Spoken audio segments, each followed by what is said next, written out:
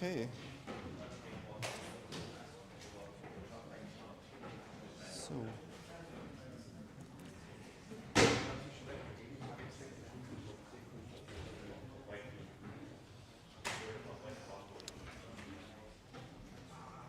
Everyone, all and welcome to the second day. We're starting at 1-2 minutes.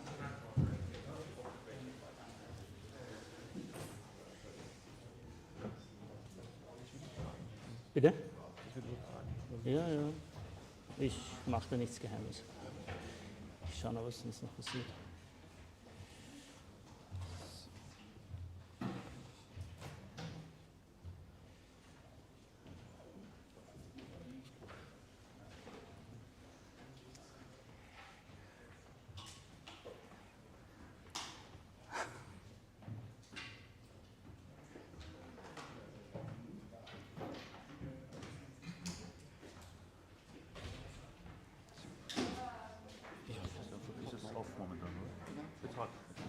So just holding it, and then I'm holding it in hand back to you then? Or you have your own? Put it down. All right. I have my own, yes. Okay. So let's just wait until the folks settled and then we can kick it off.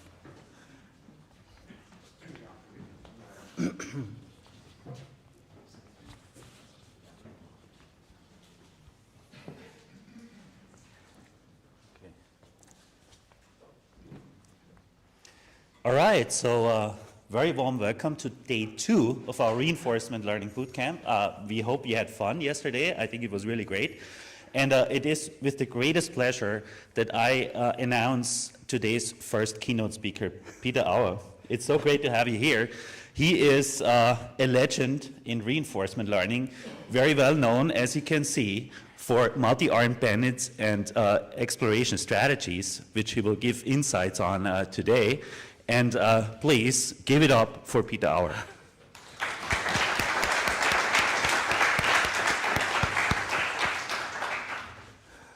Yeah, so thank you for having me. Before I start with my talk, I want to share some thoughts I had yesterday after Sergey's talk. So he talked about large language models, and he talked about AlphaZero, AlphaGo using reinforcement learning. And I think it's useful to keep in mind what we need when we do machine learning. So we need an objective. So what do we actually want to achieve? And we need data.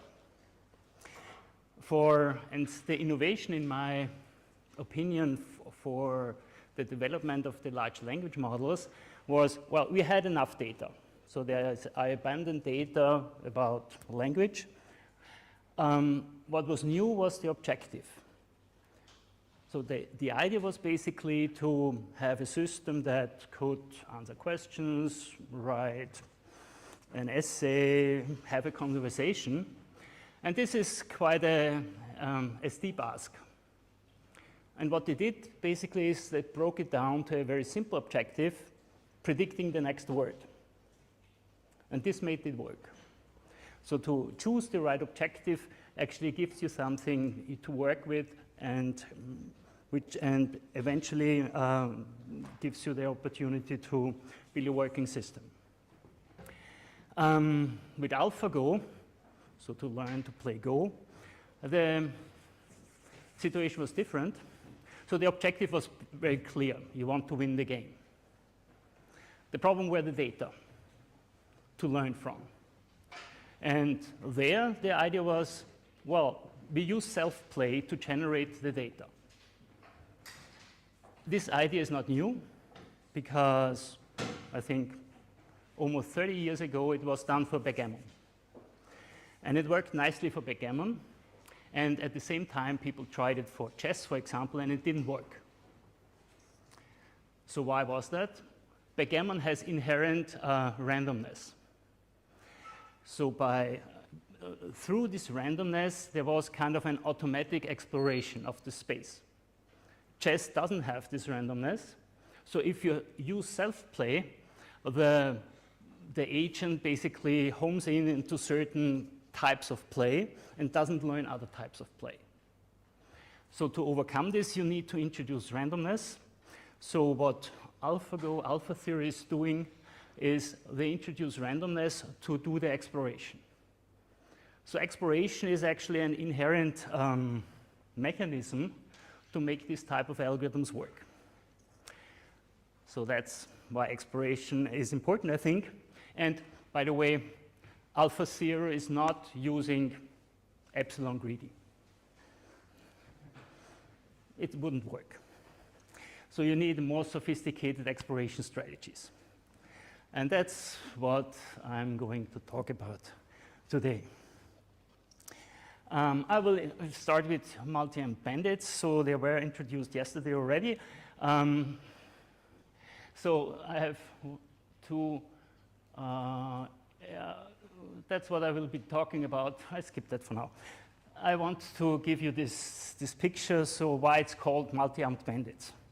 So the name comes from one-amped bandits, but you have several of them, and you need to choose which one to play. So each time you can play one of these arms, one of these one-amped bandits, and obviously, the assumption is that they are different. They are not the same, and the next picture illuminates this a little bit. So below the bandits, you have different reward distributions. So each of these bandits gives rewards with a different distribution, and you might want to play the arm which gives the highest average reward. So that's kind of the goal for multi-amped bandits in the multi-amped bandit problem. So you have several arms, you want to choose the one which gives the highest average reward, and you want to keep playing this arm. So it's a very simple objective. We can do this a bit more formally. So we have a set of arms. In reinforcement learning, we would say a set of actions. So that's either denoted by A here. In each time step, each of these arms would produce some reward.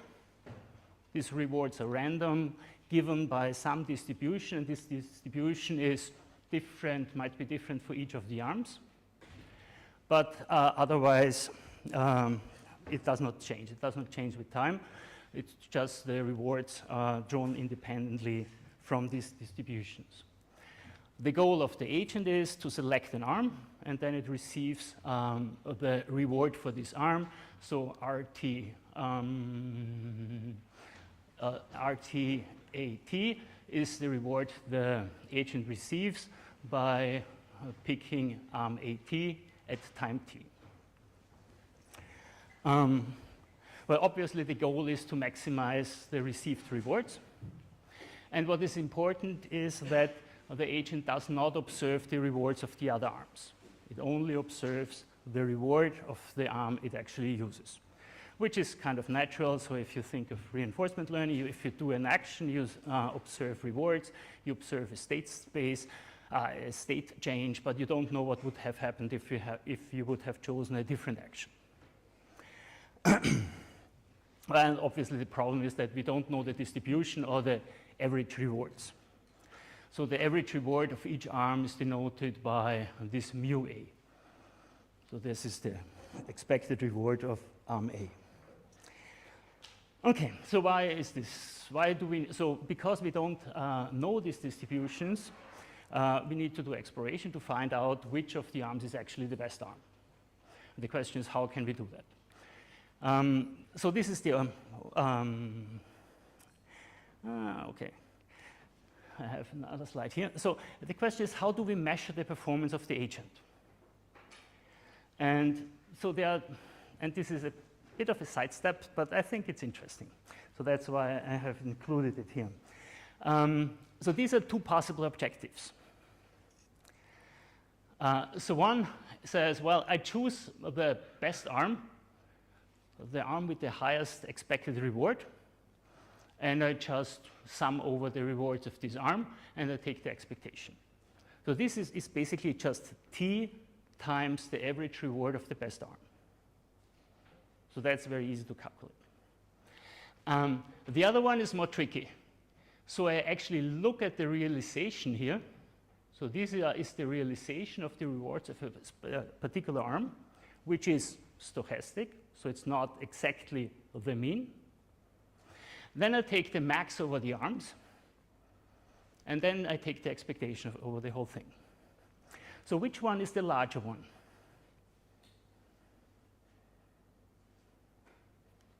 Yeah? Pardon? The second one. Because if I take the max first and then the expectation, I get something larger. And we will see that it can make quite a substantial difference in how these two measures compare to what an algorithm can actually achieve. Using these two benchmarks, we have two types of regrets. So that's what we call how much does an algorithm which doesn't know the best arm lose while learning which one is the best arm. So initially it needs to try all the arms, so it does not play the best arm. So how much does it lose until it has homed in to the best arm? And so if we use the first objective, I wrote in the wrong order. So if we choose the first objective, then we get the pseudo regret, which is just this. And if we take the second objective, we get the expected regret. So one times we compare with the max of the average, and the other time we compare with the max of with the average of the max, which is larger. So it's the harder objective. And it turns out that the regret can be quite different. So the pseudo regret can be bounded by some log term in the number of steps, while the expected regret can be bounded only by square root t. So it makes kind of a difference what objective we choose. So this is just a general observation, and I include it in here because I think it's sometimes relevant and interesting. Okay. We will mostly work with the pseudo regret here. So to get these logarithmic bounds, which means that the algorithm very quickly homes into the best arm. So it loses relatively little. If you measure how much the algorithm loses per trial, it's basically log t over t, which is kind of small. So it converges very quickly to the optimal arm. So why is exploration interesting? Well, obviously to find the best arm and maximize rewards. But similar methods can be used to track the best arm if there are changes. So the environment could change, and somehow the algorithm might need to detect this change and adapt its behavior. And exploration strategies can be used to check if the environment has actually changed, and the algorithm needs to adapt. We can have faster convergence by using a good exploration strategy. So where epsilon greedy does a very uniform exploration of all the arms, we will see that we can have more targeted exploration by focusing on arms which are potentially good arms and ignoring arms which obviously not good arms. This is a little bit related to detecting changes. So we could assume that the environment is relatively simple and apply an algorithm that is targeted to simple environments. And then we want to detect that the environment is actually not that simple. So it's kind of a similar problem as for detecting changes. In general, it's an instance of how do we get good data to learn from. So that's what I like about this exploration thing in general. So it formalizes how we can think about how do we get our data to learn from in a targeted way. And personally, I like it because it has nice algorithmic and mathematical problems. But that's maybe not so much an issue for this talk. Okay. So this is another general thing. It was already mentioned yesterday by Catherine. So there's a trade-off between exploration and exploitation. So it's bad to explore too much because then you keep playing suboptimal arms. And it's also bad to explore too little because then you might miss the best arm.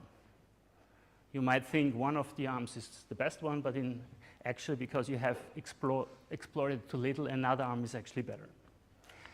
So this is the inherent trade-off between exploration and exploitation. And about missing the best arm, you can, for example, prove if you sample an arm only a logarithmic number of times, then with relatively large probability you will miss the best arm. So it's a little bit of a crude statement, but that's basically the essence of it. So if you sample too little, so it quantifies this statement how likely it is to miss the right arm. And if you miss the right arm with this probability, then the regret is basically t times this probability. Because if you miss the best arm, you're basically playing other arms, which are worse. So you lose a little bit each time, and you play t times. So in expectation, you lose t to the 2/3, which is kind of large compared to log t, obviously, but also compared to square root of t.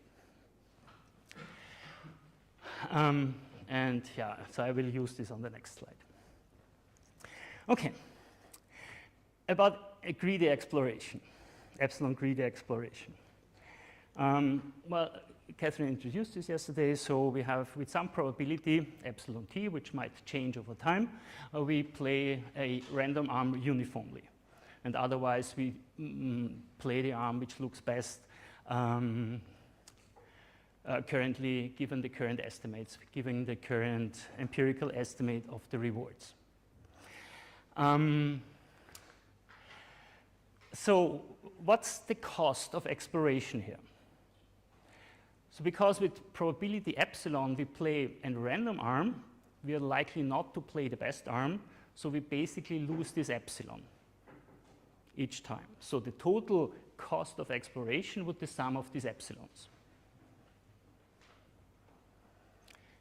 Because in each trial we might choose a non-optimal arm, and on average it's kind of this quantity with some constants, but it's the order of the cost of exploration here.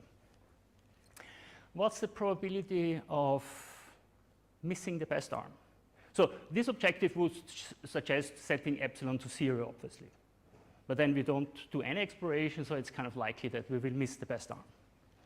So what's the cost, what's the probability of missing the best arm? Well, I'm using the result from the previous slide. So if the sum of the epsilon t's is small, like c log t, then it's likely that we miss the best arm. So it's just reiterating the statement of the previous slide, and if then the regret will be t to the 2/3.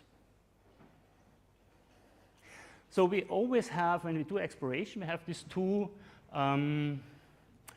sources of cost. So one source of cost is the cost of exploration itself, and the other source of cost is how much would we lose if we miss the best arm, if we don't find the optimal arm action policy. So now let's look at some concrete epsilons. So that often used. So one is a constant epsilon. Well, if you use a constant epsilon in each trial, in each time step you lose epsilon, you have epsilon t regret. And it's not totally wrong what Catherine said yesterday. It depends on the application. So sometimes epsilon greedy is okay. But you need to choose the epsilon quite carefully to make it okay. Another a common choice is choosing epsilon like some constant over t. So it's a decaying epsilon. But if you sum this up, you get c log t as the sum of these epsilon t's. if we look 2 lines up, we see then there's actually a high probability that we miss the best arm. And it depends on the C. So if you looked at the statement very carefully, and with this lower bounds, so this is basically a lower bound on the regret. So we say the regret is at least this t to the 2/3. With these lower bounds, you need to look carefully what it actually says. Maybe I should go back. So what it says is, if we fix the C, then I can construct a bandit problem such that if you do exploration only C log t times, then you've missed the best arm. The typical situation is actually the other way around. So you are given a bandit problem, and for this bandit problem, there is actually a C which works okay. So for each bandit problem, you can choose a C such that epsilon greedy would work with this C over T decaying epsilon. But to choose the C correctly, you would need to know what is actually the bandit problem, or some properties of the bandit problem. So that's the yeah. The number of arms Yeah. are Yeah. not relevant in the next slide. Yeah, I have ignored the number of arms, so they would come in too. It's another constant in the C log T. Yeah, yeah, yeah. So this works even with 2 arms. You're right. In general, you would have also a dependency on the number of arms. Yeah. So that's the problem with epsilon greedy. So you need to really be careful how you choose the epsilon to make it work. So and a relatively safe choice I typically prefer is the epsilon t like 1 over square root t, because then you have enough samples of the arms, and you pay like square root t for the regret, for the cost of exploration. And that's usually often okay. Okay, so that's epsilon greedy. Now we come to my favorite algorithm, upper confidence bound algorithms. So as I mentioned, the disadvantage of epsilon greedy is that, so I'm running out of time very soon. So no, I have lots of other slides. Anyway. But you can go to 10:15. I know. For discussion. So, as I mentioned, epsilon greedy has this uniform exploration over all arms. So it still tries arms which are obviously bad. And it would be nice to avoid that. And one possibility to avoid that is an upper confidence bound algorithm. And it's based on the principle of optimism in the face of uncertainty. This means that you have some statistics about your arms, or in general about your MDP maybe. And based on these statistics, you select the best possible world that is somehow consistent with your statistics. So here I call it the plausible environment. So given what the information you have so far, you construct an bandit problem, an optimistic bandit problem, which would give you the highest possible rewards. For bandits, it's relatively easy to do this formally. So what do we have here? So we have the empirical estimate. So that is the average reward an arm has received so far. So G is basically the sum of rewards it has received, and N is the number of times it has been used. And then we add some, and this is basically the width of a confidence interval. And we can, and it's very simple. So you have your empirical estimate here, and then you add some width to have a confidence interval, and somewhere here with the actual, the true mu should sit. It could be here, it could be here, but it sits somewhere in this interval with high probability. So the probability that your confidence interval is wrong is very small. And then you just choose the arm with the highest upper confidence bound. So if you have like 2 arms, and for the other arm you have maybe I don't know, a confidence interval like this. And so this is arm 1, this is arm 2. Then empirically, this arm would be better, but its upper confidence bound is below this other arm, so you would try this arm, although its empirical estimate is much lower, maybe as the other one. So that's what this, I'm switching back here. What this algorithm is actually giving you. And it has a nice property because, and it's written here, either you choose an arm because its empirical estimate is high, or because the width of the confidence interval is large. If it's actually a good arm, you're fine. If you choose an arm just because the width of the confidence interval is large, so the uncertainty about this arm is large, then you try this arm again and you shrink the confidence interval. So it's implicitly controls the amount of information you need to gain. And that's the nice thing about this type of algorithms. So, well, I will skip that. So this slide gives you an analysis why it works, and I just show you the net result. So basically, you can show that the number of times you try a suboptimal arm is bounded by this quantity. So it's basically log t, and then it also includes how far this arm is from the best arm. So delta, large delta A is the gap between the arm A and the optimal arm. So this is the difference in their means, which is quite natural. If the arms are very close, it's harder to distinguish the two arms. And if they are far, it's easier to distinguish these arms. And this quantifies this, how much more difficult it is. So it goes with the square of this gap. And eventually, and the regret is basically the number of times you try a suboptimal arms times the gap. So in the bound, one of the deltas disappears, and you basically have this quantity as the regret summed over all the arms. So now we have all the arms. And this is optimal up to constants.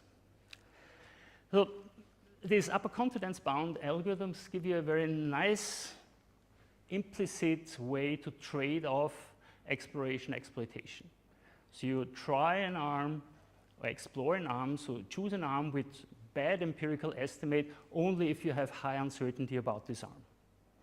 And this upper confidence bound criterion does this basically automatically for you. So that's the nice thing about it.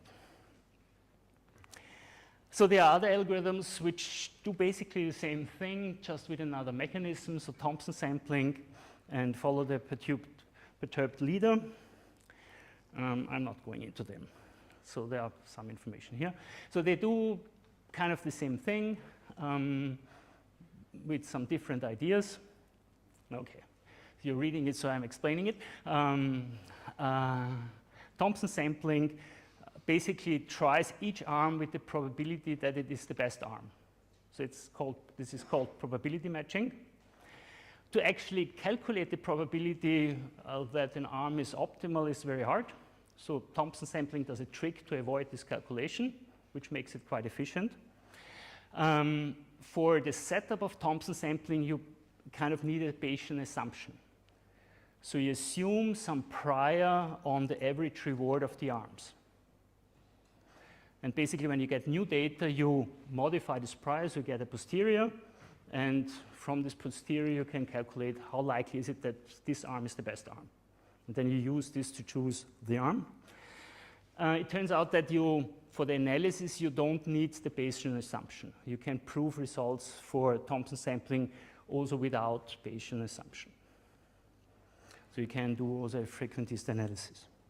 Follow the perturbed leader has the idea, I take the empirical estimates and I add some random noise. And then I choose the arm with this random noise has the highest estimate. So I take the random estimates, then I apply 2, so then I add some noise, so then maybe it's here, and then maybe it's here, maybe I add lots of noise, then I choose the arm which, with the empirical estimate plus the noise, has the largest value. Yeah? The noise is completely independent. So it's The noise needs to be chosen carefully to make it work. So it's not so trivial how to choose the noise to get good results. But you can do that. So that's another way to do that.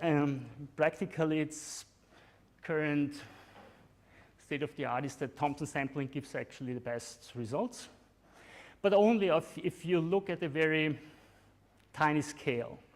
So the regret is just logarithmic. So it's very tiny compared to the reward, because the sum of the rewards is growing linearly. The regret is just logarithmic. So what you get with Thompson sampling is you get somewhat better constants.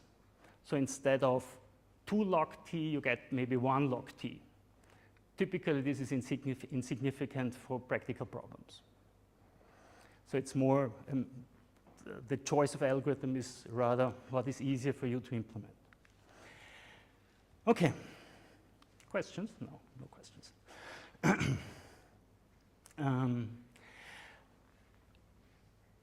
Linear bandits. So I have stolen some slides from Sergey. I need to switch to those.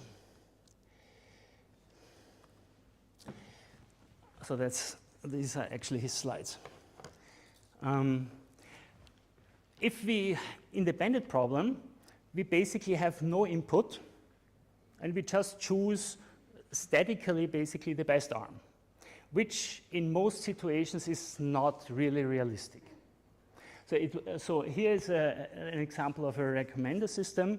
So you want to recommend a news article, but different people are interested in different things. So just recommending the article which is most popular overall is maybe not a good idea. So you want to be able to adjust your recommendation to the user. And this is what contextual bandits, linear contextual bandits can be used for. And what you do is you kind of parameterize the users, you parameterize the articles, and then you can match articles to users. The typical setup is that you kind of know the parameters of the user, but you don't know the parameters of the articles. So these are to learn. So here you have actual numbers, but usually these numbers are not known and you need to infer them. And the medical model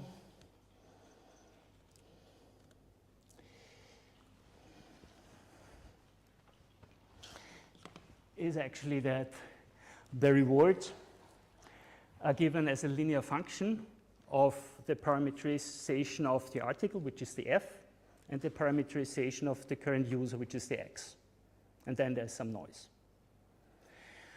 And basically, you need to learn the f's. So each article has a different parameterization. And what you can do is you just do linear regression. So that's this line here. So you just estimate the f's to match the rewards you have received from the user. So basically, in news articles, it would be 0, 1. So if the user have clicked on the article or not. So you can do linear regression, and then to use a upper confidence bound algorithm, you need to add basically a variance term, a standard deviation term, which is kind of the width of the confidence interval of this estimation. And you can do that, and these are algorithms that are actually in use. Oh, wow. Okay. So, and you can prove regret bounds, which is not so relevant here. Well, finally, I come to reinforcement learning. Just to recapitulate the setup, so we have discrete time steps. In each time step, the agent observes the state, which I denote by ST here. It chooses an action AT, and it receives a reward that depends on the state and the action. and the state changes according to some transition probability. So ST+1 is the new state, which the environment changes to. Where we want to have a policy that tells us which action to take. And we want to maximize the rewards, undiscounted rewards. I don't like discounted rewards. I think they are unnatural as in the problem setting, because in most problem settings there's no natural notion of discount. So discount is a mathematical and algorithmic convenience, which is useful. So it makes sense to do it. But you need to be aware it's typically not a parameter, so the discount factor is not a parameter that comes from the problem setting. It's a parameter that comes from the algorithm. And to do the analysis, I'm interested in the undiscounted rewards. And for simplicity, I assume that the rewards are given, so that the reward function is given, so we don't need to learn about the rewards. So we could do that like in the multi-armed bandit problem. So in reinforcement learning, the harder problem are the transitions. So what effect has an action on the transition of the state? So this makes reinforcement learning so much more complicated than multi-armed bandits. One example is that if you want to explore an MDP, well, there are different settings. So if you have a simulator, then you could just jump to a certain state and explore how actions affect this state. So that's simple, because then you can basically choose which samples you want to generate. Still, it might make sense to think about exploration, because maybe you want to explore states that are more interesting than other states. In this setting, I'm interested in the case where I don't have this type of simulator, but such that if you want to explore a state, you actually need to go there. And to be able to go there, we need some assumption about the connectivity of the MDP. So we need to assume that you actually can go to the states you want to explore. And one possibility to formalize this is this assumption, so that for every pair of states, there's actually a policy which takes you from one state to the other state. And to quantify this, we define this parameter D, which tells you on average it takes at most D steps to do this transition. So D is basically a parameterization of the connectivity of this MDP, saying in at most D steps I can go from any state to any other state. But yeah. So this means not that we can reach from S prime directly? No, yes, of course, yeah. So it might go about many other states, yes. And what is important, what I like about this definition is that that the policy might depend on the transition I want to achieve. So sometimes you see papers which say, I assume that any policy will eventually visit any state. And that's kind of silly. Yeah? What would that tell you about the topology of the state space? Would that restrict you? What is there mathematical way to think about it? Well, ergodicity is the obvious, so that the typical term that you would use here. Yes. And dequantify. So there are other measures like mixing time and things like that. But mixing time is typically policy independent, mostly defined policy independent. So I like this definition a lot, because it says, well, if I know where I want to go, I can find a policy that does that. Okay, so we again want to do an optimistic optimistic algorithm. We again assume, yeah, I know. I started a little late, right?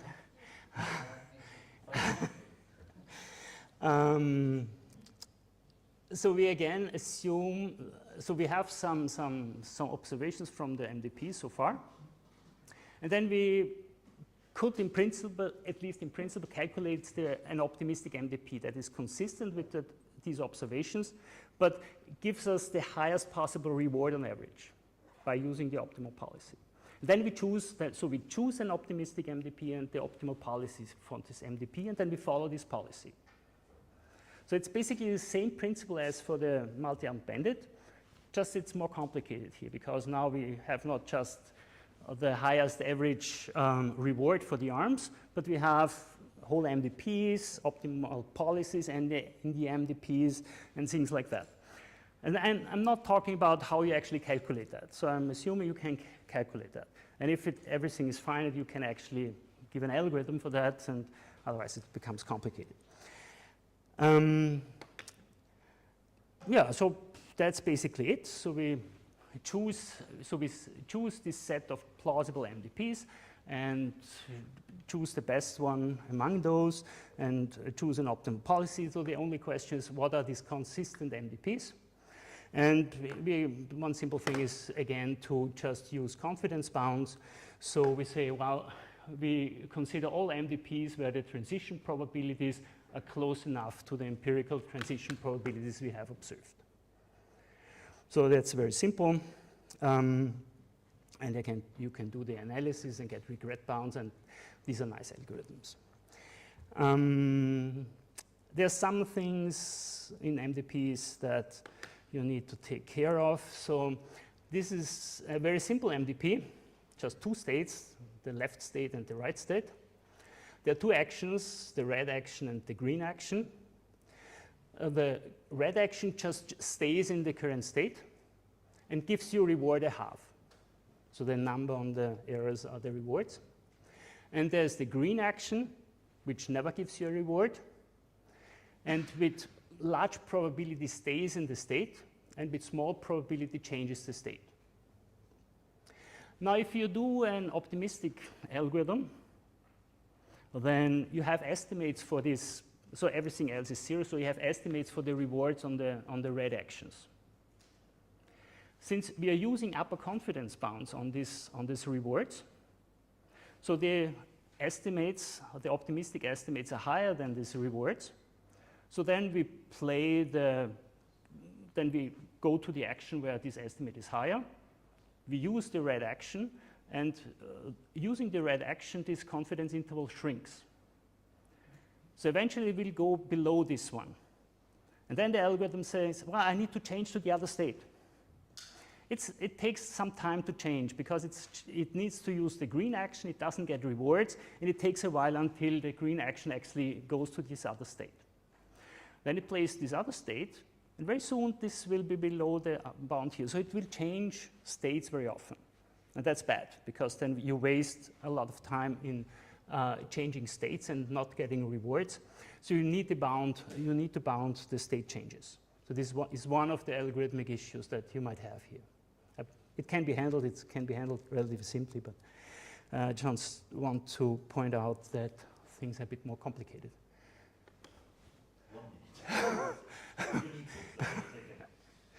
So, yeah, so it will be my last slide.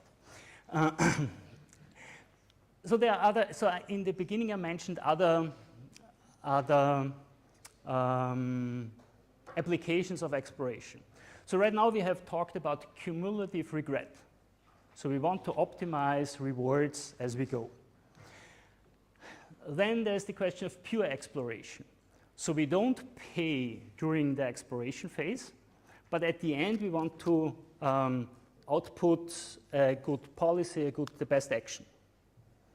And so there are two questions. So you could have this in two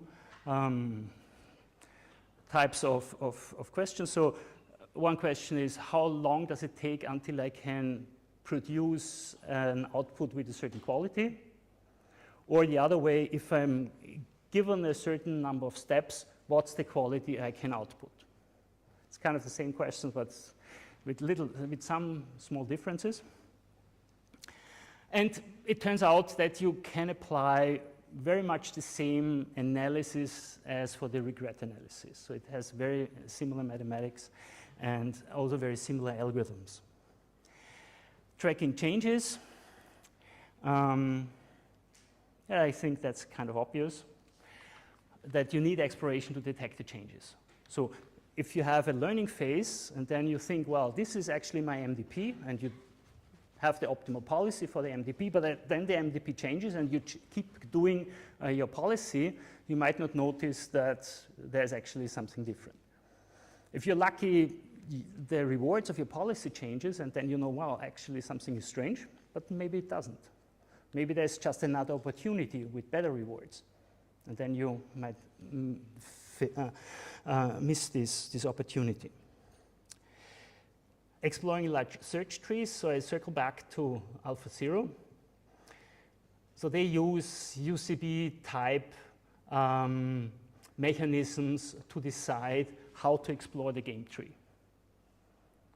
And you definitely cannot do it with the epsilon greedy. Okay, so like really last slide. Oh, well, no, I want to mention non-optimal control. That's something we are working on recently. So maybe it's much easier to not focus on finding the optimal policy, but just finding a policy that is good enough. And it turns out that in some settings it's much easier.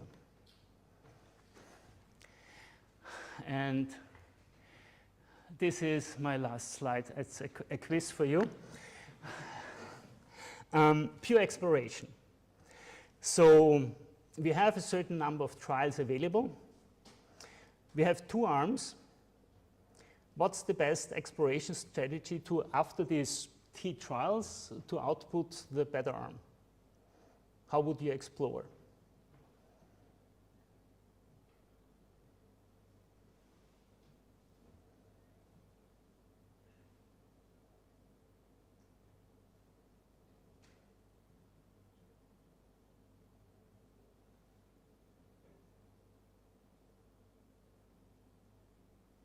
Yeah? Yeah, no. What is the objective here? The objective, so you have available T explorative trials, and after these T trials, you need to say, well, I think this arm is better or this arm is better. What are the costs during? The cost is, the final cost is if you recommend the wrong arm. So there's no cost for the exploration. Yeah? Do half of T for the one arm and half of T for the other arm? Yes. Correct. So in this setting, you just explore both arms equally, because this gives you most information to distinguish the 2 arms. So that's the easy question. So what if you have 3 arms? Would you still explore them uniformly? Yeah? I would suggest to explore one intensely and decide if it is better or worse than the other 2, so sample from the other. Yeah. So it's sort of a Yeah. special case. Because the arms are independent, then you have to search them equally. Yeah, but here you would probably do something like UCB, because if one arm is clearly worse than the other 2, you won't keep exploring this worse arm. So here it becomes more complicated and more aligned to UCB type algorithms. And you don't want to explore them uniformly if one of these arms is actually much worse. Okay, thank you.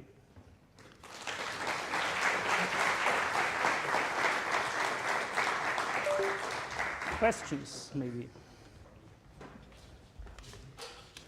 Thank you so much, Peter, for this fantastic talk. That was really, really nice. We have time for a few questions. And I also really like this, optimism in the face of uncertainty, that you use this as a guiding principle for your algorithm. I think that's a good stance in life these days. So do we have questions? Go ahead, please. Hang on. I'm going to come to you so people online can follow.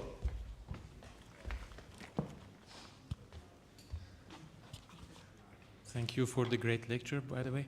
What if the reward distribution of the bandits continues, like slowly or suddenly change during the... When there's a change? Like, yes, when the reward distributions change, because I think we assume that reward distribution is always constant. Yeah, so the in the typical setting, we assume that it's constant. So it does not change the reward distribution. And only in the, so I mentioned that maybe you want to assume that there are changes, and then you want to detect the change, and there's both models. So there could be a disruptive change, so a complete change of the distribution, or there could be a slow change by shifting the distribution. So there are both models, and there are algorithms for both models. Thank you. Yeah. So regarding the costs you pay when you switch states too often, right? So maybe one way to view on this could be that you actually get the set of all optimal arms rather than a optimal arm, and the additional costs you pay is to maintain the set of all optimal arms here, right? Not sure. So this was in the reinforcement learning setting. So we have the arms are kind of connected. So you have a cost for changing the arm. So to playing another arm. So to go to another state. And the cost is actually the transfer to this other state. Yeah, but the arms were identical. So the arms were identical. So both were optimal. And right, if you would have k arms, two of them being identical and optimal, yeah, then it would switch between the two optimals. So it maintains the set of optimal arms, and this is what you pay in addition, right? Yeah. The problem is a property of the upper confidence algorithm. So the upper confidence algorithm would choose the state which looks better, although they are equivalent, and then you have this problem. Okay, do we have one last question? Mind you, he provoked us. He said he doesn't like discounting. Yeah, please go ahead.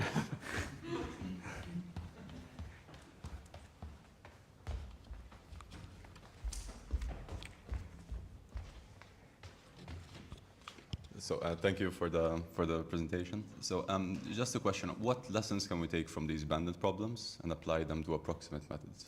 Like, because I feel like a lot of these approximate methods just skim over all this detail. So by approximate, you mean function approximation. Exactly, like PPO, for example. So the contextual bandits, the contextual linear bandits are one instance of such a function approximation. It's difficult. So there's work on similar algorithms for reinforcement learning. I assume they typically talk about linear function approximation.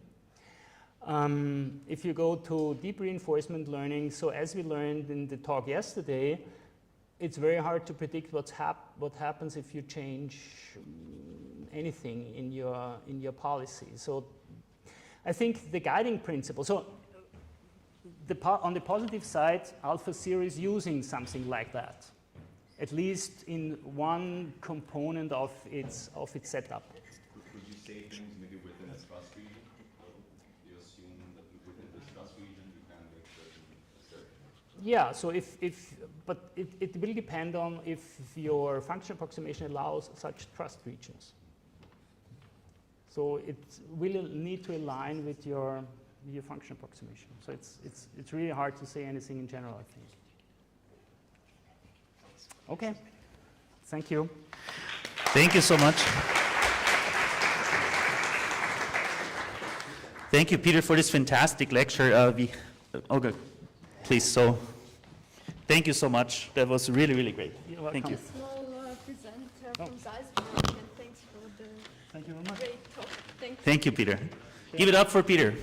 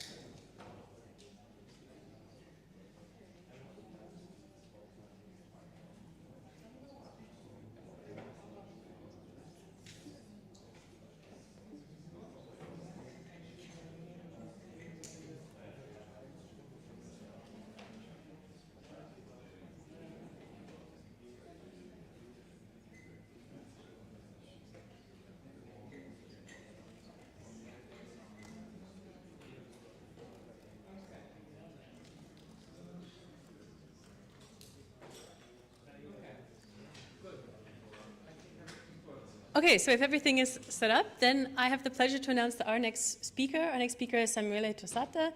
He's from the University of Innsbruck. His background is in computer science. He did then his PhD on offline reinforcement learning in robotics in Darmstadt.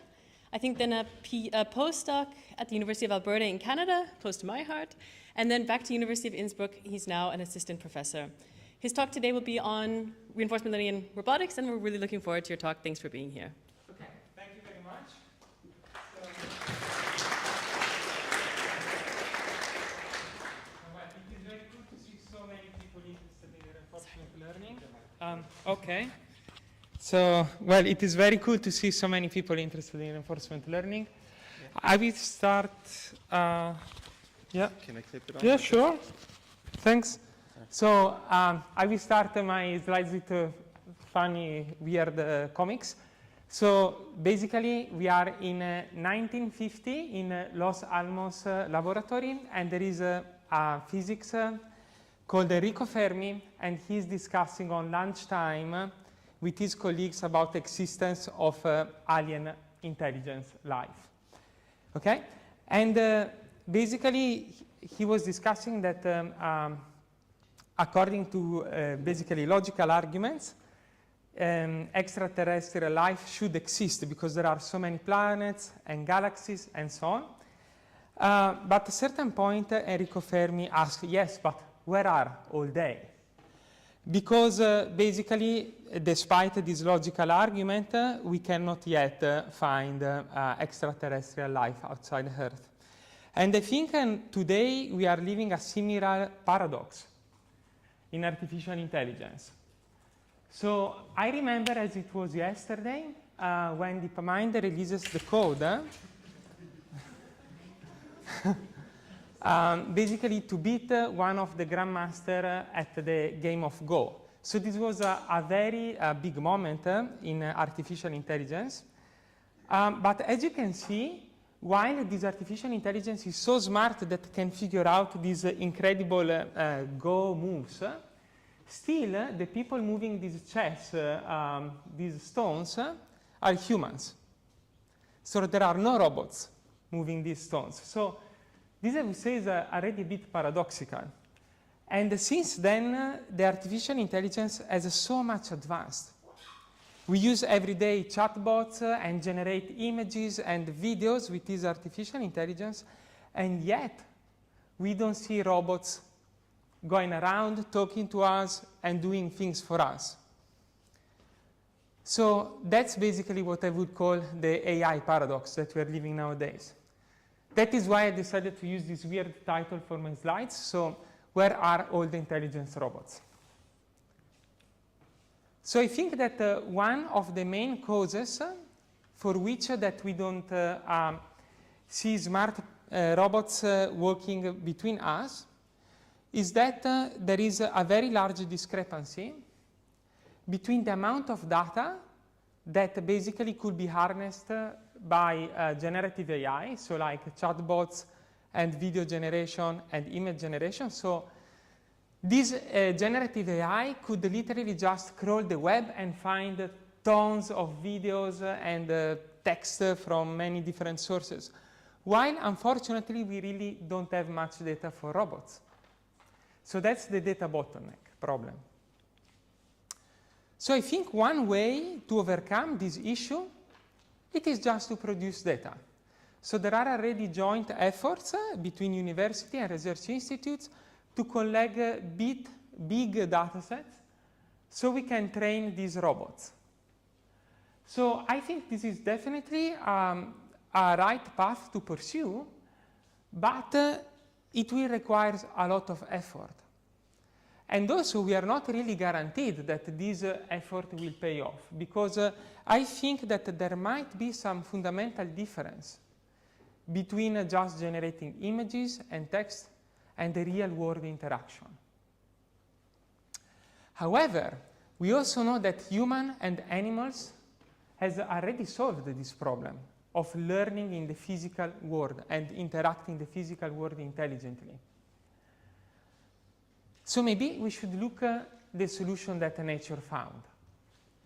And one of the key point of nature solution, let's say, is that our brains are not connected to internet and just uses a vast amount of data, but we ourselves collect our own data. And that's why there is an alternative path to make this robot learning. And that's the reinforcement learning path. So reinforcement learning is up to date, I think, the best model for artificial intelligence that capture this idea that agents collect their own data. And well, we know that this idea of reinforcement learning has already worked well for biological agents like us. We do use reinforcement learning ourselves. And I use also that on my own students. I give them chocolates when they give right answers. However, reinforcement learning is not yet really efficient. And that's one of the main problems for which, despite this framework has such a big potential, yet we don't have really smart robots around us. Okay. So the way that I tackle this issue in my research, that reinforcement learning is not so efficient yet, it is by pursuing two different paths. One path, it is to notice that reinforcement learning is based on statistical estimators. So in reinforcement learning, we need to estimate many quantities, Q function, policy gradients, optimal policy, so many things. And we need to understand how to estimate this quantity efficiently. So one main question in my research, it is to make these estimators more efficient. The other question is about the very structure of reinforcement learning. So in order to make learning algorithms, we need to make assumptions. So assumptions are very useful for us to come up with some mathematical model and understand how to make the agent to learn. But if we take the wrong assumptions, then we might encounter some problem. And so part of my research, it is about on how to basically fine-tune this assumption for physical agents, embodied learners. So I will start with the first topic, and then later on we will see the second topic. And more in detail, I'm interested in off-policy estimation. Why that? Well, because I will tell you now what is basically the main difference between on-policy and off-policy, and then we will see why off-policy reinforcement learning is so much more interesting than on-policy. So, in on-policy reinforcement learning, we have a policy that we usually denote with pi, and this policy has also some parameters, which we denote with theta. Then we let the policy to interact with the environment.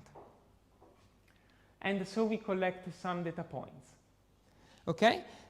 Then we want to use these data points to estimate the improvement of our policy. Okay? So usually we do that by using some policy gradient estimator. So estimation is, once again, the key tool that we need to use to understand how to improve our policy. And once we understand how to improve our policy, we obtain a new policy. And then the trick is that in order to improve again on this policy, we need to collect again new data. Why? Because in on-policy learning, there is basically a constraint that we can improve our policy by only relying on the policy generated from such policy. Okay? So basically, we cannot reuse anymore the previous data set. Theoretically, we need always to generate a new bunch of data. And then we can iterate this process many, many times until hopefully we converge to some optimal policy.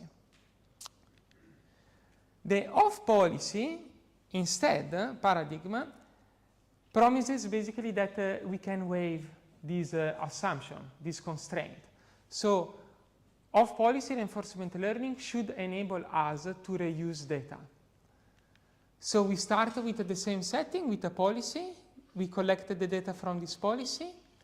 And then, once we improve this policy, we don't need anymore to generate new data, but theoretically, we could actually still estimate this policy improvement by relying on previous data. And once again, we can apply this iteration many times and achieve the optimal policy.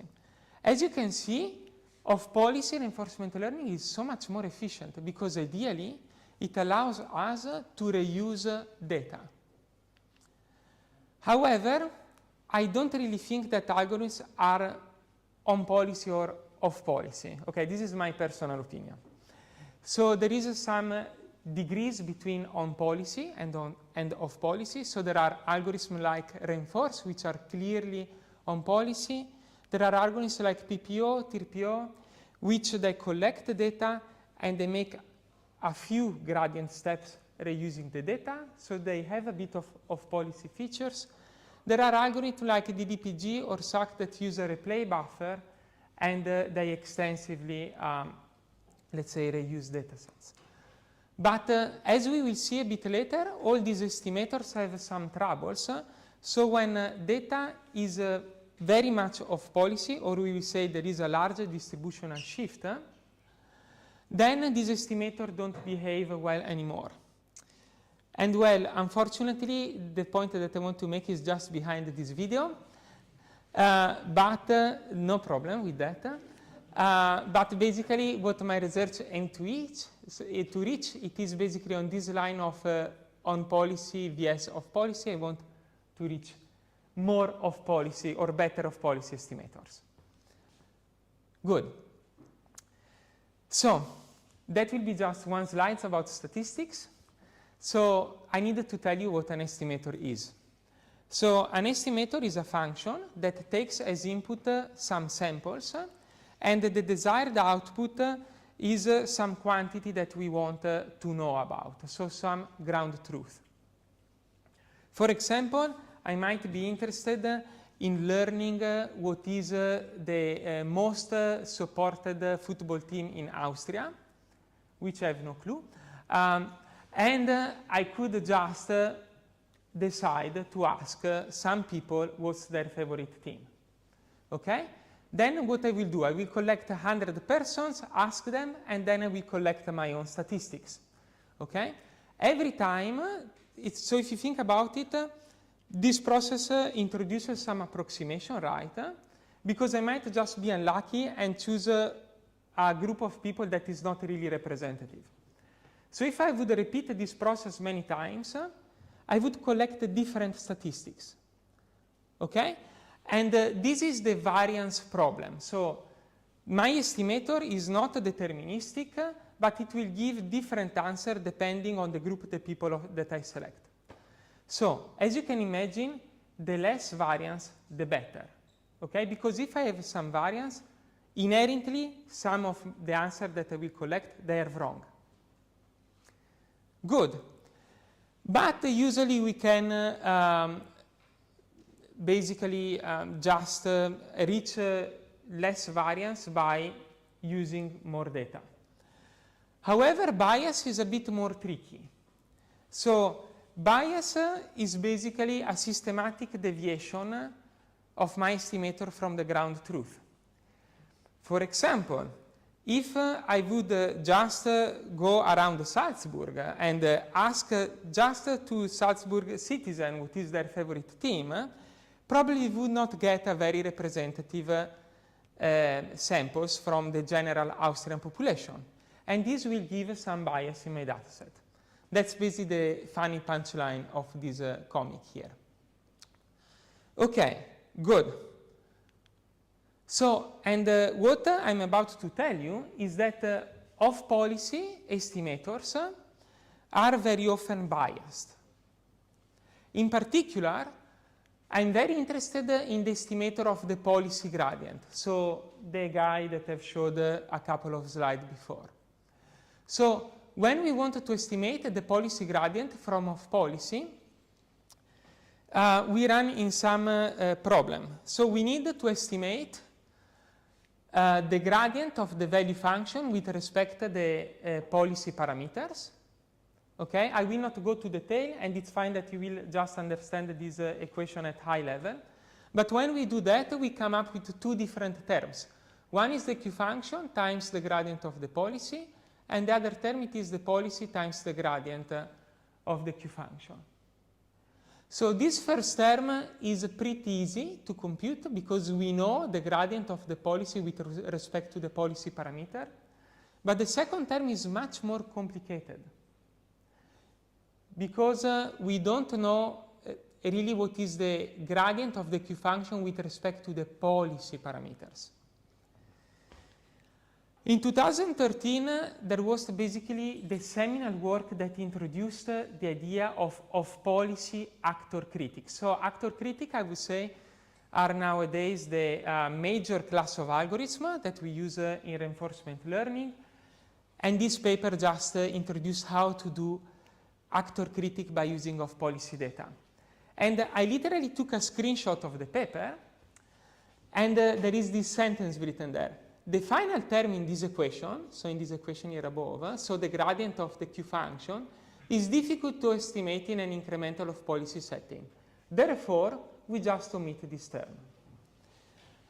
Of course, this will make our estimator of the policy gradient biased. And it might be useful for you to know that basically all actor of policy, actor critic algorithm rely on this math.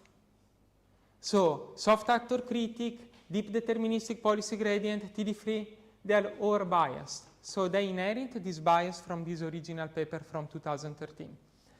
And this bias becomes more important as much as more there is basically of policy mismatch between the collected data and the target policy that we want to improve. So I think this is a serious problem.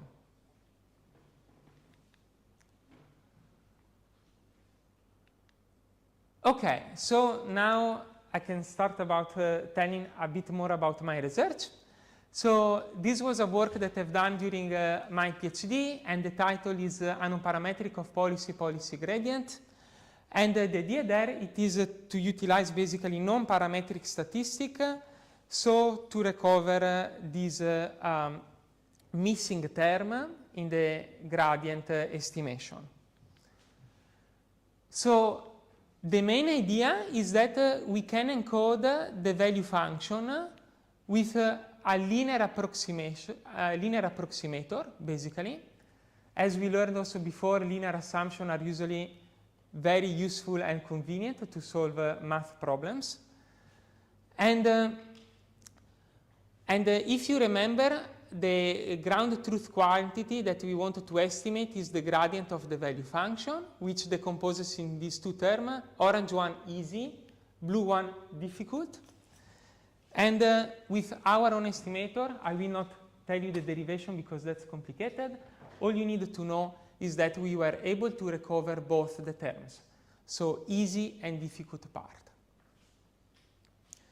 And by using our estimator, we were able to basically optimize the policy by using more or less 2 orders of magnitude less data. So we tested our algorithm on classical, let's say, control problem, like inverted pendulum and carpole. And we could see that we could find basically the optimal solution already using 450 steps on the environment.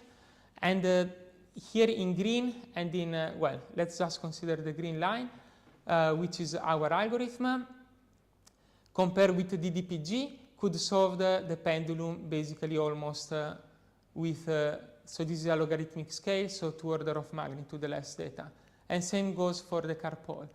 And we also learned the optimal behavior of a carpole from real world data, so without using a simulator. And we just collected 1,500 samples, which correspond to 3 minutes of real-world interaction.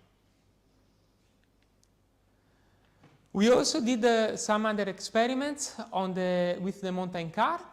So basically what we did, we collected some human demonstrations, and these human demonstrations were on purpose very suboptimal.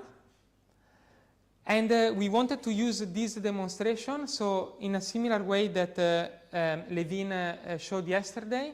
Basically, you could use this demonstration with reinforcement learning to still find the optimal path. And our algorithm was able basically to recover the optimal behavior just relying on 2 trajectories, on 2 human demonstrations, which I find was very cool.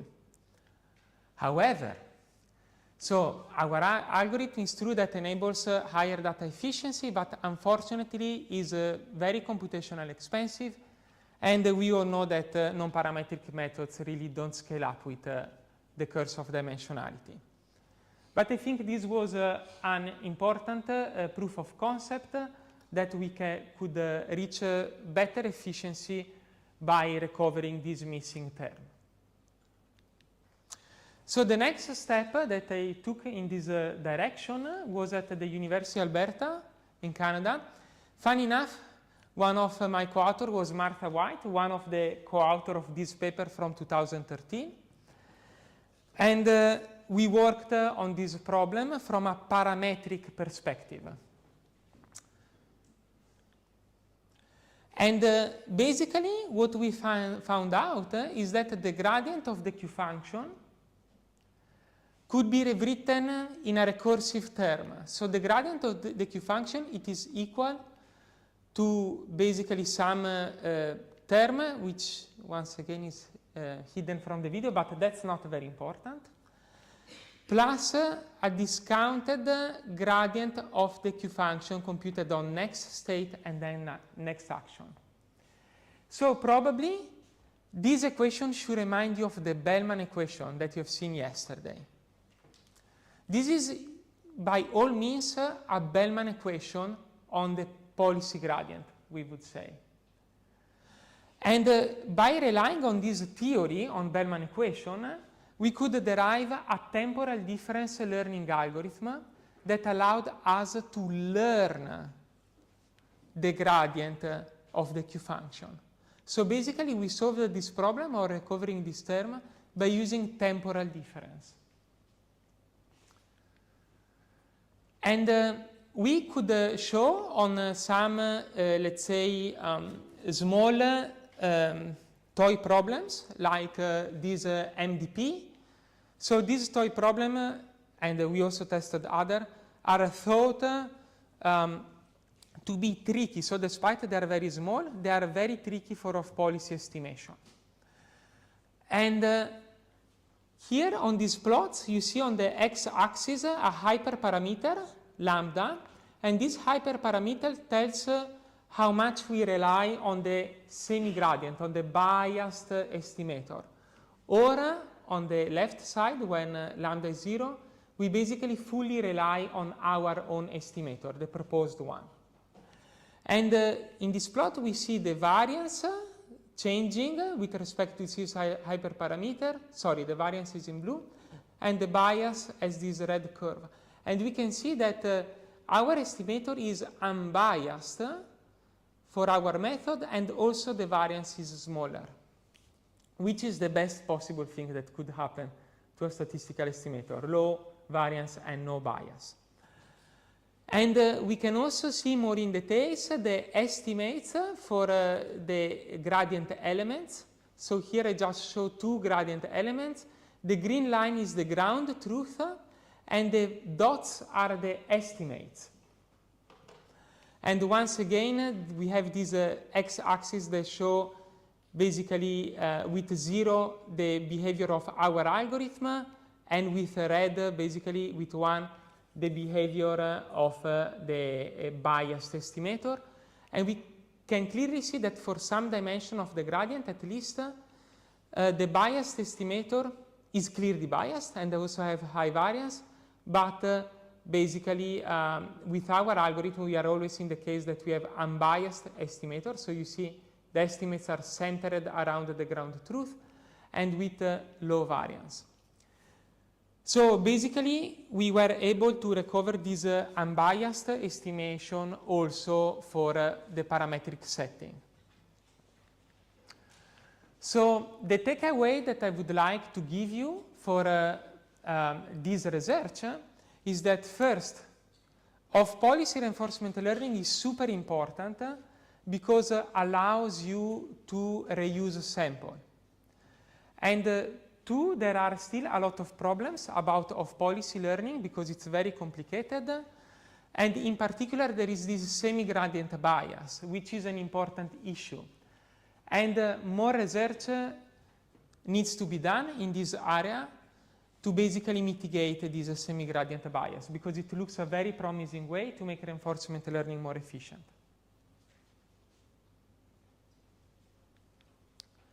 Good. Now we go to the second part of my slides. I didn't keep track of time. I hope I'm on time. Okay. So basically, you all know that reinforcement learning, or most of reinforcement learning, bases on this assumption of Markov decision processes. So basically, Markov decision process gives us the set of assumptions on which we rely to learn. And in particular, we basically assume that there is an agent interacting with the world, and at a discrete time step, this agent observes the reward, so collects states, observes the environment, sorry, and collects states and reward. And then the policy tells us what is the action that we need to take in this environment. And this goes in a sort of cycle, loop. And this means that basically the assumption is that the interaction with the environment is sequential, is discrete time, and moreover, it is whole body in the sense that this policy needs to tell us for every little tiny discrete time step, it needs to tell how to set all the joints of our body. And instead, if we look to nature and vertebrates in particular, we can see that nature has solved this problem in a different way. So basically, there is a concept in neuroscience called motor primitives. And the idea is that first, we don't act synchronously with the world, but for example, with the world, yes. So I might have a motor skill that enables myself to walk, and another motor skill that enables myself to grasp an object, and I can also do the two simultaneously, right? So these action units are not anymore sequential, but they are asynchronous. They don't control the whole body, but adjust a subset of the whole body. And so we can compose them, and also there are low dimensional. This is, I think, a very critical aspect. So for example, in the grasping motion, we don't use all the joints of our hand independently, but we tend actually to have a co-activation of muscles. And this aspect allows us to dramatically reduce the dimensionality of the problem. Okay? And yeah, so these are the main concepts. There are other things, but yeah. Okay. So this gave us an idea. So this is a work I've done during my PhD, once again. And the work has this complicated title, Contextual Latent Movement of Policy Optimization for Robotic Manipulation Skills. So what it means is that we basically work on robotic manipulation. Once again, we use off-policy optimization because off-policy is just the best thing to do. And we introduced this concept of latent movement, so basically to work with a dimensionality reduction of these movement primitives. So Why, in first place, we want to use this dimensionality reduction? Well, because real agents, the Markov decision process has a very big limitation. So by considering discrete time steps and whole body actions, it means that basically the robot, so usually robots needs to interact with the environment with high frequency, right? And this means that for a long horizon, extended tasks, we need to take a lot of decisions, okay? So maybe every millisecond, my brain would need to decide how to position the joints of my body. So basically the number of action unit, it is a multiplicative factor between frequency and length of the horizon of my task, and also the joint. And I call this the curse of joint and temporal granularity. So in this work, instead, we assume that the agent works in continuous time instead of discrete steps. And we rely on this concept of motor synergy. So basically, muscular activity are very coordinated, and we basically need to reduce the effective degrees of freedom of the movement representation. So basically, in our framework, we have a low-dimensional action representation that is used by reinforcement learning. And then by this dimensional action, low-dimensional action representation, we can recover the original body movement and also render this action in continuous time. So basically, we bypass this problem of high frequency. So here there should be a video that, of course, it can't play.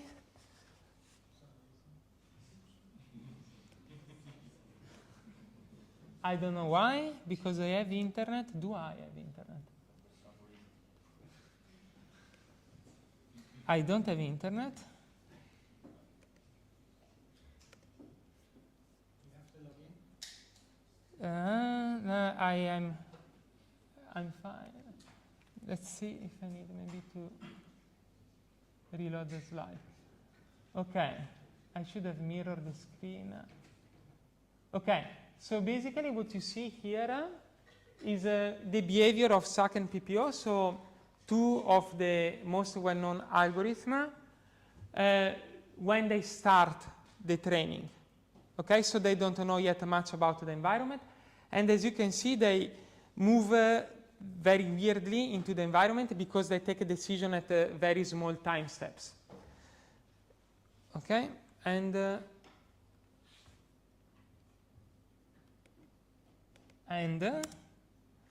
what is happening here? And basically in our work, what we propose, it is, I will not go to into details, but basically first component it is to use this movement primitive, so these motor skills. Then we do some dimensionality reduction in the space of these movement primitives. And then we use of policy learning.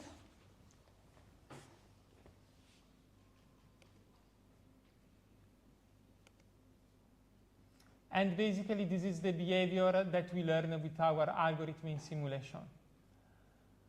Just relying on a couple of hundred demonstration and samples. Then I also worked with a real robot, so I provided some demonstration to initialize basically these movement primitives. And once again, we used very suboptimal demonstration on purpose, so we could see the improvement given by reinforcement learning. And yes, I did a lot of work during my PhD with robots. And then basically we were able to learn by imitation learning some behavior, but as you can see, it's not optimal. So here the goal should be to reach the center of this target, but the robot did not manage because it learns from suboptimal behavior. And then this pouring task, basically there is a desired weight to be poured in the bowl, but basically the robot would just pour a random amount.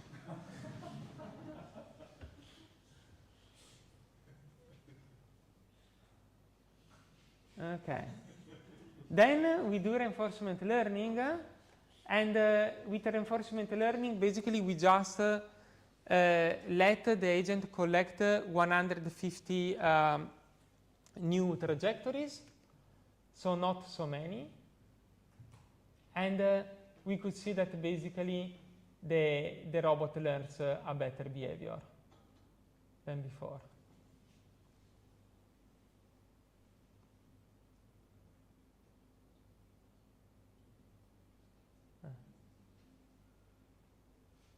Okay.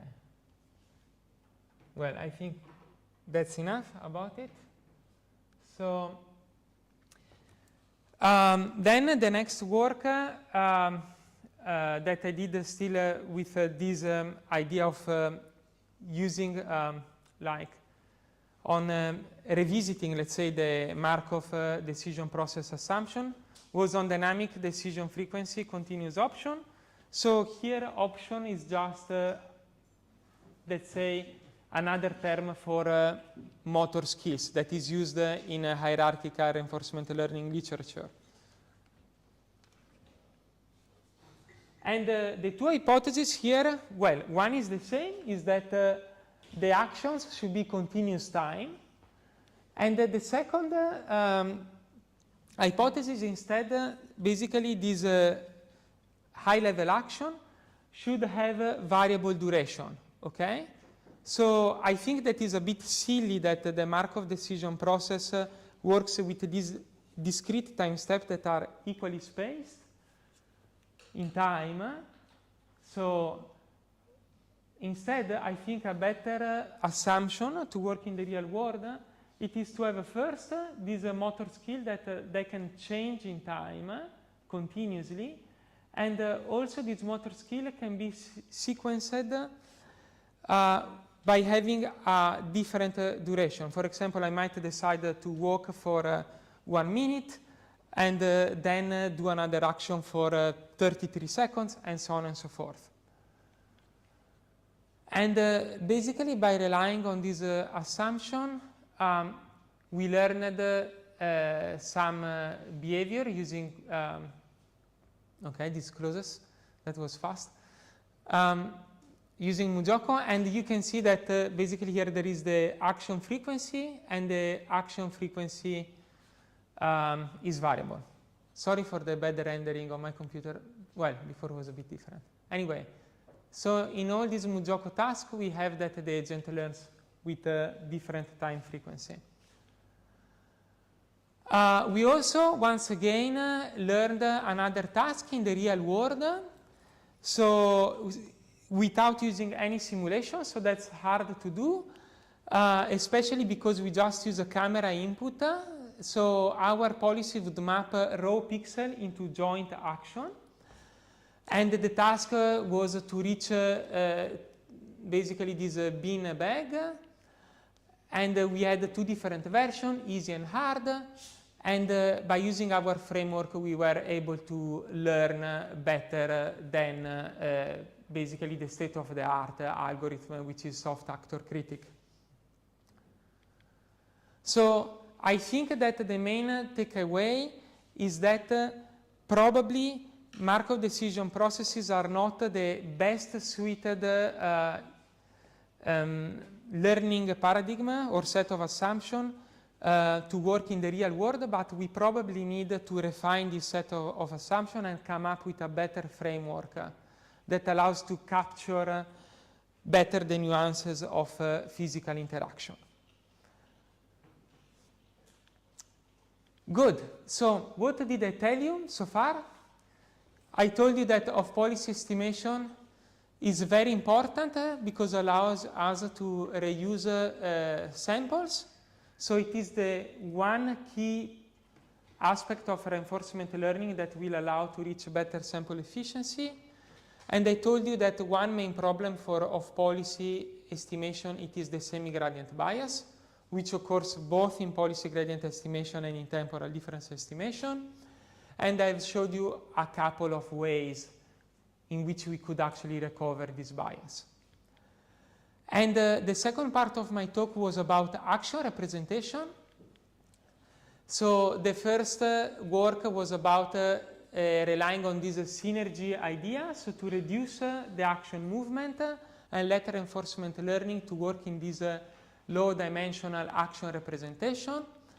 And the second idea was to still use continuous time and variable frequency decision.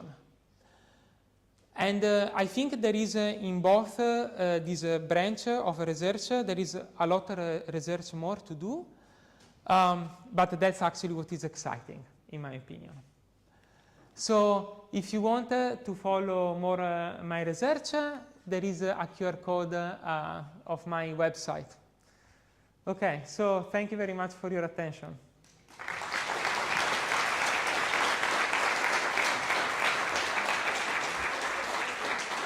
Huh? It's also the present for you. Thank you. Ah, cool. Thank you very much. I also got chocolates, so there is a karma. Thank you. Yeah, thank you very much for your excellent talk. I think we all learned a lot, and based on the reward, I think we have a positive feedback. We have some time for questions. Are there any questions from the audience?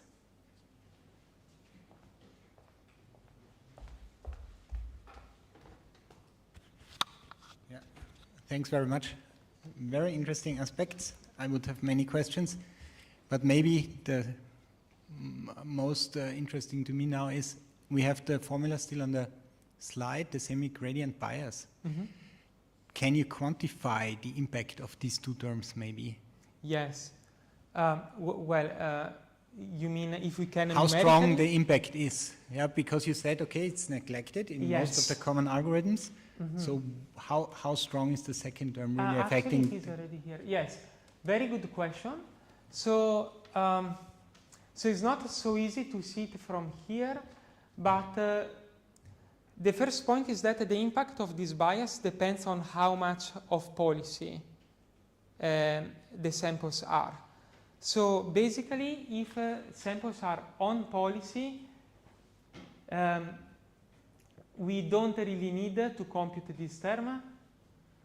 I'm doing some simplification here, but basically this bias will not really be accounted. But when we have of policy samples, then we need necessarily to take this term. So the magnitude of this term will, in the end, in the final equation, will impact more of policy data.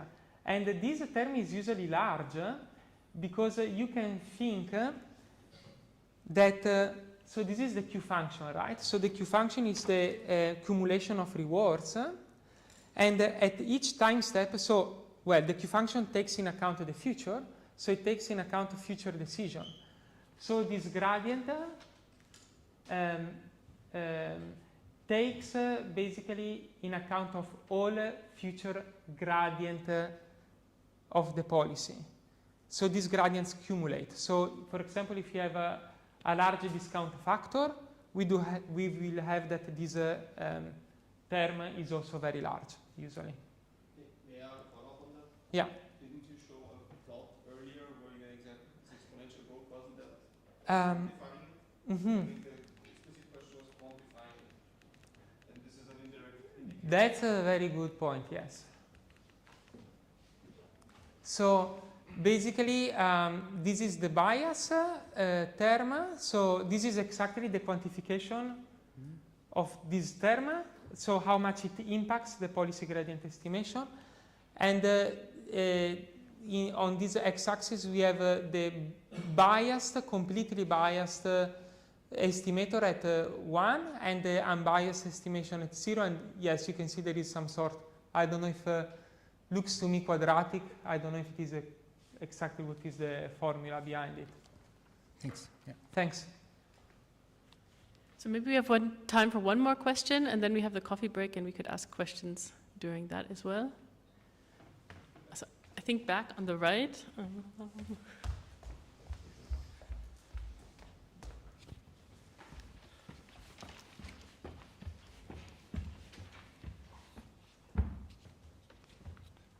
So thank you first for your very interesting talk. You were talking about that you want to solve the time dimension in a non-discrete way. And I would be interested in how you want to achieve that, or how you want to implement that in a computational sense. Okay, thank you very much for the question. So this time I will use the whiteboard. So the idea is basically to rely on some sort of abstraction. So in the Markov decision process, you have basically discrete time, right? So you have action 1, action 2, action 3, and so on, action 4, where basically your policy maps state to action. In our framework, instead, we see basically this motor primitive as a function of time. Well, let's maybe even forget about the state. So these are a function of time, and this time is just a continuous variable.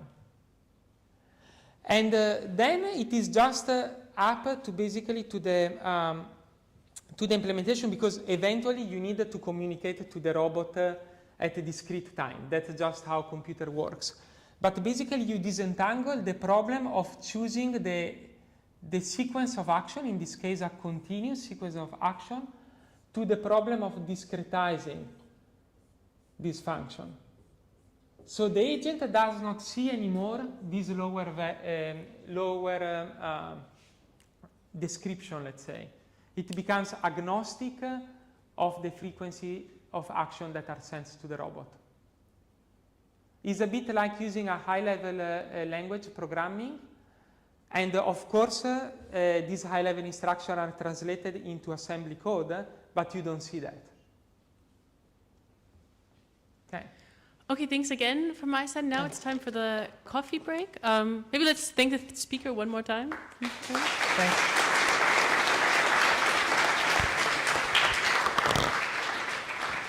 Now we have a coffee break down below. Maybe I look to the organizers. Maybe we say we go to 20 minutes, try and make up some of our lost time, and we start at 5 minutes past the half. So at 35, we'll be back here.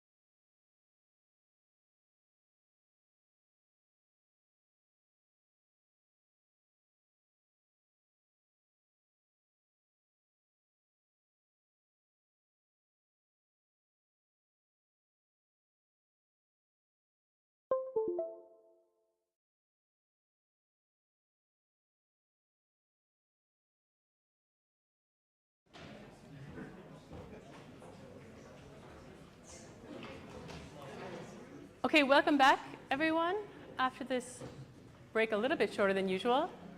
So we hope everyone got coffee. So the next session, this is part 2 of the kind of more fundamentals of reinforcement learning. We started yesterday. I'll do a little bit of a brief review of what we talked about yesterday, and then we'll go into the second part today. And that will be followed then by Simon, who will go into more in detail how we really derive PPO. I'm going to go through these different methods a little bit, the more basic methods a little bit more quickly. So what did we do yesterday? Based on this outline, first we started by defining our problem, defining it in terms of the concrete Markov decision process. And as outlined by the nice talk just before us, the Markov decision process, it works really well mathematically. It doesn't always work very well for the real world problem that we're applying it to. So sometimes we need to make adaptations depending on where we're using reinforcement learning. But with the definition of the Markov decision process, we learned what the value functions are. So the value function and the action value function, which is sometimes also called the Q function. And then we saw we could derive Bellman's equations with them. Bellman's equations are the relationship between the value function, for example, at one state and at different state.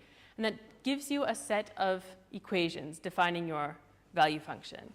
You can do this also in terms of the optimal value function, which is based on the optimal policy, which you maybe don't know yet. And if you can solve those equations, then you've solved your problem. You then know your optimal policy. And so what we're going to focus on today is taking those equations and learning different methods that we can use to solve them. We have 4 different methods I'm going to look at today. The first one is dynamic programming. That one's a little bit different because that's the only one that gives you, you have all the information you have and you're actually just calculating the solution. The other 3 methods we're going to look at, Monte Carlo, temporal difference, and policy gradients, they're all estimations, where we say we don't have all the information we maybe would like to have, but what can we do? What can we still do with the information we have in order to get the best estimation of our value functions or of our policy, and then our optimal policy. So before I start, were there any questions based on yesterday? Thought overnight about it before we get into the next part? Okay, so if not, we'll start with dynamic programming. And so if I go back actually just to these definitions of Bellman optimality equations, we saw we always have this, what I called the model. This is just the transition probabilities from the one state to the next, given an action that I took. So if I'm in a state and I take an action, this probability function, this P of S of prime R conditioned on S and A, is telling me, well, if I take this action, what's going to happen in the environment that I'm in? And that gives me all the dynamics information that I need to know of the environment. And if I have that information, then I can do dynamic programming. And dynamic programming describes the collection of algorithms that we have that can be used to compute. So compute is the key word there. The optimal policies given the model that we have. And dynamic programming, it's a field that's very established. It's a lot older than kind of this new wave machine learning, reinforcement learning, and deep reinforcement learning. So there's a lot of literature available on it. But it does have practical challenges, especially when using it in real-world scenarios. So you need a perfect model, which you don't always have or rarely could have. And you also need, even if I have the model, I still need the capacity to go through and compute the value functions then. So maybe I don't have the computational capacity to do it. And that's also a valid reason why you would then take an estimate rather than compute it directly. And you can kind of summarize, or at least kind of roughly summarize, reinforcement learning is a field of trying to achieve the same thing that dynamic programming achieves, but with less computational effort or without a perfect model. So it's kind of trying to reach dynamic programming without having to fulfill those 2 parameters. So I'm going to give an example now of dynamic programming. So how would I actually do it? I assume I have the model. I assume I have the capacity to do it. How would I do it? First, I initialize the value functions to something, and then I just use Bellman's equations, including the probabilities that I have, because I have them written down somewhere. I have the model. And I just iteratively update my value functions until I reach convergence. And when I've converged, I know I've converged to the actual value function that I have, and then I can get the optimal policy from that by just maximizing, for example, the action value function. So how does this look like in practice? Let's kind of go through it, what we would do. What do we need at the beginning? We need the discount rate that is applicable for our particular problem. We need some small value theta, which is going to define our convergence, if we've converged or not. And we need our model. So our model gives us all these probabilities for all the states and actions within our environment. What is the probability we end up at the next state, taking that action with what reward? So I have those. Now I initialize my action value, my Q function, and my value function. I can just initialize them to 0. And now I iterate. So for all the states and actions that I have, I go through and I look, okay, I define S and A. What are the probabilities that I have based on that? And I iterate through all of those possibilities, so that will give me the set of S primes I need to look at. That function will give me that. And for each of them, I just update my Q function, multiplied by the probability that I get from my model, the reward that I get, plus the value function from the next step, as long as that's not a terminal state. If it's a terminal state, then that just falls out and I just get the reward into that, from that step. Then I look if I've converged. So I've made my updates based on all of those probabilities. I looked if I've converged. If yes, I'm done. If no, update my value function by maximizing over my action value function. That's just the definition. And then I repeat. And this iterative process will then bring me to convergence based on my parameter theta.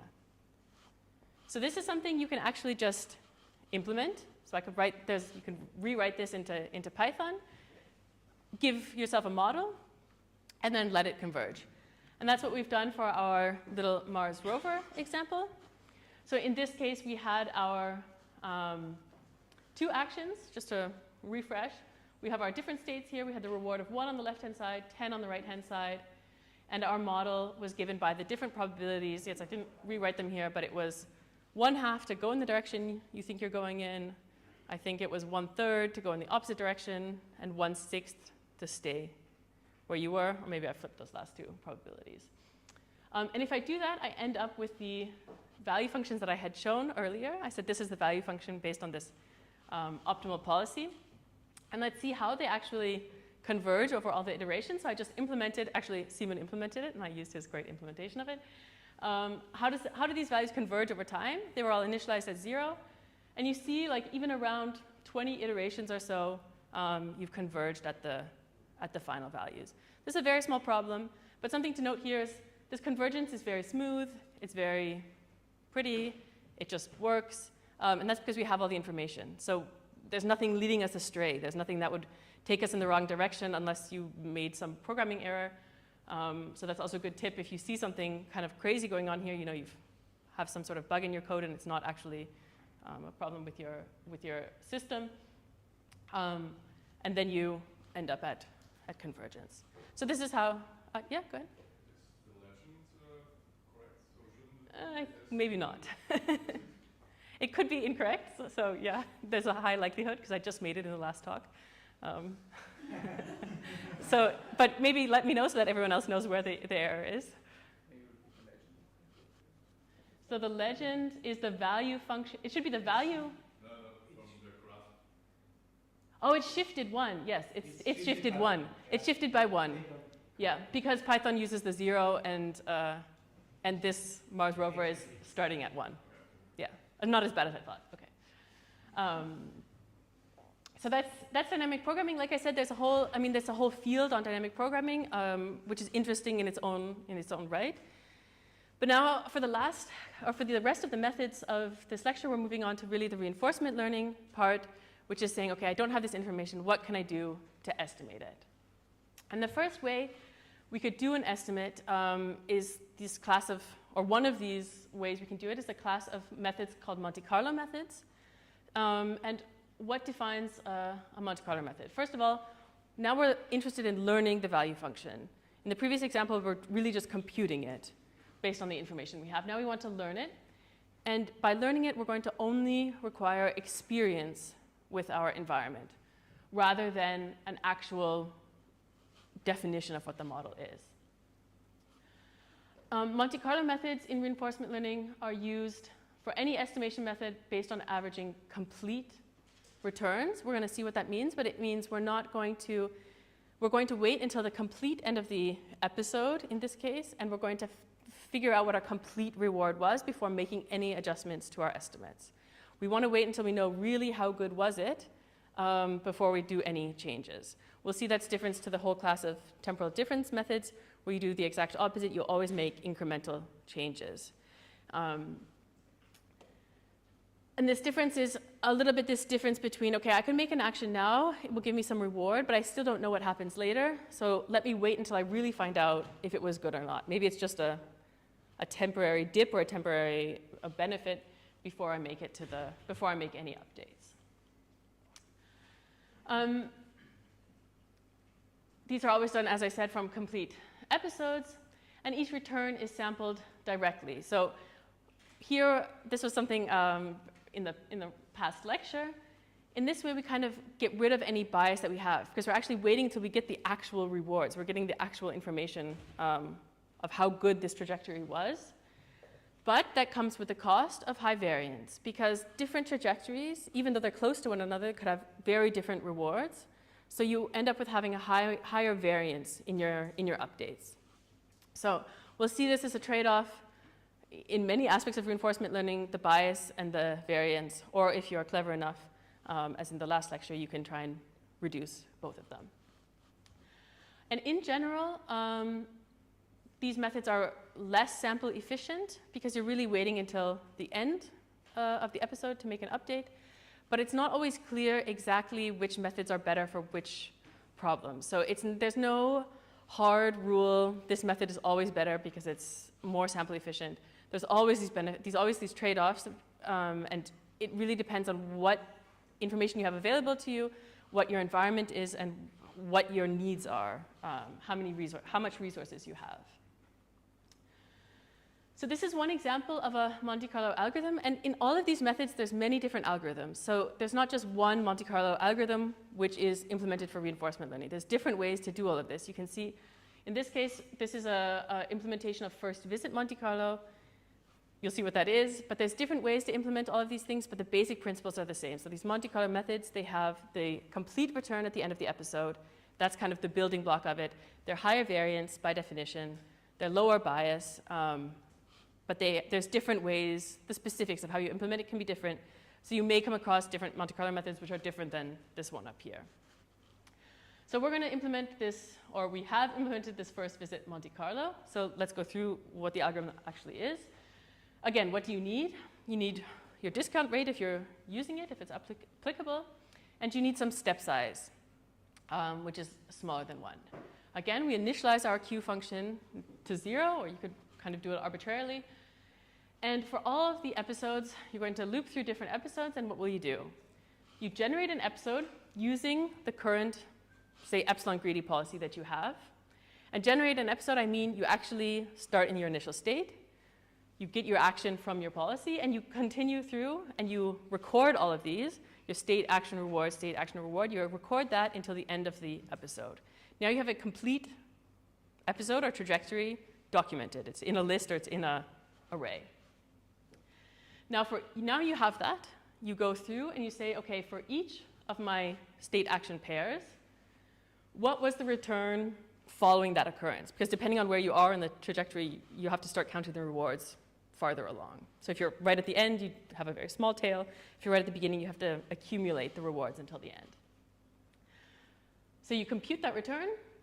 Now you do your updates. So for all of your state action pairs, you do the update where your difference term here, we talked about last lecture yesterday, we make these incremental updates, which is what you see here. The Q function is updated from the previous Q function plus the step size and the difference to our goal. And our goal is that return, and you add the difference to it.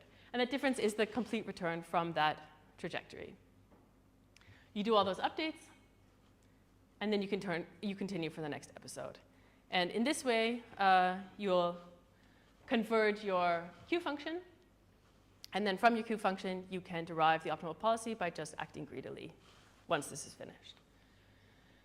So that's Monte Carlo. So when implementing this with our little Mars rover experiment, you can see already the difference to the dynamic programming. You see here there's quite high variance, especially at the beginning of the learning.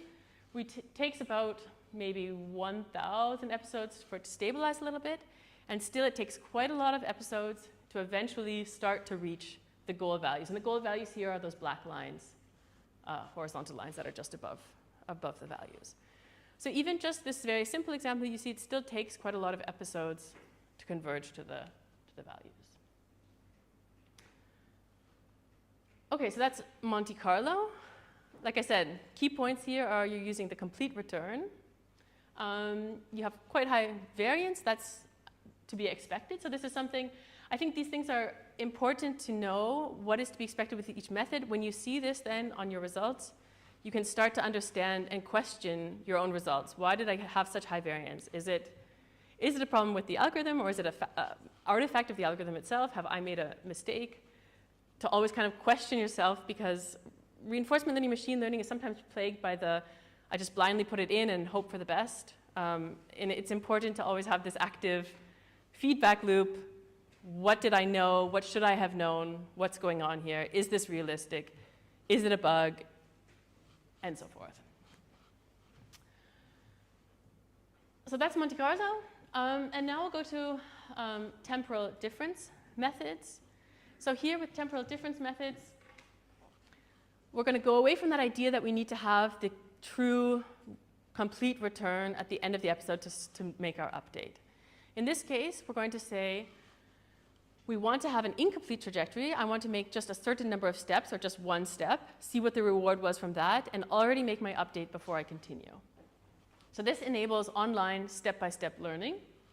So our update here would be something along this line, where the value function or the Q function, whichever you're working with, the update isn't now, so in the case of Monte Carlo, this R plus gamma V would be replaced by the complete return, because you know it. In this case, we don't know it yet. All we know is the information we've gotten since the last step.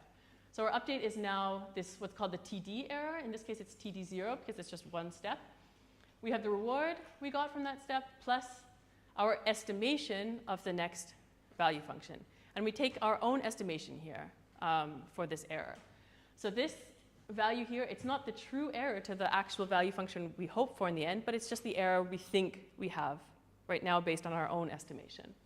So that's what's called bootstrapping in this case, is that you're using your own estimation to evaluate this error. These methods are lower variance because of this bootstrapping, you're not diverging as far away from the, say, a previous trajectory by definition, because you're using your own information.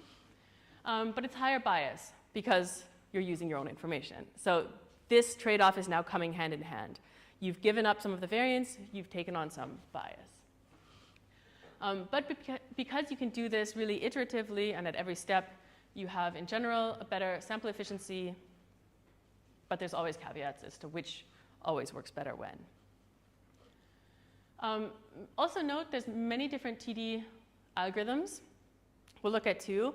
There's also some which kind of go in between the two. So you don't have to do just one step. They could do 2 steps or n steps, where you look into the future for n steps before you make your update.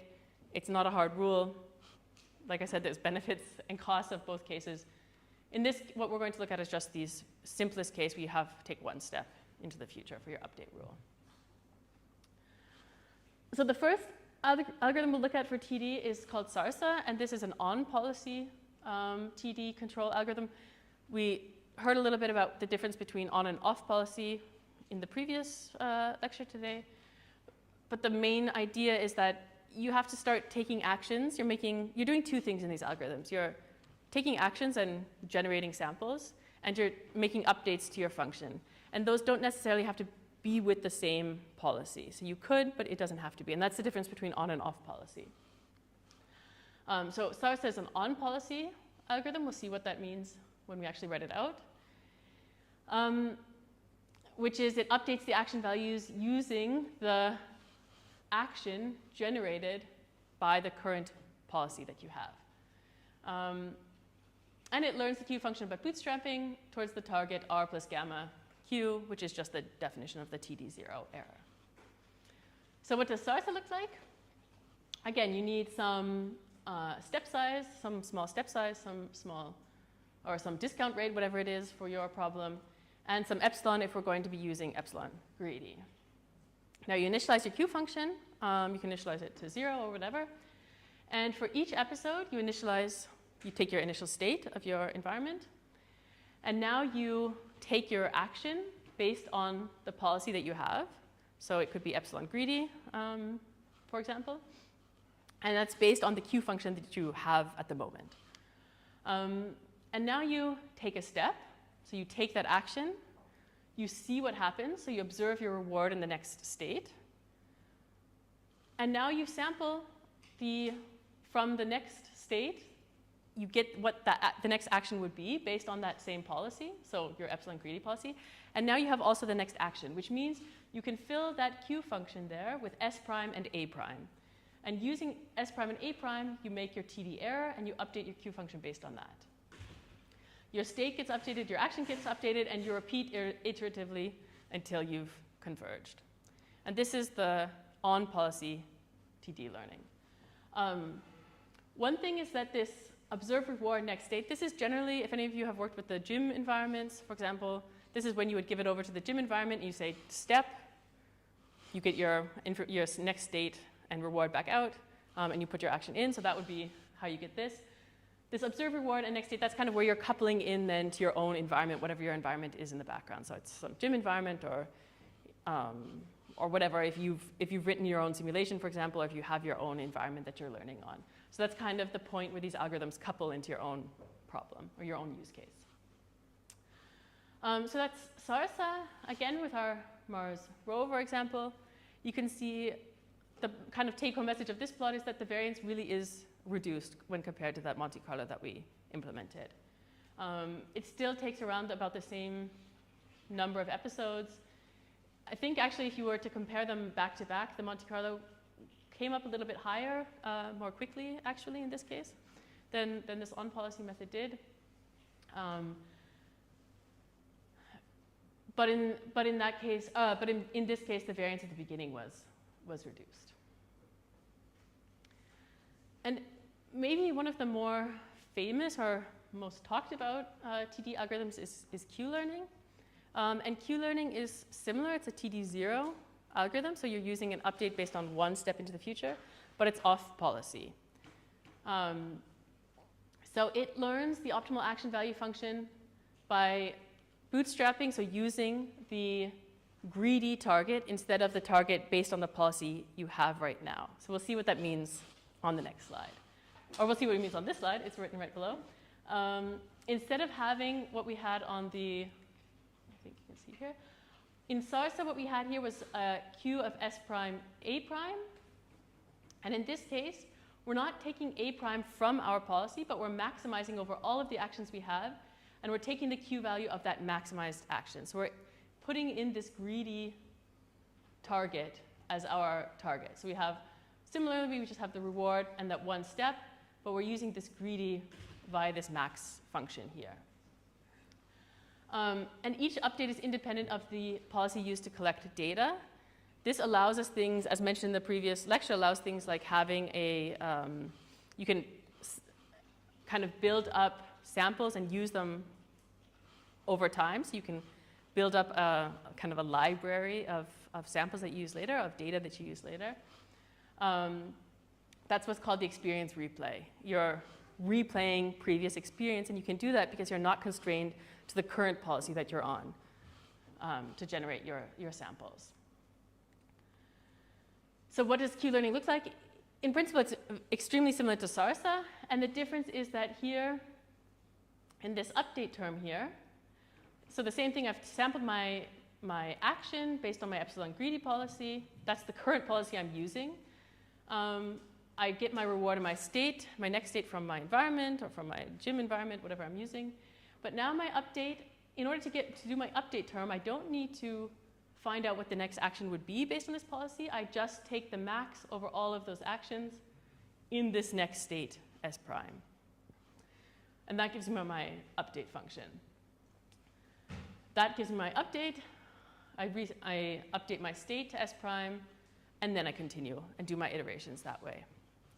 And if I look at the implications of this, so this is applied to Mars rover, I have much quicker learning. The variance is smaller, there's a higher bias, but I've converged to the value, in this case, actually much quicker than the previous two methods. So that's Q learning now on Mars rover. And in all of these cases, what I've done at the beginning of the algorithms, we kind of went over it quickly, is I said I initialized Q of S and A. And initializing it, I mean I really have a table of dimensions of the state space, the dimensions of the action space, and I have a table in my memory which I'm updating in every iteration. As you can imagine, that gets a little bit out of control for higher state spaces. And that's kind of this step away from tabular methods to function approximations is, well, what if this is no longer feasible, that I actually have a table which I can update and keep in my memory and keep track of? Then what we need to do is use a function approximator. And a function approximator, well, a function approximator is just some sort of way of approximating a complex function. In most cases, it's a neural network, but you can also have other functions which are used, or other methods which are used. And this function approximator then approximates your Q function without having to represent every state and action discretely. It makes it quite natural to use for continuous actions, for example, which is harder you have to discretize it to use a tabular method. But the huge drawback of it is that the guarantee of convergence, which you would have for Q learning, a tabular Q learning, you're guaranteed to converge. So if you do these iterations often enough, you will converge to the true Q function and you will get the optimal policy. That's no longer the case for function approximation. The best example I could find for that is from, I think, Thomas, who told me on Sergey Levine's lectures, where you can see that actually in the tabular case, you're guaranteed because you always are contracting. This update is always a contraction, so you always know you're getting closer and closer, and that's no longer the case in the function approximator. So there's a problem when you're using the function approximators, it can diverge. So it could be that you learn and you learn and you learn and you never converge to the right answer. There's obviously a lot of work has been gone into understanding, well, how can I mitigate that? It's things like the experience replay can help, things like double Q networks. So there's a lot of different tricks or techniques that we can use to mitigate that, but it's never going away completely. So you're mitigating it, you're not removing that instability. So that's temporal difference. Are there any questions now at the end of temporal difference? So now we have had a couple of different methods. We have dynamic programming. Okay, we know all the information, we can just compute it. We just kind of crunch it through. If I'm using it on a computer, I just let it do its thing and it will give me the right answer. Monte Carlo and temporal difference, I'm really focusing on the value functions, estimating them with experience. And there's different ways to do that. So how would I make an estimation? I could decide to either let my trajectory run so I have the true return for every state and action. Those are the Monte Carlo methods. Or I say I don't want to wait that long. I want to make these updates after every step. Those are the temporal difference methods. And even within those methods, there's different decisions you have to make about how you implement it. And that leads to all of these different algorithms that are actually available for reinforcement learning. The last class of methods we'll talk about today are policy gradients. And that's a little bit of a shift in how we're thinking about it. In Q learning and all of these, we really had the Q function, which was being updated. I was making updates to the Q function every step. And at the end, I said, well, it's trivial to find the optimal policy because you just act greedily with respect to this Q function. But you could just say, well, I want to work with the policy directly. I don't want to go over this value function to get there. And that's what policy gradient methods are. I take a policy and I parameterize it with some parameters. And then my goal becomes adjusting the parameters of the policy in order to maximize the return. And this policy gradients, they naturally allow for continuous actions. So for example, if I have my policy defined in terms of the parameters, in general, the policy is always labeled as pi. The parameters are often labeled as theta. And in this case, I have some neural network. Its parameters are then the parameters theta here. And the output of this neural network are the actions from my policy.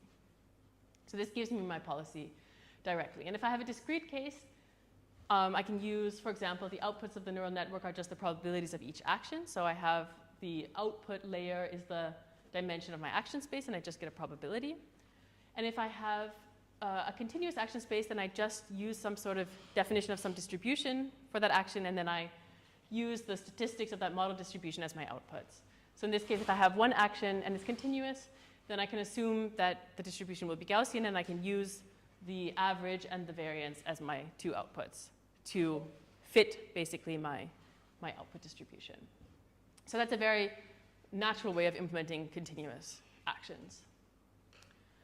And so how do we do a policy gradient, though? Because all of this work that we've done up until now was using the Bellman's equations to make updates to learn the value functions. So we don't actually know now how do we update our parameters of the policy to improve our return. We haven't really talked about it. So the rest of today's lecture or course is on how to define this case. That will give the very basics of policy gradient methods. And then, like I said, that kind of builds the foundation for learning PPO and all of this more advanced methods later. So what do we need to do that? First of all, we have our policy pi defined in terms of the parameters theta. Like I said, this theta could be the set of neural network parameters that we have in the background. And now we need to define what our goal is in terms of these parameters. So our goal is the expected return. And we want to write that out as a function of these parameters theta. And I can write it out here. It's the expectation value of the return, which is this is the discounted return. And it's in terms of some trajectory given by my policy. So the policy is hidden here. And that policy gives us the parameters theta. And this is in terms of this trajectory. And now you can see it explicitly how it's related to the policy.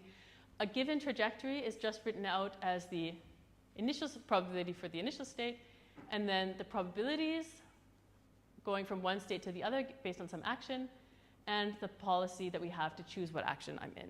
And that's how we get the dependency on the parameters theta, is directly from the policy coming in to choose, well, how do I know what trajectory I have? How do I know how to calculate my return?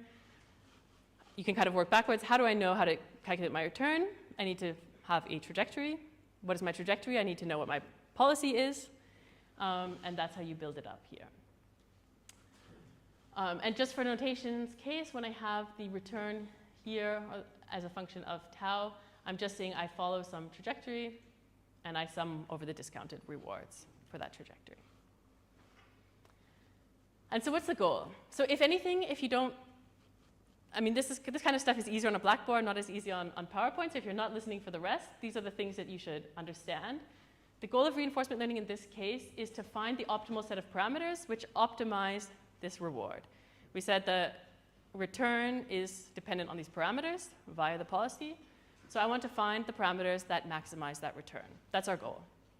And what we'll do is we'll iterate the parameters using the gradient of the return. This will be our update rule. The parameters that we have, and we'll update them based on the gradient of the return so that we can go towards the maximum of the return. We're going to calculate this now directly, so that our goal here is to calculate how do I make this update rule of my parameters. I've initialized my neural network parameters as something, and now I want to iteratively update them, just as we did for the Q function. And so the goal here is to calculate what this is directly, so I know exactly what is my update rule. But if you get lost, or you don't pay attention, just believe me at the end, this is what we're calculating, and this is what you need to implement. Okay, but let's go through it. Okay, to reiterate, our goal is to change the parameters theta to improve the expected return. So let's actually find what this gradient is. We wrote out this expected return on the previous case in terms of these trajectories. And now I'm taking the gradient with respect to theta. And so I can take this gradient by using this identity. The derivative of a log of the function of the log of a function is 1 over the function times the derivative of the function.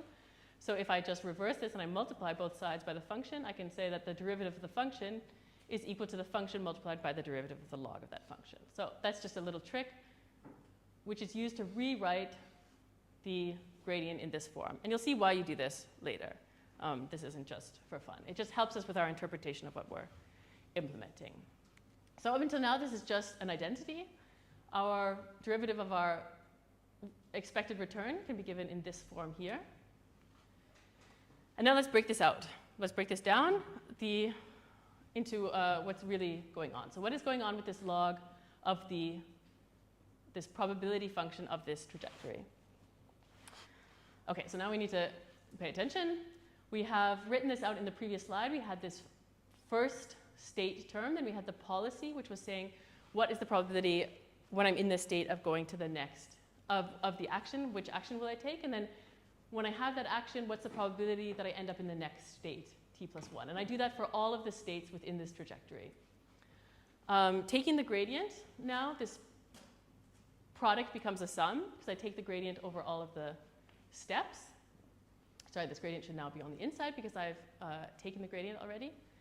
But a lot of these terms are independent of the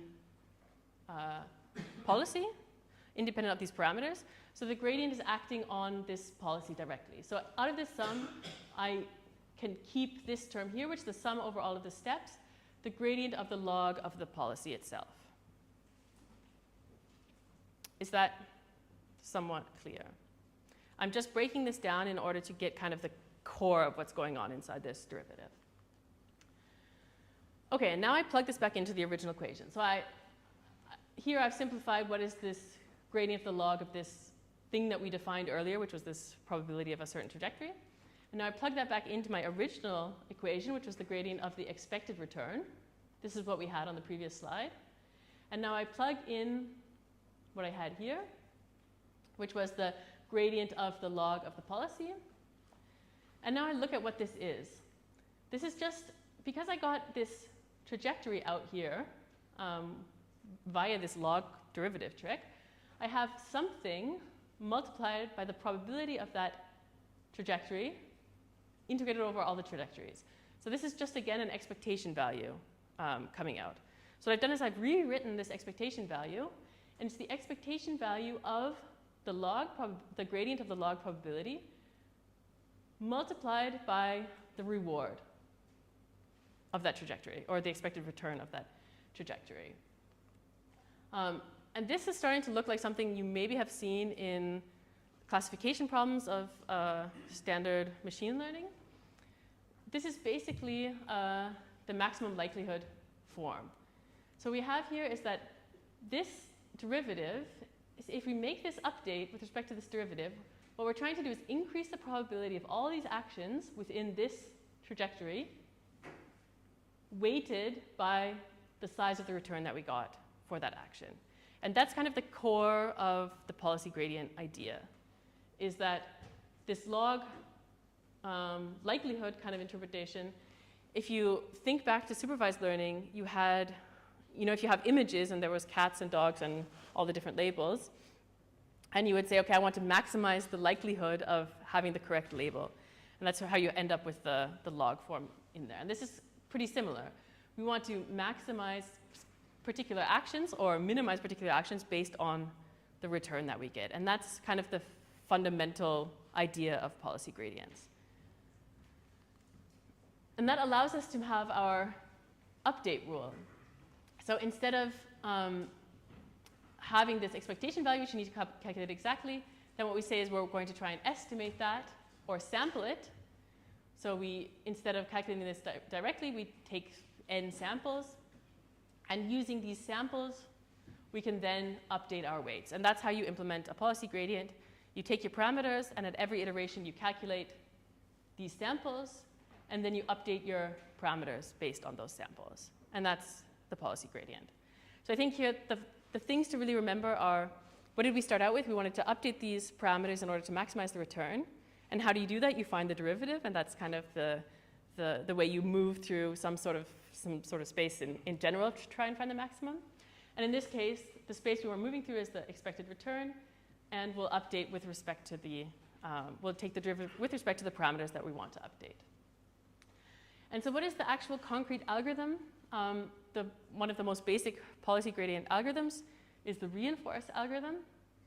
And how does that work? We have some learning rate alpha, some discount rate again, just the standard things to initialize. And now we initialize all of our parameters. This could be your neural network parameters, for example.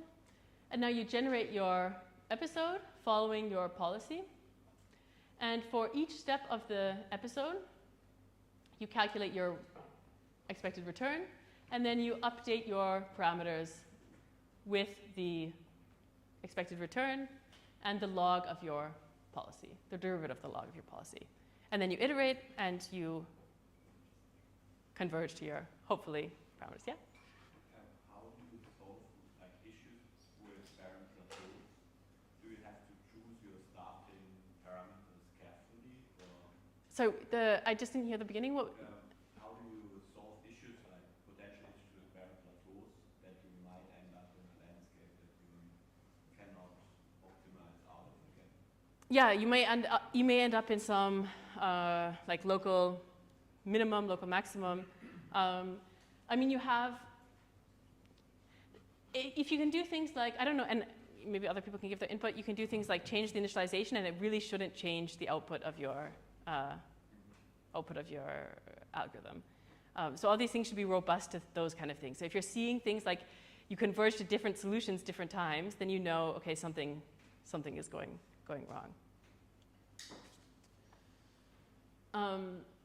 What are the pros and cons of something like reinforce? The pros, unbiased, but noisy. It's a Monte Carlo method because I was getting the full return at the end. Pros, easy to implement, although that's maybe everything is relative. You just have one neural network, so you just have the one neural network which is with these parameters theta. It works very easily and very naturally with discrete or with continuous action spaces. Another negative point is that it's also quite low in sample efficiency, slow convergence, and all of these things are motivating than the more advanced techniques here. So this is kind of the most basic algorithm there is for policy gradients, and now everything else is identifying, okay, this is a fault of this algorithm, this is a weakness of this algorithm, how can we try and mask it a little bit? So how can we try and get around it in some way? One thing that is done, so one trick you can do, which is kind of the most basic thing, I think, is that you can use what's called a reward baseline, and this is to help the variance of the method. And what we were looking for was this derivative of the return, and we had it written in terms of the reward, or the expected return. And because we have the gradient here, I mean, there's the logical thing, if you take the gradient of a function, and the gradient of a function plus a constant is the same thing, because a constant, the gradient is 0. And that's what they're using here. So I'm saying I put a constant in here because that doesn't change my gradient at all. So it doesn't change what I'm calculating at all.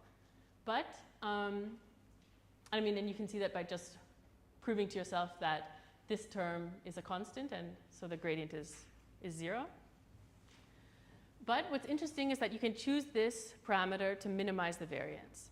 So even though I haven't impacted the expectation value of my result, because the expectation value of this constant gives me a constant, which is the derivative is 0, I can impact the variance. And so I can choose this parameter, this constant parameter, in order to minimize the variance, actually. And that's what policy gradients with baselines is doing. It's saying I'm going to select this value b in order to minimize my variance. And so we'll also do that if we have time. We'll go quickly, and if you want to do it in more detail, it's an exercise for the reader. But just calculate what the variance is of this. So the variance of a value, so you know, if you're maybe not used to these kind of expectation values, the variance is the expectation value of that thing inside squared minus the expectation value squared. That's the definition of the variance. So just calculate it out when you have added this minus b term in there. You can just calculate what it would be. And now you say, I want to minimize that variance with respect to this parameter b.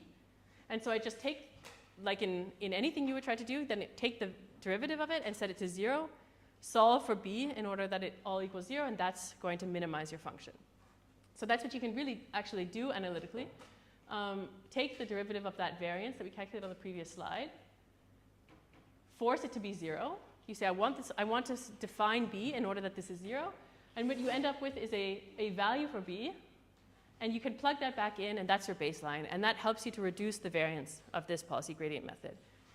So that's maybe one of the tricks you can do. And then there's different methods, which are a little bit more sophisticated, that also help with this. And in this case, I mean, you have helped with the variance, but you're still using a Monte Carlo return. And kind of the next step to go beyond that is to say, well, let's introduce some source of bootstrapping into our algorithm in order to maybe increase the bias a little bit, but reduce the variance. And that's the idea behind actor-critic method. So actor-critic is also one of the more popular set of algorithms, I would say. And the idea behind actor-critic is, okay, we knew we had this variance. We knew we were doing Monte Carlo returns. Let's introduce some sort of bootstrapping and try and get the best of both worlds. So we had this Monte Carlo class, we had this temporal difference class. Can we combine them a little bit in this sense to take advantage of both? And that's what actor critics are doing. It takes an actor, which is parameterizing the policy directly, and on top of that, it's introducing what's called the critic, which is basically estimating the value function as well. This introduces some bias, but it can help improve sample efficiency and stability, and now you need two networks because you have a network which is the actor and the network that is the critic. This replaces this Monte Carlo return that we had there, which was the complete return to the end, with an advantage function, which is the relative gain of the action with respect to the relative gain of action A in the state S versus the average action under the policy that we have. And this advantage function is estimated via the TD error as calculated via the value function. So all that means to say is that you've taken out this Monte Carlo return and you've replaced it with your newly defined critic, which is going to be used to define this advantage. These are kind of things I'm going to go over quickly because we're running out of time, and also you're kind of going now into the more advanced methods. So for those who are interested, I hope that this at least gives you the basis, gives you a little bit of the flavor of what's behind it, and then you can go and read in more detail how this is really defined and then implemented yourself. Maybe the quickest way for advantage actor critic. This is basically estimating the advantage with a TD one-step error. Like I said, you're taking this idea of that TD error, so this should look familiar from Q-learning. And these values here are estimated from your critic. But like I said, so that's kind of the end point of this introduction to the fundamentals of reinforcement learning. So let's take a step back and think about what we've done so far. I mean, the main lesson that I hope you've learned in both of these lectures is, what is reinforcement learning really doing? Well, we're trying to approximately solve the Bellman's equations. If we could calculate them via dynamic programming, we would do that. Since we assume we can't do that, well, what do we have available to us? And that gives us a whole playground of different methods, different algorithms, which all have different properties, can be classified together based on, for example, if they're using the complete return, et cetera. And that gives us all of these classes of methods. So that gives us these different ways to approximate. Monte Carlo with full returns, high variance, low bias. The temporal difference, those are using now bootstrapped updates, which can help reduce variance, but it increases bias. And then we have the whole class of policy gradient methods, which use the policy directly. And then you can kind of mix and match, integrate different aspects everywhere to try and really tune to your own specific needs. And as we saw in the talk earlier, in these real-world problems in robotics, where they really want to test on the real-world environment, you can't allow you don't have the chance to use millions of episodes. You just don't have the time. Everything is too slow. So then you need to think, okay, well, this is my specific problem. These are my restrictions. So what can I use out of all of these methods that are best suited for this? So that's kind of what I hope to give you with these lectures. A couple of resources. I know Simon posted also a lot. I think these ones are maybe, I found the most approachable methods for learning more about reinforcement learning. They're quite well known, I think. The David Silver lectures are on YouTube. Sergey Levine is also on YouTube, I think, and also the materials are online. And the last one I included is because I know many of you come from a background of physics. And so for the physicists out there, so this is a professor who is in Erlangen. His background is in quantum theory, but he started to work on machine learning as applied for physics. And it's just given in the notation and in the language of physics. So for those who have that background, it's maybe a little bit easier to digest. This is the first time I ever did that derivation of policy gradients was from this lectures. So I can recommend those for someone who prefers that kind of notation. And it also makes then some sort of connections of there's some interesting connections to physics in general in machine learning. So that's, I don't know, fun if you're into that. So yeah, thank you from my side. I think that's the end of our morning session. I think we have lunch now. And we meet back at 1:30 in this room. Yeah, lunch is at the same place as yesterday. There's an hour, and we'll see you back at 1:30. Thanks.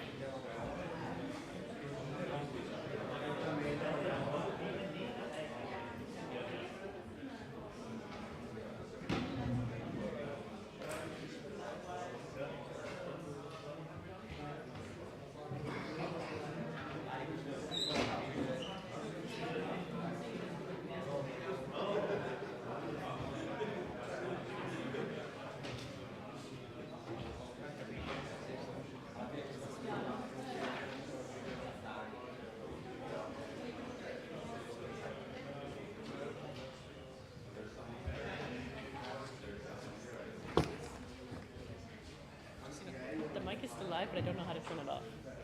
So, just so you know, before you... Mike's hot, yeah. Where's Marius? Yeah, I didn't trust myself to... Yeah, but before you say anything, Thomas. Okay.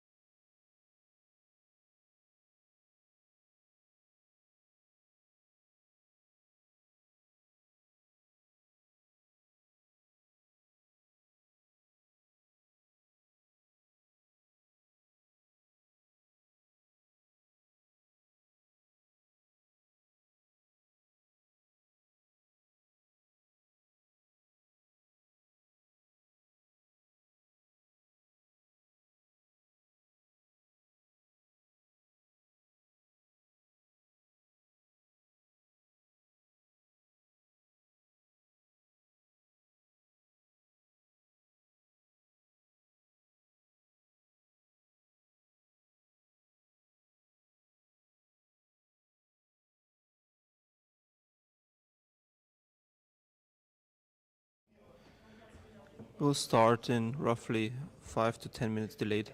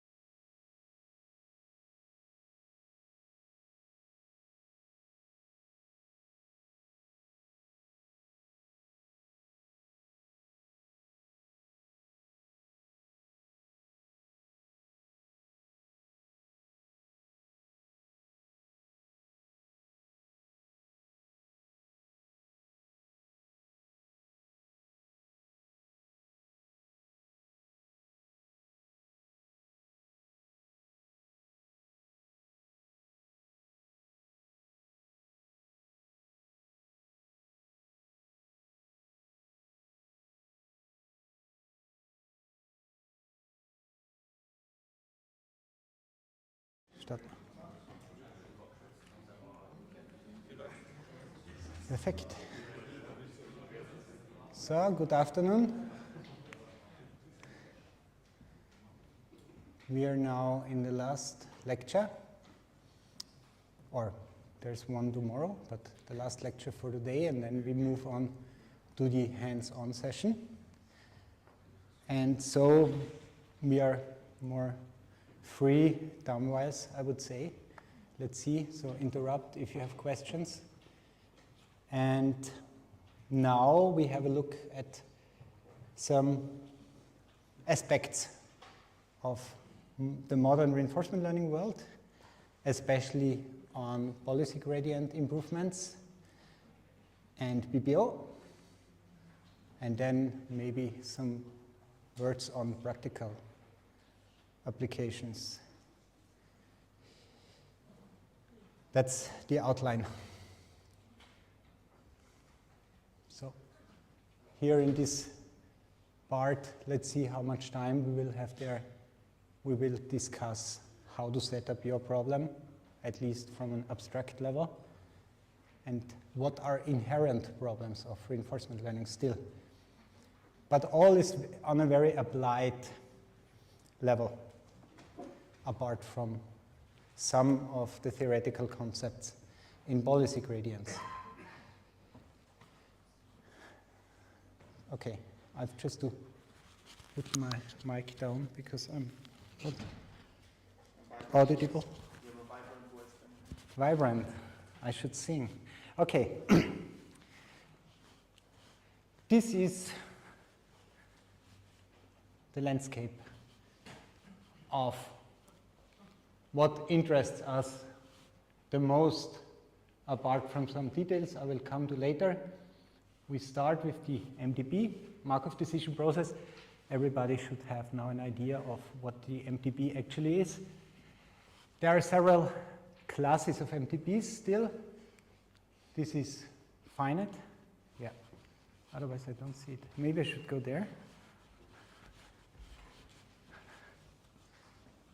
Because otherwise I don't see where I point to. You see the pointer, I hope. Yes, good. We have finite MDPs. This is a nice world. We are able to prove things. We have finite states, finite actions there. And then we have continuous MDPs, where we can solve some of them with guarantees, but then it stops very quickly in our understanding of how it really works from a theoretical perspective. In finite MDPs, as we learned, we have exact methods like dynamic programming, where we have these iterative algorithms which for sure converge to the right solutions.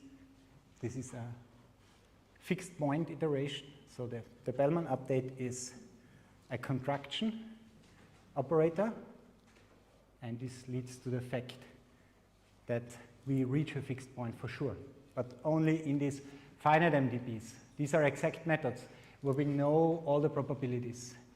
We know what action in what state leads to the next action, what is the dynamics model.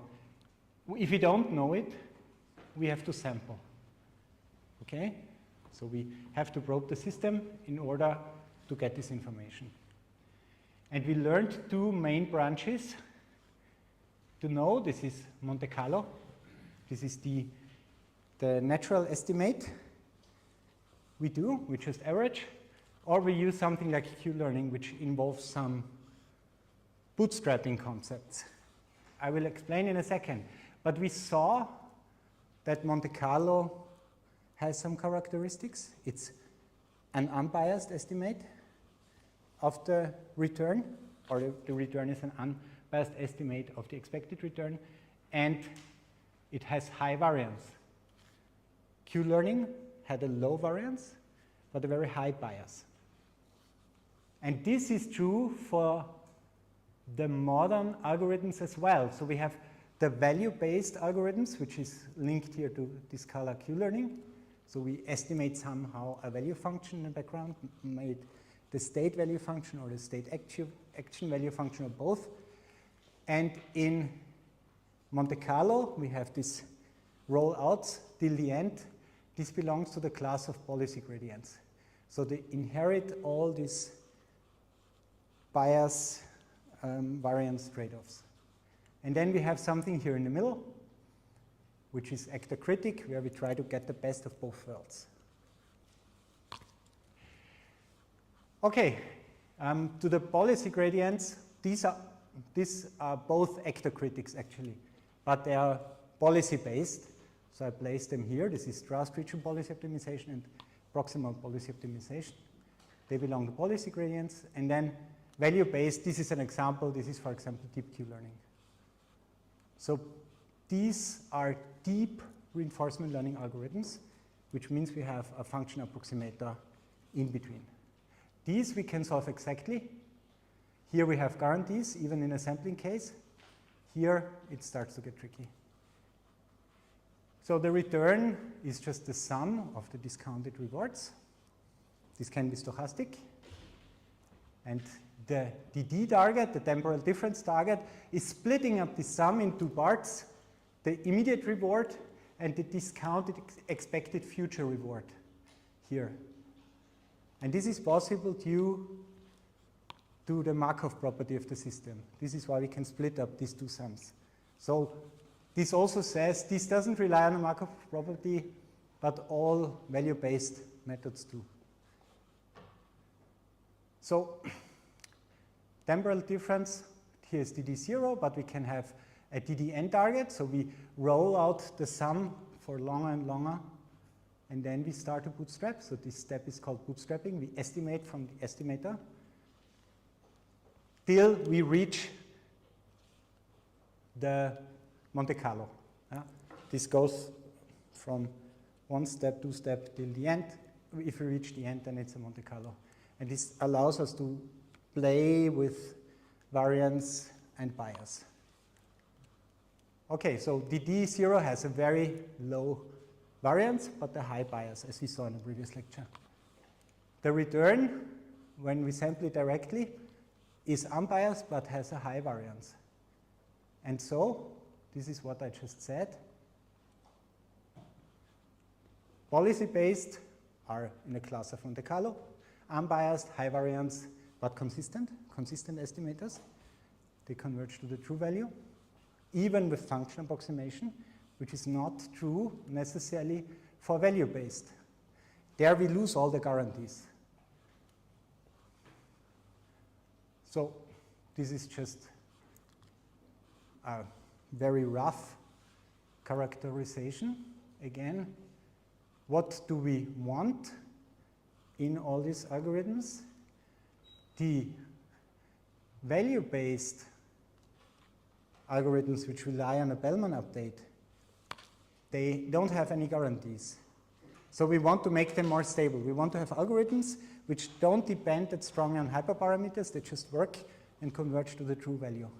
But they have advantages. They are very fast. Yeah, they are biased. They can be offline, as we saw. I will show in a second again. But they are brittle. They are really sensitive. So if you once trained a DQN and you had the wrong hyperparameters, it might not do anything useful. You have to play with this.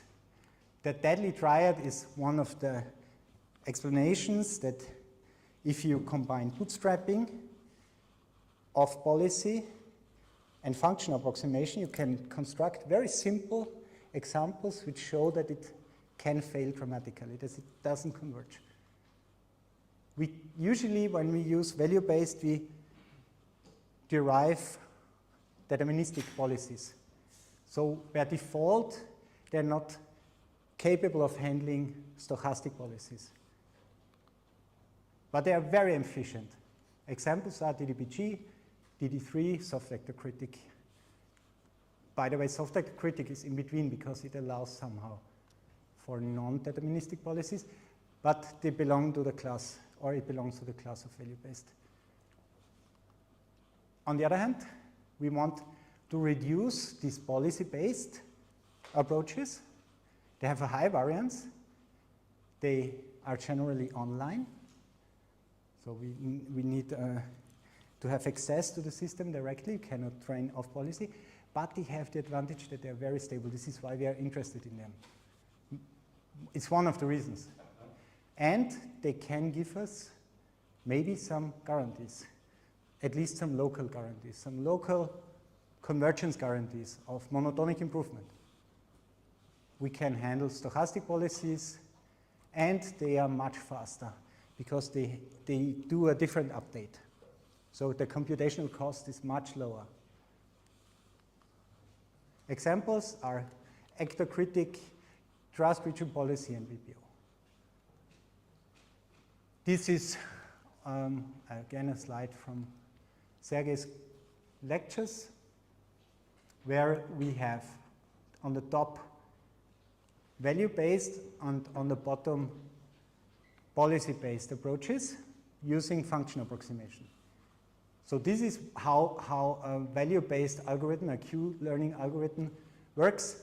We collect data, we have a replay buffer, we apply this Bellman update, we do our function approximation, then we introduce some exploration, like epsilon greedy, which varies a bit, that we don't exploit too early, and then we collect again data, and in between we have this update, so we train our neural network.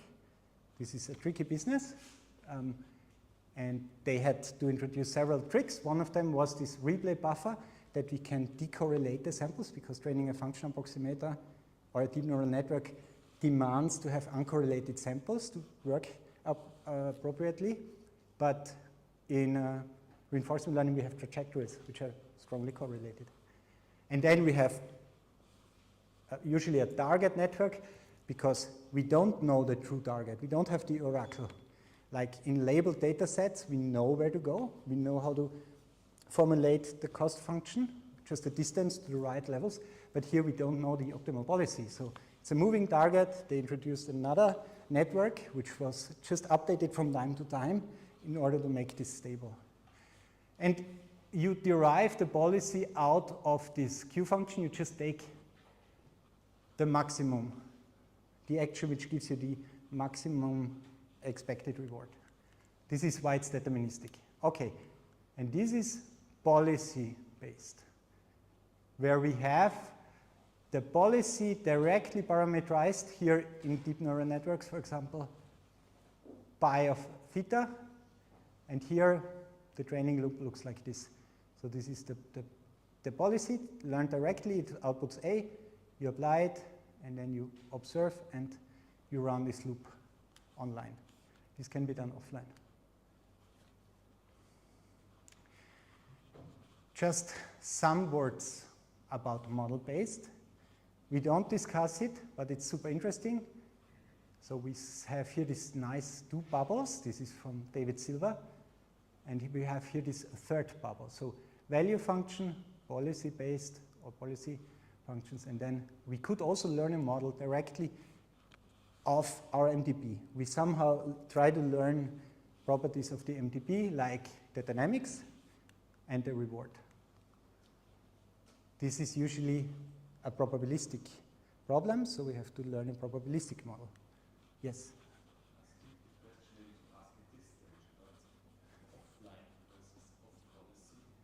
Okay.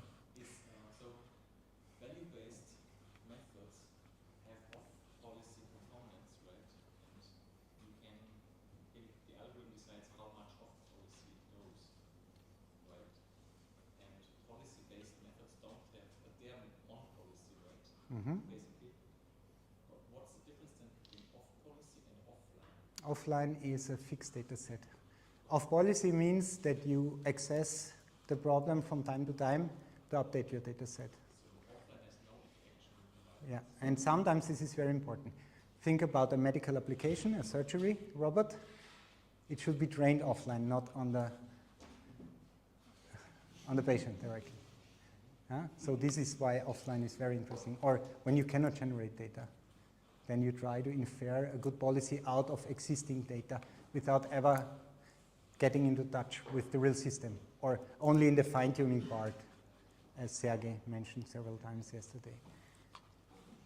But it's a good point. So on policy, off policy, offline. So what do we do then with the model?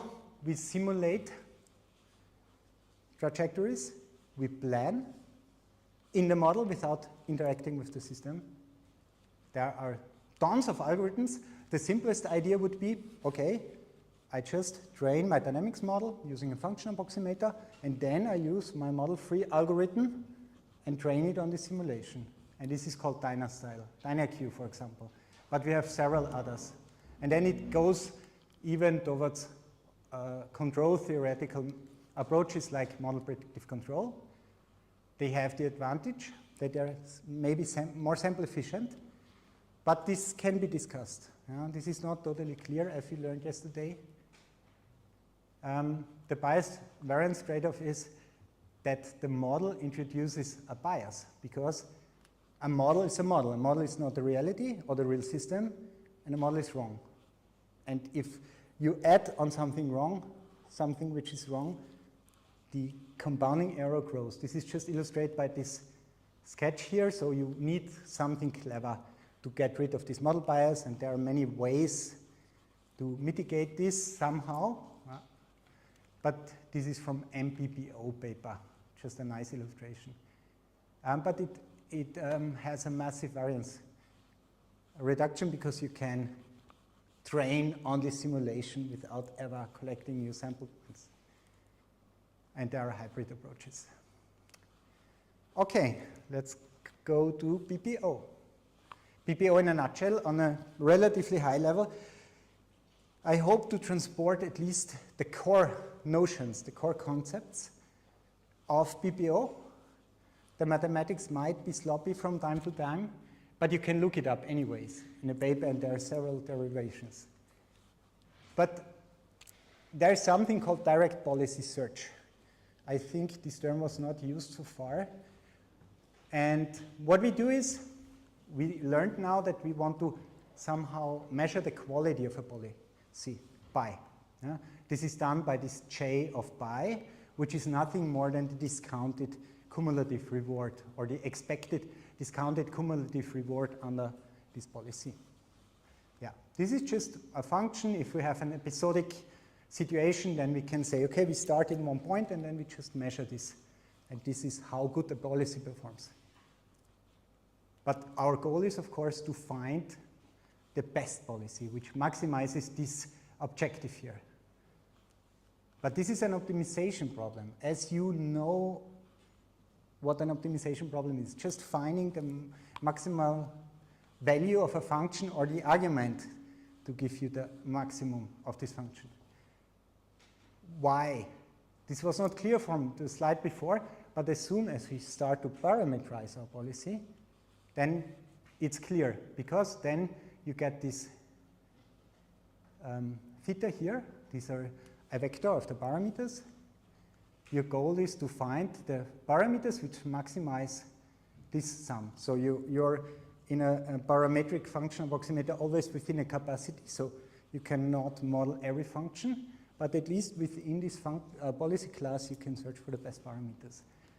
Yeah, and this is an optimization problem. This is like supervised learning or whatever problem you're familiar with. Okay, so we could, the problem, one of the main problems here is that this expectation, you cannot just use a gradient-based method as in deep learning, for example. But you still could just directly sample and do a random search, or you use something which is derivative-free to optimize this. And this was done in the beginning of direct policy search. You can do something more clever, like Bayesian optimization or Nelder-Med. So, okay, everything fine. But we want to use the gradient. We learned gradient accelerates the process. It can help us to optimize this, and I just show you again the derivation, maybe with a different, from a different perspective. So the value function here of theta now, because we try to optimize with respect to theta, can be decomposed in the probability of a trajectory and the reward of a trajectory. And we just sum this up. And then we learned there's something, the log likelihood trick, which leads then to the policy gradient theorem, that we can somehow make this a stochastic gradient approach. And here, this drawing here, so we can now use sampling. This drawing here shows you what this means. This means you have here 3 possible trajectories, and you try to increase the log probability, which is called also score function, when the reward is high, and you go in the other direction when the reward is low. That's all what this policy gradient approach tries to do. Okay, that's really cool already, at least in my opinion. But it's very, very noisy. Still, we learned this reinforce, which rearranged the terms. We got rid of terms which are not causal contributing to the gradient. Then we learned about the baseline, that we can reduce the variance by choosing a good point where the gradient fluctuates around. That's cool. This is the policy gradient theorem. Yeah. You saw it here expressed in terms of the advantage function, A. A is defined as just the difference between the state action value function and the value function, and tells us how good is an action with respect to a given policy in one step and then following the policy thereafter. So what is the advantage of taking an alternative action at one state and then following the policy again? Just to refresh or explain if you're not. And this is just trying to increase, so this is already ectocritic, trying to increase when there is an advantage, the probability to go towards this direction. That's all this thing does. But still, it's not satisfying. The sample efficiency is poor. I will explain in a second why. And the distance in parameter space is not the distance in policy space. I will show an example. But here is just in a tabular setting, what is the policy space? It's the space of all possible policies, of all matrices which map from state cross actions to actions. So what we want in policy gradient is to find the perfect step size, since it's a stochastic gradient approach. So now we learn 2 other tricks. So we saw these 2 tricks already in the previous lecture, and now at least we focus on this. This I will just mention, but this is what we want to understand now. So why do they waste data? Because we are really on policy only, and with each iteration we have to collect a lot of new data to make an update. And it would be cool if we could use batches like in supervised learning.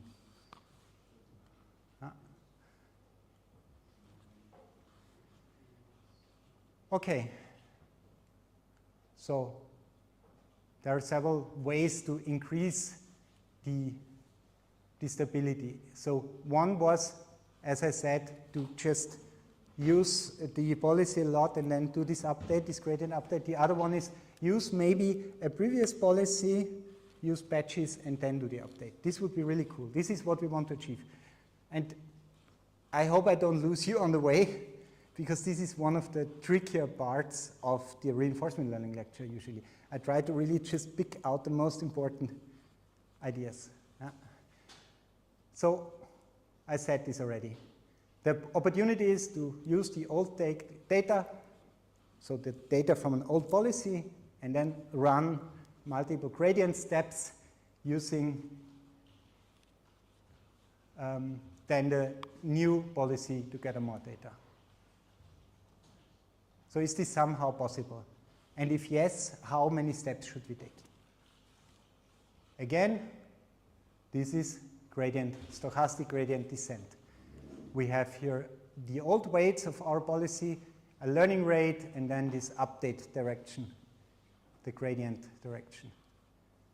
Yeah, so this is really sensitive because if the step is too large, what will happen? It's not like in supervised learning. That's the point. So if in supervised learning the step size is too large, we will recover in the next step. In reinforcement learning, if the step size is too large, this is like walking on this path, you fall off and game over. You will never find back the good values. This is the collapse of performance. Yeah? So the step is too far, you have a bad policy, the next batches are collected under this bad policy, you never see a good reward again, and then stupid situation. Okay, this is another visualization of this. This is the correct step size. Let's say this would be the optimum. We are here, we can go here, but if we go too far, then we would fall off. If the step size is too small, we would not make any progress. We don't want to have this either. We want to find the right thing. We could think about techniques we know from deep learning, like Adams-style optimizers and so on. This might help a bit. Yeah? But this is not the final solution. The other thing I said is policy space is not parameter space. This is just a simple example of this.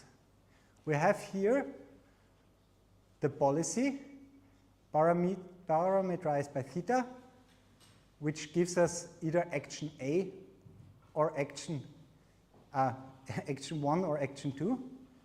This is just the softmax, and this is the opposite probability. So if theta is 4, then we choose action 1, but not action 2. If it's 2, we choose still action 1 with a very high probability and action 2 with a low probability. And then we move again the same step size, and all of a sudden they are equally probable. So this leads to a totally different behavior, as you can imagine. This is meant by policy space, is not parameter space. Yeah, we don't know how a change in these parameters really affects our problem. So how can we come up with a rule that doesn't ever change the policy more than we want to? Okay, what do we need? In this policy optimization algorithm, we want an update step that uses rollouts collected from the most recent policy as efficiently as possible and takes steps that respect this distance in policy space as opposed to distance in parameter space. Good. How can we do that? What can we do? So this is the way which was chosen. How can we estimate, given an old policy, a better candidate by prime? And there is something which is a very famous lemma in reinforcement learning. This is the performance difference lemma. It tells us, so J is just the objective, how different are the performances of a policy by and the policy by prime. Yeah, what is the difference between these two? And this can be expressed in such a term. So this is already not the original form, a modified form. So don't expect that you understand everything there. Just try to grasp what it is about. And the important aspect is that we can use the advantage function of the old policy to estimate by sampling under the new policy, but not calculating any value function or so, what is the difference in the performance? This is why this is interesting to us. Okay, there's this discounted visiting frequency or discounted state distribution also involved here. So, okay, this is something which might be used already. It looks not bad, but still we have these ugly terms here, which we could use it, yeah? We just have to sample a lot from the new policy, but we don't want to do that. So, what we do is importance weighting. I'm not sure if this was mentioned already. Was this mentioned by, no. Yeah, you can, well, you can use one distribution to estimate the outcome of another by just reweighting if you know the probabilities. That's the trick you use. Yeah? So if you look here, we would have to sample from the old policy, from the new policy, but instead we sample from the old policy and we reweight how probably is this given a new policy. That's just a trick, which is very common. Okay, this is good. This is one thing. So we have these two green things here, but then still we would have to sample from the new policy, and we learned a trick today before. We don't know it, we ignore it, and let's see how far we get. Okay? So, this is very strange, I know, but this is where we ended up, and this is a so-called surrogate function. Yeah, L of pi prime is given by this expression, but this is good because we now start to get an idea of how to measure the difference between these two policies, only given old data.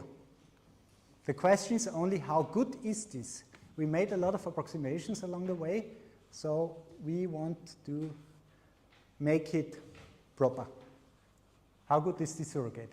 This is again showing why this is a good idea, and it just says, okay, it really works. Yeah? This is something we can optimize using trajectories sampled from the old policy, in short.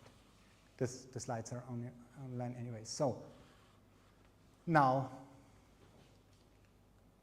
this is an estimate how good this actually is. I did not add the plot, sorry. I wanted to add a plot of the KL divergence. But what we see here is, this is the true difference. This is our surrogate, which is derived by these approximations. But we know that this is bounded if we don't move too far away with our new policy from the old policy. So we have this guarantee that the difference is not larger than this bound. Here are the this is just a constant, and this is the KL divergence, which just is a measure of how far two distributions are apart. Okay. So if policies are close in KL divergence, the approximation is good. Well, and then we can go even further. We can show, this was one theorem by these guys, that if we write, if we maximize the right-hand side, we can give even a guarantee that given not to be too far away, we have a monotonic improvement. And this is really cool. So we are now able, this is just a sketch of the proof. Yeah. We are now able to do something which guarantees that the next policy is at least as good as the old one or better. And this is something we always want. We want, in many cases, to start off somewhere and just get better or stay if this is the best. Think about safety, for example. Yeah. But this works for all policy classes. And this is everything we need. Now we just have to solve this. Limitations are that if we followed the theory here this constant here might be too restrictive. And this leads to very slow improvement. So we want to weaken this a bit. So practical solutions are that we use TRPO to solve this optimization problem, which is the trust region policy optimization, which uses an explicit constraint. So it creates a trust region, and I will show an image what this means. But we know within this trust region, the approximation works out. But this is hard to solve, and this is the predecessor of PPO. But the strong thing is that it guarantees monotonic improvement. So in some libraries, you don't find TRPO anymore, unfortunately. But for more theoretical oriented people, this is still something you want, and in stable baseline, you can still find it. It's just not under the standard algorithms, but so if this is something you want, it has not only advantages, it's slower, but it has this guarantee. And PPO does further approximations on this. Yeah, I will show two examples of the PPO. One is this adaptive KL penalty, and the other one is clipping. So this uses a trust region to stay close to the old policy. Then we can have a penalty term which adjusts along the way to stay close. And then we just can clip to not move too far away. Okay. Right, that's it. We have TRPO, which really works on the paper. And then we have PPO, which really works in practical aspects and performs at least as good as PPO usually, without having any guarantees. So this is a bit of the background. This is at least the guarantee TRPO can give us. Here we would have, we don't know the blue function, but we have here the surrogate function. And we know that the blue function is always higher than the surrogate function. So we optimize within the surrogate function, right? And then we have the new weights. And then we optimize again and again and again. And this is proven to converge to the local optimum. Using the surrogate, using batches. That's the point. So this is the policy, proximal policy optimization 1 I want to show, where we have this adaptive penalty. This is the optimization problem. So we have here the surrogate, and here we have this KL penalty. This tries to keep us close. And then we just have to find the correct weights. So they increase if you are far away, they decrease if we are too slow in this algorithm, and it will adapt in order to really find a good value for this penalty in order to have this improvement.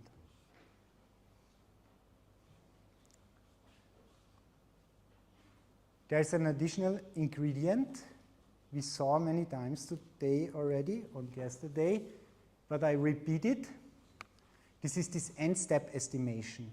We can go from bootstrapping, which means we only measure the first reward and then estimate the rest, till we just roll out the full sequence of rewards. This is R infinity here, discounted sum of rewards. This has high bias, low variance. This has no bias but high variance because it shakes a lot.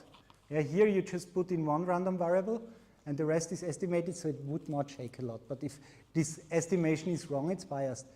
And in the other case, you just collect really crazy trajectories maybe. But it's unbiased. And this is then used in this end-step estimates in this advantage function. So they inherit this characteristic, and then you can start to play.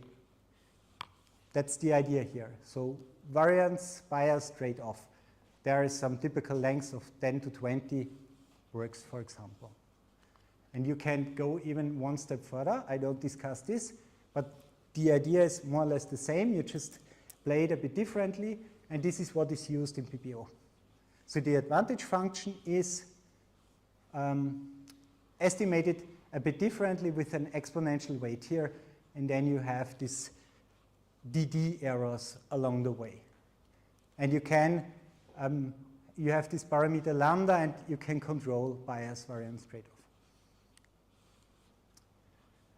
Okay. All right. So this is the algorithmic version of the KL penalty, where you have the initial parameters of your policy, the initial penalty parameter, and this target KL divergence you give. And then you start the training loop. You collect trajectories under this old policy. You estimate the advantage function. You have to do this using some techniques still. And then you do the policy update with batches, and you adapt this penalty term. So you do these K steps, and you adapt this penalty term according to if you move too far away or if you're too close. In this way, you regulate how strong you vary. It adapts quickly. Some iterations might violate, but it adjusts very fast, and that's fine. That's not the version which is used. This is just from the original paper. This is one approach. The other one, which is almost everywhere used, is this clipping technique, which is even simpler, where we not measure the KL divergence, which says how far is our new distribution away from the old. This uses this ratio between the old and the new policy. And then we have this clipping term here, which just clips off into ways. Unfortunately, you cannot see this here, but you have a region which is defined by this hyperparameter here, epsilon. And so if this ratio, if the advantage function is negative, it's clipped off here. This is the ratio versus the advantage function. So here it's smaller than 1, and here starts to be too far away, so we just clip off. And we say, okay, we don't further increase the gradient in this direction. And this is what we do on the other side as well. Yeah, so the gradient cannot get too large, if you want so, with this. All right, and that's it. This is what we do. We clip it, the surrogate function. We say, okay, in this case, our new policy has to be an improvement or is a good policy already. This is the algorithmic implementation, which just differs from the previous version in this part here. We have here the clipped objective. We take this ratio between the new and the old policy. We clip it off, and then we have the surrogate, which gives us somehow the confinement that it's a good approximation. And then we do the update.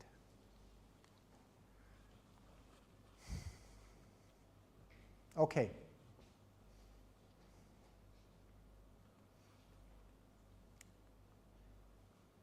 So, what are now the key properties of modern policy gradient methods? Improved data efficiency. We can now use multiple gradient updates per batch before we collect new rollouts with our system. We have a stable learning. So this clipping or the constraints avoid destroying our policy. In the best case, we have monotonic improvement. At least it encourages monotonic improvement. These ideas are from the 2000s. It's a local guarantee, as we only can give with gradient methods. It's not a global guarantee, of course. Yeah, so it converges to a local optimum. Yeah, it might be that the global optimum is somewhere else. You find at least a good policy somewhere when you have a good starting point near this region. And it's, as I said, used because it really works well.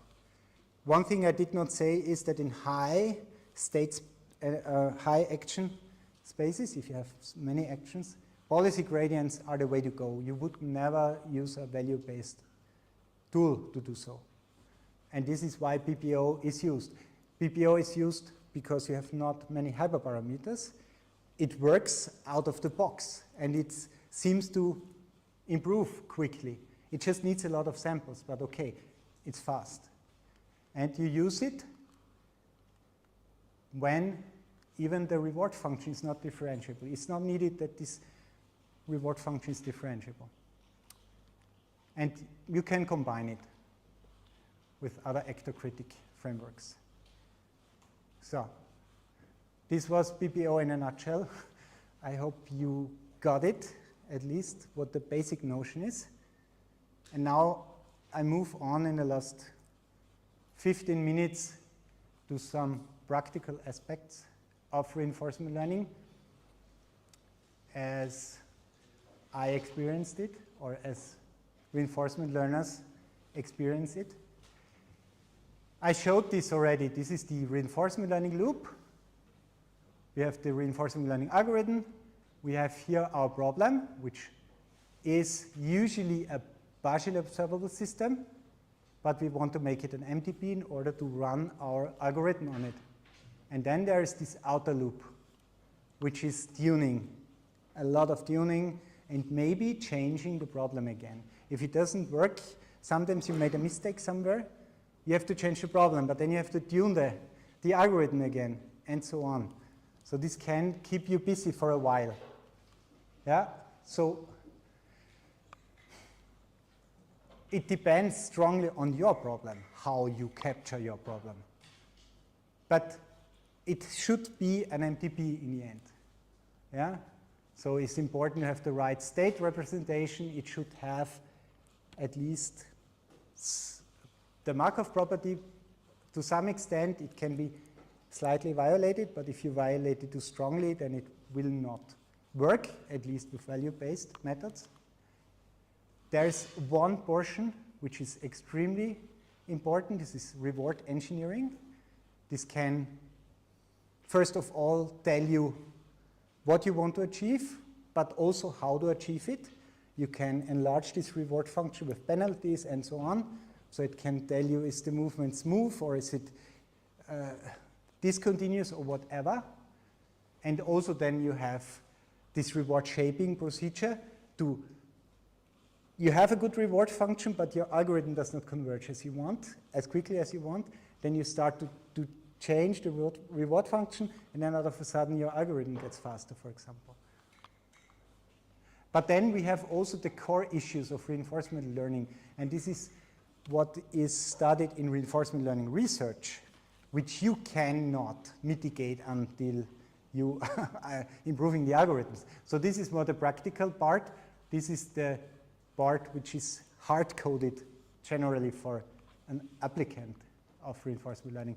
This is sample efficiency, stability, runtime, hyperparameter tuning, exploration, safety, robustness to changes and generalization, and so on. This is what Sergey studies, for example, a lot, or other people who gave keynotes.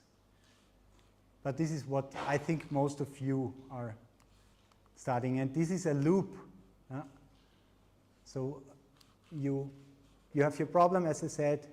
You have the problems with your algorithm, you change the hyperparameters, or the algorithm, you go back to your problem until you solve it.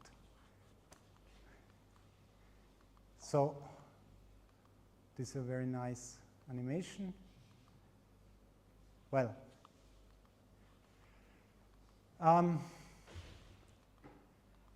something which was maybe not shown is what is now the difference between the MDP we saw so far and the BOM-TP. A BOM-TP is much more complicated. We are living in a BOM-TP, by the way, so I just see what is in front of me. I don't know what is behind me. I can just believe that there is nobody behind me doing this, for example, until I look. Yeah? So this is a MDP. We have a belief, or we just observe something, and the rest we somehow have to estimate or guess. And we learned that we can include the history and so on. But we have this observation, and then we have this emission function, which tells us how the state and the true state of the system and this observation are linked. I just wanted to show it once, and then it starts to get really complicated. I like this figure a lot. MDP land keeps many disciplines busy. You find yourself maybe on this nice chart or a map. We have belief updating, we have policy gradient land, and so on. Just to show you, wow, there's a rich thing behind. You might enter at one point. Yeah? Just to repeat a bit, so there's the true world with the true dynamics, and then you observe. It emits some observations for us. We call this in machine learning usually features. We derive them from there, and this is then the internal representation for our agent. And from this should be so good that we can really infer a good decision. And this is the MDP we built as applicants from our observations. This is your job, usually. Rarely the observation is the state. Sometimes it is, and then you're happy. So, these are discussed in an introductory lecture. This is just showing, yeah, you just include more and more observations. At one point it becomes an MDP, no matter where you start. But the important point is that there is an additional mapping from the observation to the true state, and this makes it so complicated. And it's really complicated. It's B-space hard, which is harder than NB hard, I think. Okay, all right. Now just a few words on the core issues of reinforcement learning, finally, before we move to the tutorial. I named them already. Sample efficiency, we discussed a bit. We said value-based is very efficient. Policy-based needs more samples. Stability, policy-based is stable, value-based is brittle. Hyperparameter or runtime, value-based is slow, policy-based is fast. Hyperparameter tuning, policy-based is easy, especially as a beginner. Value-based can be really fast if you have the right hyperparameters, but can fail dramatically if you don't do it correctly, and so on. So, well, if you want to apply it to a real system, maybe. I'm a bit biased because when I started to do reinforcement learning, I immediately applied it to a system. I built then a simulation to make it work, but usually you start with a simulation. This can work when you have a high fidelity model. A very good simulation, if the simulation is good enough, you just use the simulation, and then comes the reinforcement learning on top of it. And this is cool, but usually high fidelity means very slow. So even if you have a very good physical model, it might mean that you have a setting, you run it, and 2 hours later you get the result. And then you need 1 million steps with PPO. So what do? You would not even start, right? So we want to develop faster algorithms. There's this soft ectocritic, which was mentioned very often, or DD3, which is trying to mitigate the problems of value-based methods with function approximation, and they add up more and more ingredients. This is DD3, now we have DD7, yeah? And the D always stands for something. In this case, it's twin delayed deep deterministic policy gradient, I think. The rest I don't remember anymore. But there you have 2 networks to mitigate, for example, the maximization bias from Q-learning. We don't discuss this, but these are really fancy algorithms already. You can use model-based reinforcement learning. They are really hard to handle because on top of your reinforcement learning, what we saw so far, you have to also model the dynamics, and then there comes the whole problem of the modeling of the dynamics on top of it. So it's really confusing how to set up, how to choose the architecture of this model, for example. It can keep you busy. There are other approaches, like meta-reinforcement learning, where you try to incorporate as much information as you can into your agent and then solve the problem. This can work really well. For example, if you start with the right weights, then you have the perfect policy. If you bring the weights to the right place by using prior knowledge, you start off very well, and you just have to do maybe some gradient steps and you're there. Yeah, so if you have a simulation, which is not very good, but we know how uncertain it is, you train with meta-reinforcement learning, the agent will learn as quickly as possible on the full distribution, which is given by the simulation, and then in reality it just needs a few steps to adjust to one realization. Okay, I just want to show one example at the end. One of my starting problems, I was at CERN and we had a so-called steering problem. This is the awake steering problem. The awake is an experiment at CERN which stands for Advanced Wake Field Experiment. It's a proof of principle experiment where you use the energy of the LHC, this is this large, of the SPS, sorry, this is this large accelerator. You extract protons and then you bring these protons into a plasma chamber, and this plasma chamber then produces so-called wake fields, and they have really high gradient, and then you use this gradient to accelerate electrons, so it's a bit involved, but you can accelerate electrons in a few meters to energies where you would need kilometers of standard technology. So this is why this is studied there. This is not what we studied.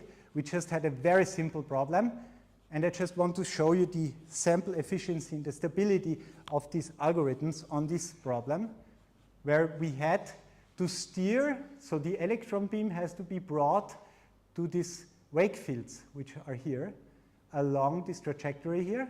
This is a beam pipe, and here the electrons are produced by an electron gun, and then you have several magnets along the way to control the trajectory, and you measure the position along the way, and then you would have here a target trajectory, the design trajectory, and you measure something which is off, and you adjust magnets along the way to deflect the beam on the target trajectory.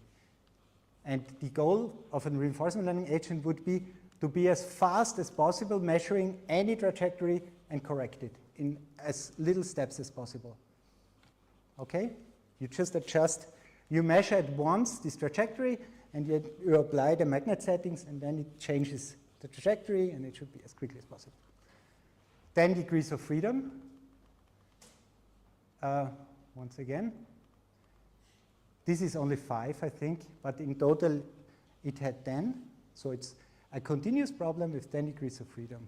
So you have a vector of 10 continuous action variables and a vector of 10 continuous state variables. And this is already quite interesting. Okay, now let's have a look. We saw parts of this in the keynote today already. What should I use to solve this problem? It's a real-world problem. I cannot use algorithms which use millions of interactions. This would not work because every second I get a new measurement. Well, we said, okay, we have this policy, direct policy search methods. They are still out because they are really fast. Yeah? And the advantage of these methods is that if you have a huge cluster, you just roll it out. It's parallelizable, and it will find a really good policy. And then we go to what we have seen today, these batch policy gradient methods, where we start to reuse data and also the gradient information. We get a bit more efficient. This is DRBO and PPO. So we go down with DRBO, this is a simulation. On this awake, of course, we cannot do this. We would need 50,000 iterations for these 10 degrees to get something meaningful. Then there is something in between, which is an off policy gradient, which was partly touched today, which is around 5,000, but this was used by DeepMind for the tokamak problem. This is why it's here. Then we go to value-based, so it always goes down by a factor of 10 in sample efficiency. We are around 500, so we can train this on a real machine already. This is value-based. Then we can go even down towards model-based reinforcement learning. We need several hundreds. And then there's something which is not even using neural networks anymore and takes some ideas from control theory, but still has no model. So it belongs to reinforcement learning. And it just needs 50. You don't see it here. So it's super fast. And in the card bowl we saw today, to make this stable, this GB MPC would need 20 iterations or so, not 1,000 iterations, just that you have an idea. We saw these results with several thousand iterations. But the problem is, so we said, okay, in our case, we can start from here, then it gets interesting, but the hyperparameter tuning and the computational time and the bias increases strongly. This is the drawback. So you have to find yourself somewhere in between, depending on how fast is your simulator, how fast is your system, how stable should it be, how much time do you have. Tuning this was not one work, these were several works. This was done in a master thesis, and I did some research, and so on and so on. And at one point it was working. Okay. All right. Hyperparameters, just one interesting story. I did an experiment with a colleague, with an Italian colleague. He sits at Fermi.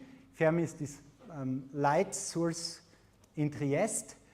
And he did his PhD there, and he said, let's try out reinforcement learning. I have a simulation. I was remote. It was Corona time, so we were sitting in front of our computers, and he went to the machine, and he sent me the simulation, and I tuned my algorithm. And then we had the experiment on the machine. So my goal was to prepare the algorithm on the simulation that we know how to apply it then on the machine. And when we applied it, it was not working at all. And at one point I had some ideas, or we had some ideas, we had several hours, I think 2 or 3 times, and then it was working. And then we were happy, and then he said, okay, the simulation was totally wrong, but he didn't tell me. But it was able for me, or it enabled the search for the right hyperparameters on value-based methods. So it was just giving me the correct order of how the problem behaves. And this was super interesting. Yeah? So this is a way, even if you have a wrong simulation, to maybe find right hyperparameters. Yeah? And if he would have told me, we would not have done this experiment, maybe. This was really interesting. Okay, I would say I stop here. I'm slightly over time, but I hope I could give you some ideas on the modern world of reinforcement learning, on what is PBO making so good, and what you have to do when you have to solve a real-world problem, and what you might not be able to mitigate, but you have to choose the right algorithm and the right strategy. And, well, I discussed in a break that what we want is, we want an algorithm with good theoretical guarantees, which works really well in practice. And this is maybe PBO at the moment, on the landscape for most of you. So that's it. Thanks.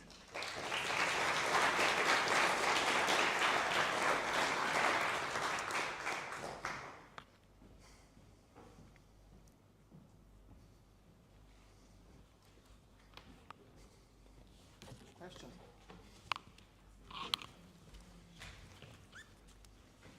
Any questions?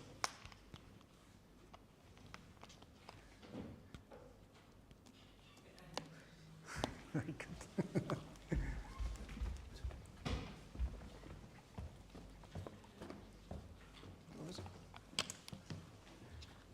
Hi, thank you very much. Maybe I was a bit overthinking, but it occurred to me that maybe the Bayesian neural networks have some of the, let's say, ingredients implicitly that would help in obtaining a training where there's not a lot of difference.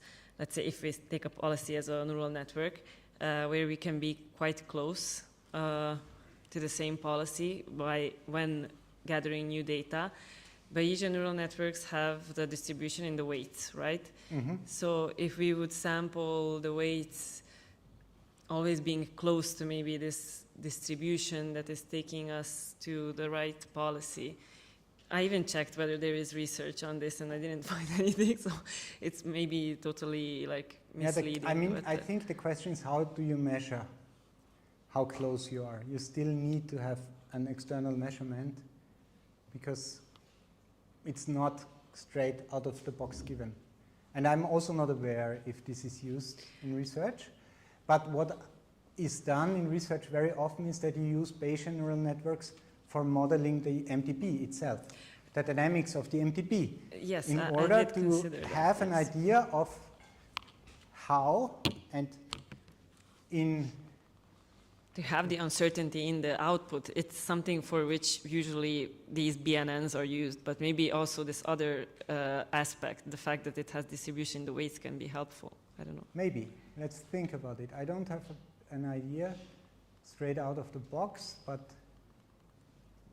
what you can do here when you have a probabilistic network, that you can start to plan also taking the uncertainty into account. And then you can use, for example, you know that some things you trained well on and some places in your model you don't have any data, and this can be used for exploration strategies. Yeah, that you use your model, that you know where you learned a lot, and then you apply this action where you did not learn or where you learned a lot, depending on what you want. But for example, here you could take this is now the dynamics. This has to be handled implicitly, but think this would be the reward somehow. Then you could use an upper confidence bound again and say, okay, I'm optimistic. I go where I think I can get the most out. This is where Bayesian neural networks as ensembles are used, especially in this algorithm here, in the MPPO. Yes, I'm familiar with this, yes. I was just thinking whether also the policy could be from the same architecture. Maybe it's just a food for thought. Yeah, thank you. Let's think about it. Anyone else?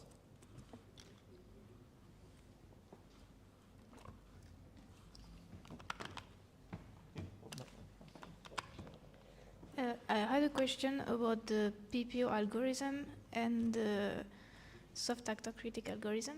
Yes.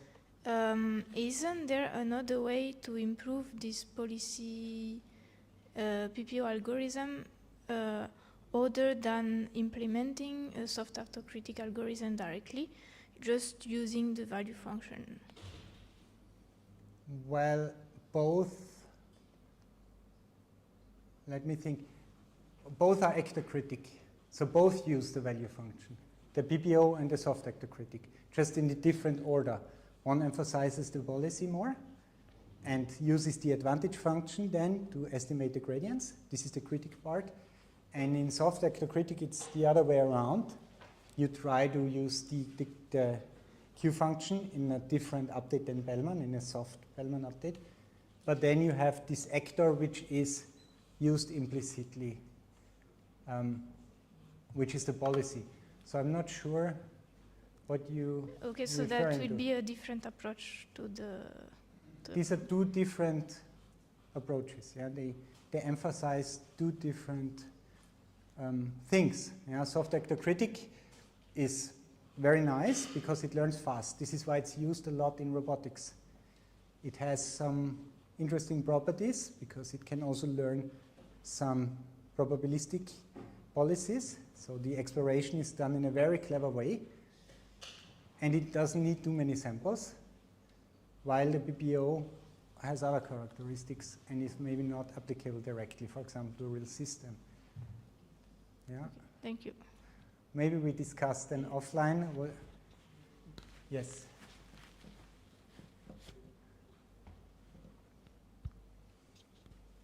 I mean, now the open session starts anyway.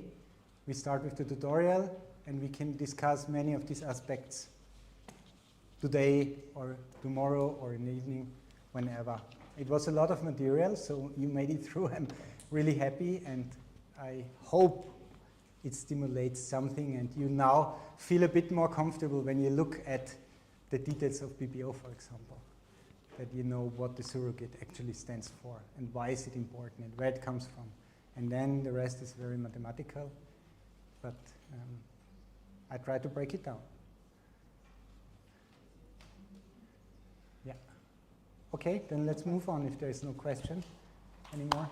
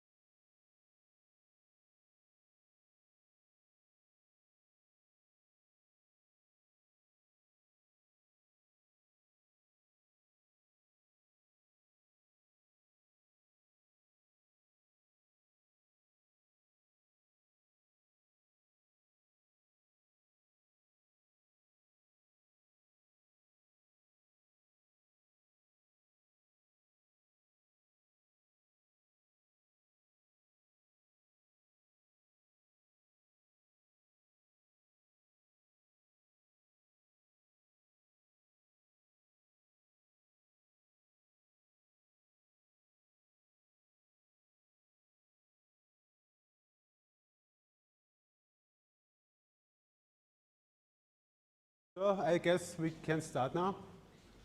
So first of all, apologies, I was late yesterday, so I didn't introduce myself, so I want to do this first. My name is Thomas Galin.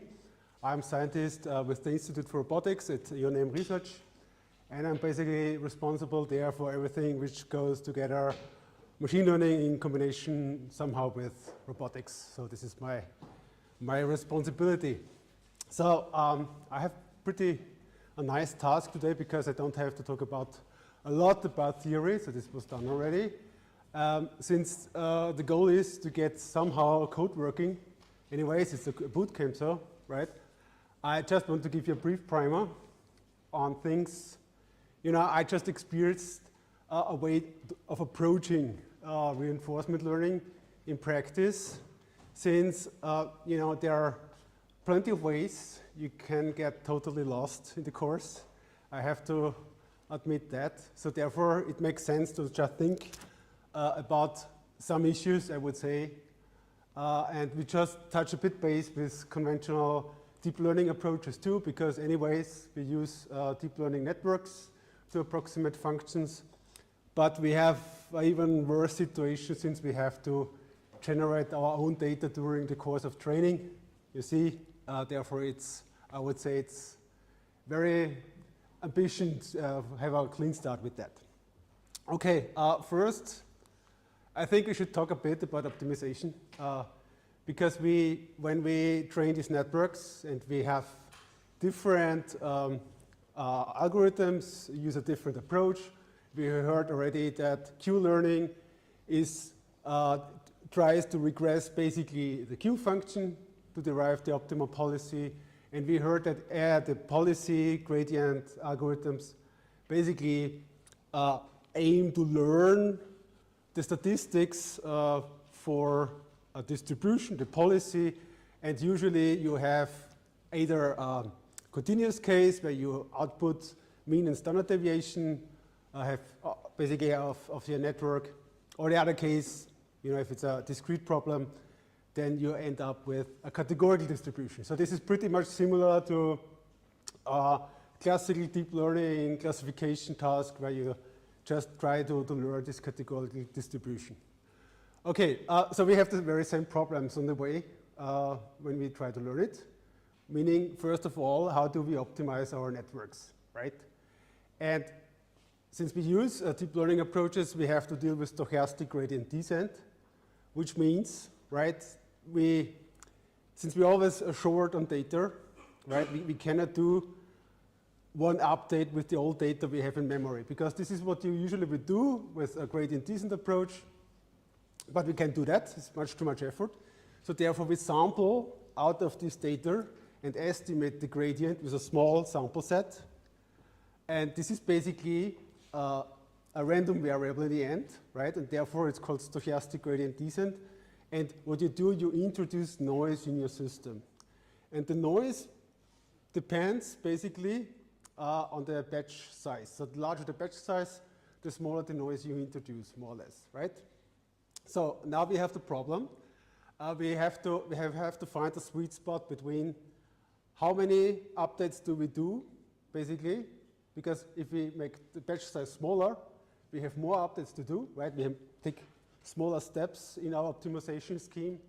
But on the other hand, we introduce more noise, right? So therefore, you have value between the batch size and the learning rate, because the learning rate is just amplifying the gradient we calculated, the noisy gradient, the noisy estimate of the gradient, right? All right, so in my experience, you get pretty much lost if you try to optimize both in the very beginning, right? It gets a moving target somehow, because these are contradicting hyperparameters. So I usually take what I find suitable defaults, because most frameworks have pretty sound default parameters, or I take the usual, you know, 64, 128, 256, and so on. So powers of 2. Most people are just doing that because it's very convenient to track down somehow. And then they optimize only for the learning rate first, because this reduces one dimension in your hyperparameter space, right? And this is something we really have to emphasize, because If you look, for example, the code for PBO, stable baselines, whatever, right? You see the constructor takes a set of hyperparameters. It's, I guess, 15 or 20 hyperparameters. And there you see already the course of dimensionality, because this would span up your hyperparameter space, and you end up in just running circles without getting any results. So this is the first suggestion I do. Say, okay, find a decent batch size, and you live with it, and then you go on with the learn rate to be optimized. All right. Second, we heard already about TRPO today, and we heard about PPO, so policy proximal optimization, and both basically follow the same principle, meaning it's basically visualized on the left, right? I just want to make very small updates when I'm very uncertain about where to go, right? Because in contrast to the value function, the policy is a completely weird function space, right? So you can collapse very, very swiftly. And this is basically the same idea. Instead of going a large step in my optimal direction, I take a step in a direction where I trust, more or less. Okay? So PPO and TRPO are basically the same principles, since PPO is an approximation of TRPO, it follows the same principle. But you see the right side, the solution for the parameter vector for the TRPO objective. It's not so much to memorize here, but because it just states that on the right-hand side you have some matrix times a gradient multiplied with some scalar, right? This is, and the only thing you have to memorize here is that your hyperparameter for the trust region enters this expression, which means it scales your gradient, your update you make basically with the square root of this hyperparameter delta, right? And if you combine this together with the gradient descent approach, it's shown in red, you see that the update step you make is proportional to the square root of this trust region parameter multiplied by the learn rate. So you just need to have this in mind when you optimize your hyperparameters, that both parameters basically have more or less the same influence, making the updates either bigger or smaller, right? Make it more dangerous, for example, to fall in a collapsing policy regime, right? So this is, you have to be very careful if you optimize both, right?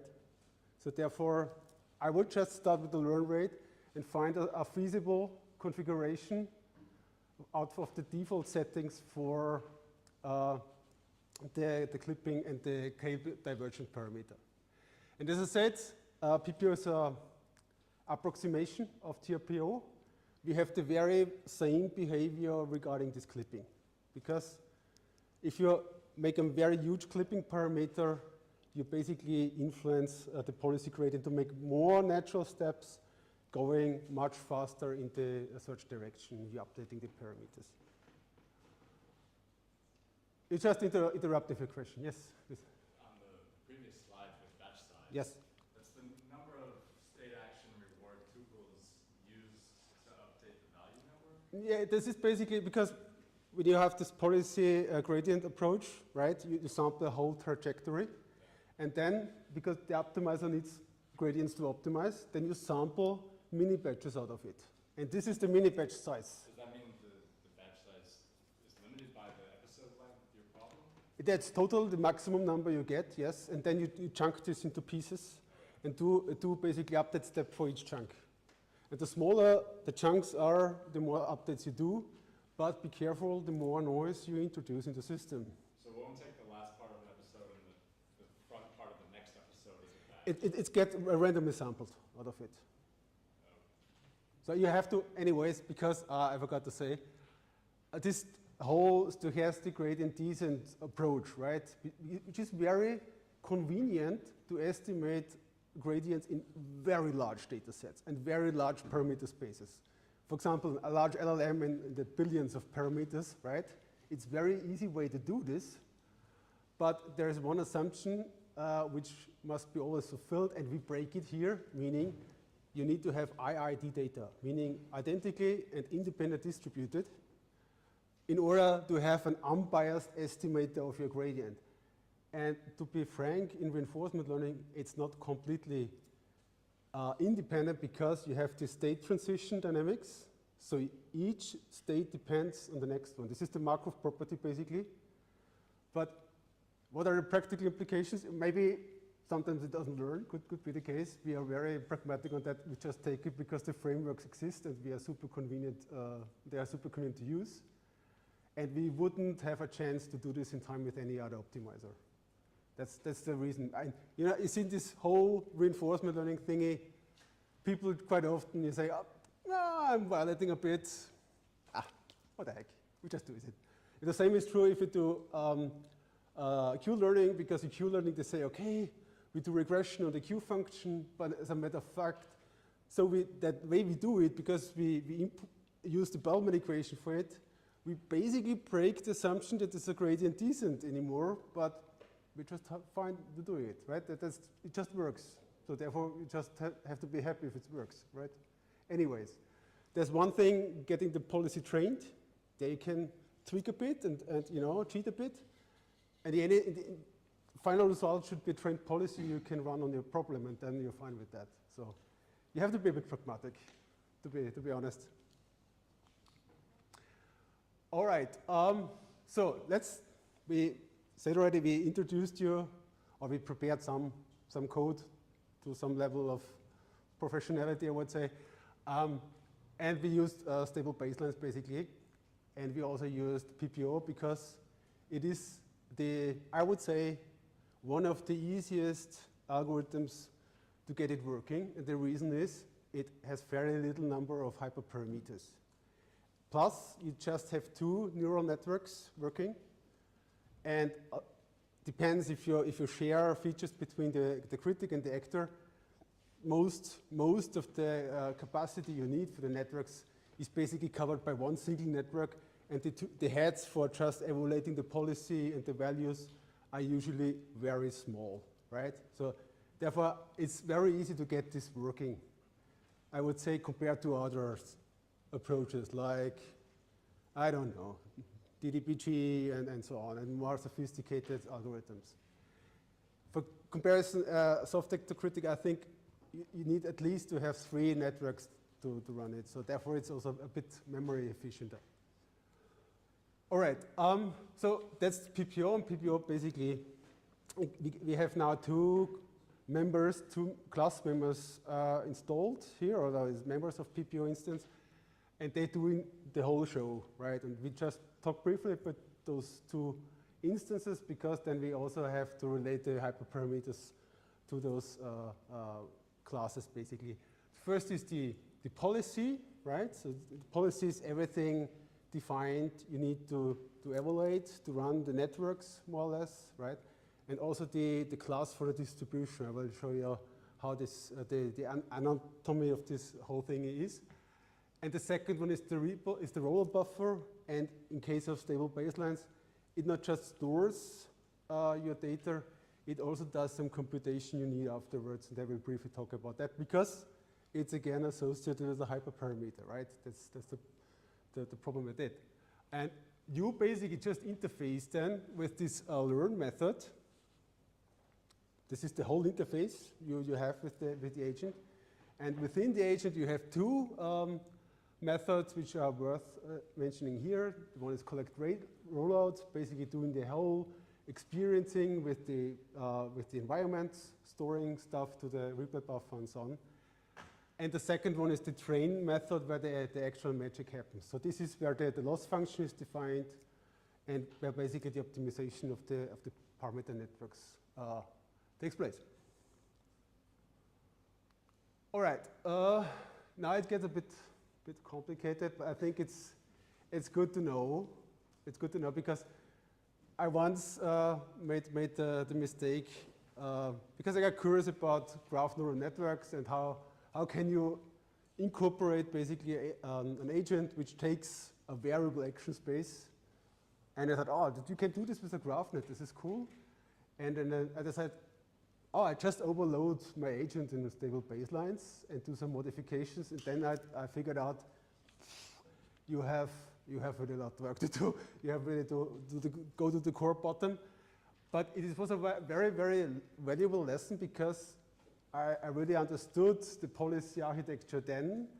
And if you understand this, it's much easier for you to set up your whole code, your own code, the whole framework more or less.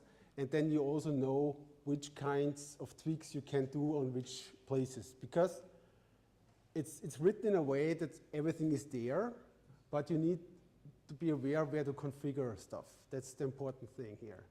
So stable baselines basically follows this approach. They have 3 stages, I would say. The first stage is the first networks, they call it the feature extractor. And usually those are the networks, they are the most complicated ones, right?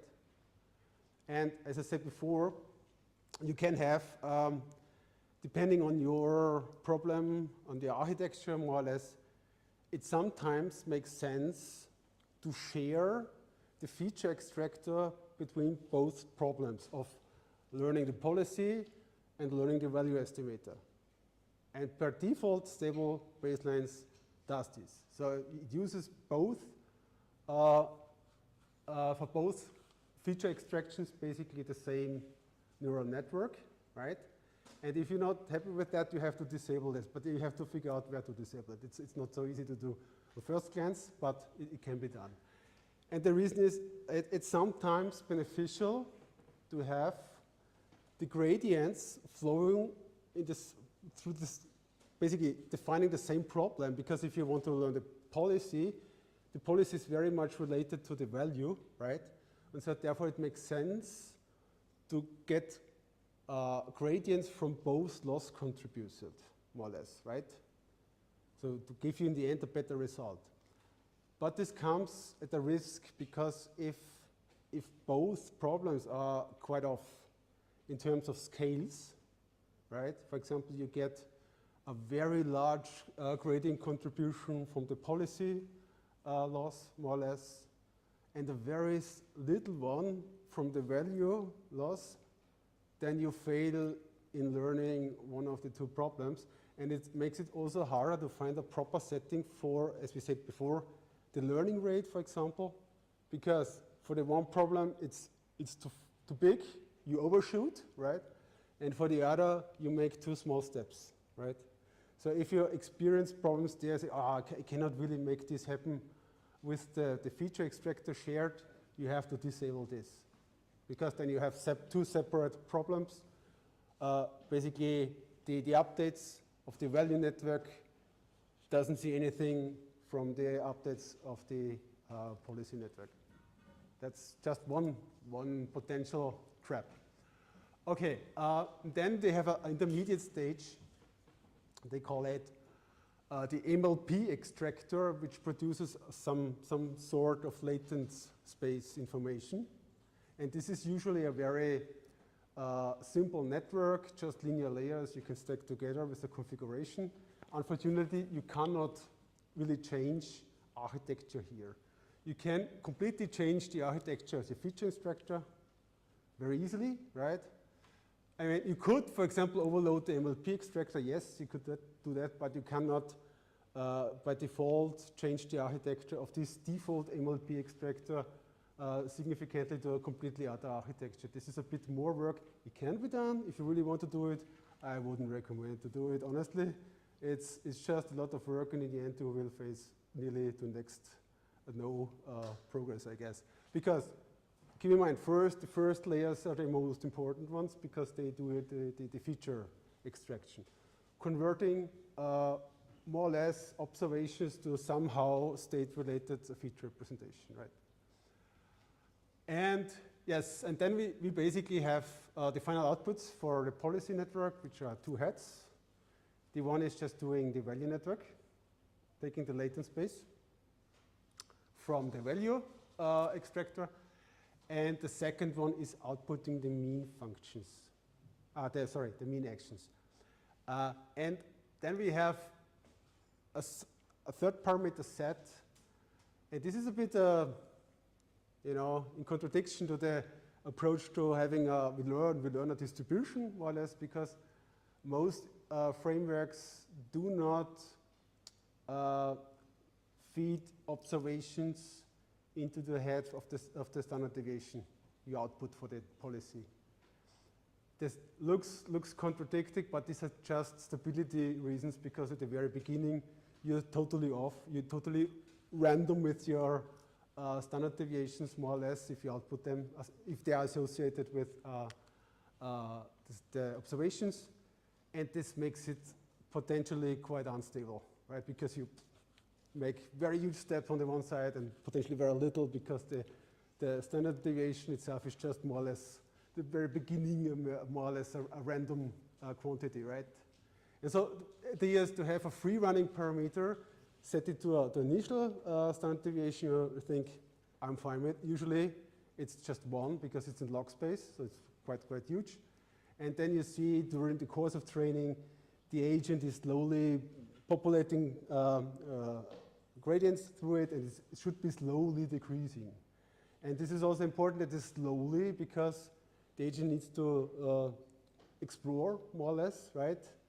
And it wouldn't do that if your variance of your policy would just drop to 0 very swiftly. Then you end up with some very suboptimal solution. You cannot really recover from that. Okay, that was the other lecture, and now we have the robot buffer. I just want to mention this briefly, because I think, did you do GIA? I just flashed it. You flashed it. If you really go. Yeah, I would just flash it too. So it's anyway, now it's just because there are ways you can estimate your advantages, right? And it turns out this generalized advantage estimator is a very convenient one, because it uses eligibility trace. So we have usually the second equation here usually shows, this is called the TD error, or the one-step error, right? If you just you know, figure out what's the difference and make progressing one step. But you could, for example, take also more steps, getting more elaborate estimates then. And this generalized advantage estimator more or less takes this idea to, you know, I could go to the limit case, more or less, and have infinite number of steps. So you end up then with this estimator, and you can tweak this with the hyperparameter. I think it's gamma, no, it's delta here, where it's basically tells or defines, you know, how many of these steps are eligible in your computation then. So, and again, the gamma parameter is just the discounting factor we need, usually set up to something, yeah? Yeah, this, as I said, is to balance between bias and variance. This is why I think it's just for exactly. Understanding. So anyway, I wouldn't touch this parameter too much.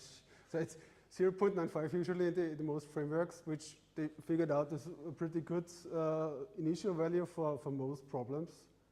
I wouldn't touch it really. If you just touch it if you really know what you're doing. Otherwise, you end up swiftly in a situation where you're tweaking just parameters and end up with shitty policies, and you cannot really recover any meaningful training. And this is quite frustrating. So therefore, try to figure out first the working solution, and then starting from that somehow working solution, you can optimize some parameters more or less and figure out what's better or not. But for the overall problem, it mostly, in my cases, it never really made it very meaningful to change it. So I was most of the time happy with 0.95, honestly. All right, and then we should talk a bit about what do we expect to see during training. And we said it today already. PPO objective is just this clipping, this clipped policy loss, more or less, right? The surrogate loss, more or less. But you see, we multiplied it because we changed the Monte Carlo return with the advantage estimate. as Kath said in the morning, makes sense, reduces variance, introduces a bit of bias, but we can live with that because biggest enemy in terms of time to spend to get the policy working is noise here, apparently. So we take this estimator, and therefore you should observe a behavior that during training your value loss should very much converge, right? So you see this, the loss here, and the second metric, which is stable baseline, offering to you, because they log everything to TensorBoard, they offer you a metric for judging how good is your regression on it. So this explains variance, and it should very swiftly approach 1. If you see that behavior, fine. If it's something like, forget it.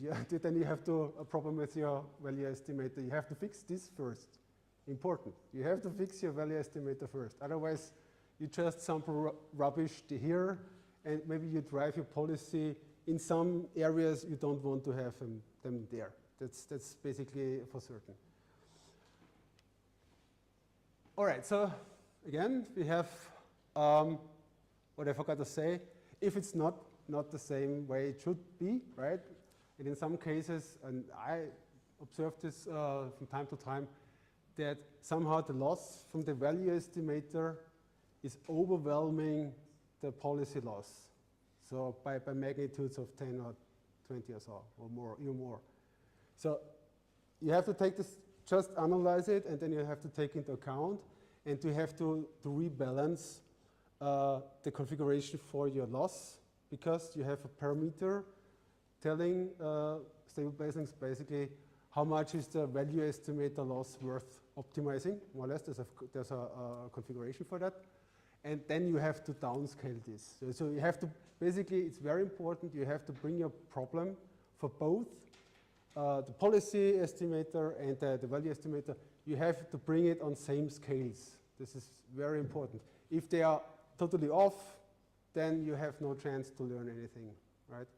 And if you're very desperate, you could also use clip the value estimator, but I would recommend downscaling it first before clipping, because clipping is anyways a very nonlinear action you do. It's sometimes you can get very weird behavior, and it's just easier also to keep track if you downscale the value estimator.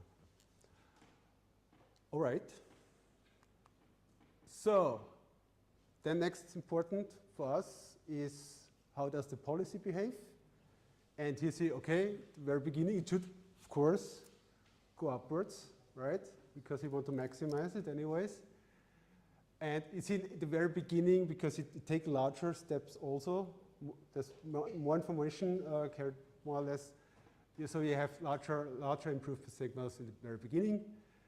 And what you will also observe, because you have this clipping ratio tracked, which basically tells you how big is the portion of your data in the batch which got clipped, right? This is just some kind of statistics. And this should, in the very beginning, be very low, because you have a high entropy for the policy. So the probability mass, which basically is met by the KL divergence, is pretty large, right? So therefore, this is quite natural if it's in the very beginning low. And if your problem learns, you see that policy loss is increasing. That's good. If it's finished, it starts to settle up. And the clipping fraction also starts to improve, getting more and more. And the reason is because the entropy is just reducing, because you get more and more certain about your estimations you do, more or less. Standard deviation is decreasing. So the distributions get more and more compacted. So therefore you are much easily off if you do calculate the ratio between those. And therefore it makes sense that the clipping ratio as well as the KL divergence is going up. So if you see that, that's good, right? That's good, usually. All right, this is already the last of my slides, so I will not go 51 slides in a row. So you just get 8 from my side. Nevertheless, this is just a bit of a practical thingy, because in my experience, writing code is easy. Managing the whole experiment in the end, so you end up with a working policy for your problem, it's very hard, right? It's very hard. And there are some, problems involved, I would say. So sometimes it's just hard to maintain the code dependencies, right? Maybe you have dependencies on other packages and keep track of that. It's a rather technical problem, I would say. And what I think is also very problematic is keeping this whole hyperparameter search managed is very annoying. It's very annoying because you start it and you figure out something and then try something new, you change something, and in the end you basically lost because you lost track what was your configuration, you trained what run for, more or less, and you end up with a whole mess. It's very frustrating, and therefore you should tackle that. So this tutorial is more or less intended to get a very seamless way in a, I would say, quite professional way of getting this whole reinforcement learning problem working, easily working. And at the end, you should, if you leave tomorrow this room, I think, or I hope, you should be set up with something, okay, I know how to set this experiment so I can solve my problems in a very seamless way. That's the thing. Because one thing is also, as I said already, this hyperparameter search thingy, that is really something breaking your neck because you waste most of your resources on that. And as I said, if I have 20 hyperparameters, I have a 20-dimensional space there to just rust it. It gets impossible, I would say. And if you just bluntly throw in all hyperparameters and optimize for it, you just waste a lot of computing resources. 90.999% of your runs are just rubbish. And then you get some isolated experiment to say, okay, maybe I can work on that. But the thing is, you really have to first make your mind up about what do you want to optimize for. Because if you not have your own data center, more or less, then you have to be resource efficient to a certain degree. Okay, second, and this is also, there is a very delicate problem with bugs in deep learning code, because we use very powerful functional approximators, and from time to time they shallow bugs, right? So you train your network, for example, you train your supervised, unsupervised, whatever task, and you see, oh man, loss curve is just going down, everything nice, neatly, and then you try the validation script and you see it's complete rubbish. It's not working at all, because these networks manage to a certain degree find a way to optimize for your bugs, right? They cover for it so that they can minimize their loss. That's basically the only metric they got, and they managed to do that. I would say in reinforcement it's even worse, much worse, because you start in somewhere.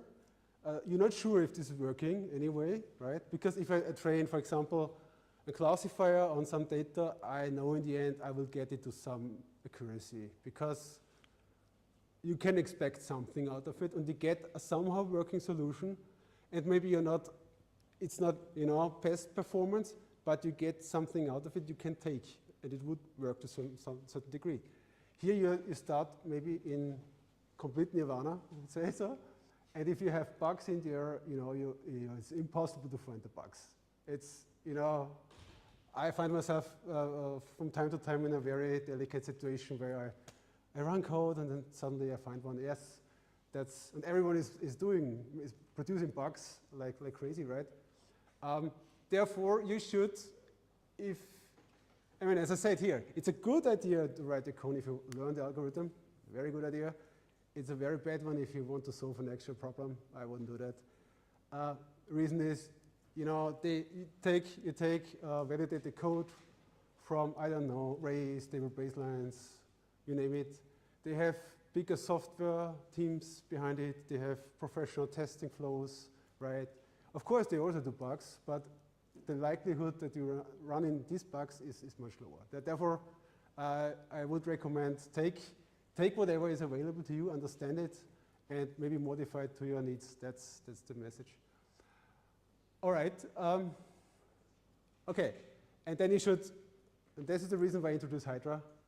So this is I think this is a big step for everyone who hasn't yet figured out Hydra.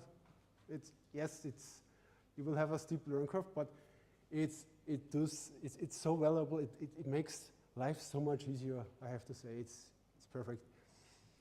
And so we take these configuration management systems, and what we also took is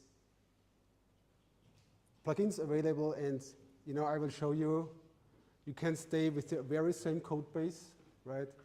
And just with a small change in configuration, you launch your file, your training script, then not just on your local machine, but maybe on a cluster, or you can take your local machine, but you take a array as launch background, so you have then perfectly parallelized launching, 20 jobs in parallel, and you don't have to change much, really. It's just a small configuration, but the overall problem stays the same. So therefore, that's very valuable, I would say. Yes, and the rest is hidden by my own image, but I say it's not a marketing session for Hydra, but I really like it, so therefore we will have a brief look into it. All right, that concludes, as I said, just eight slides. And I think you just make a code walkthrough and also a configuration walkthrough. And then you could just, try to get it running. I'm anyways here for any questions, which I guess will appear to some degree. Yeah. Anyway, any questions from your side? So before I start no? Thanks. All right. All right.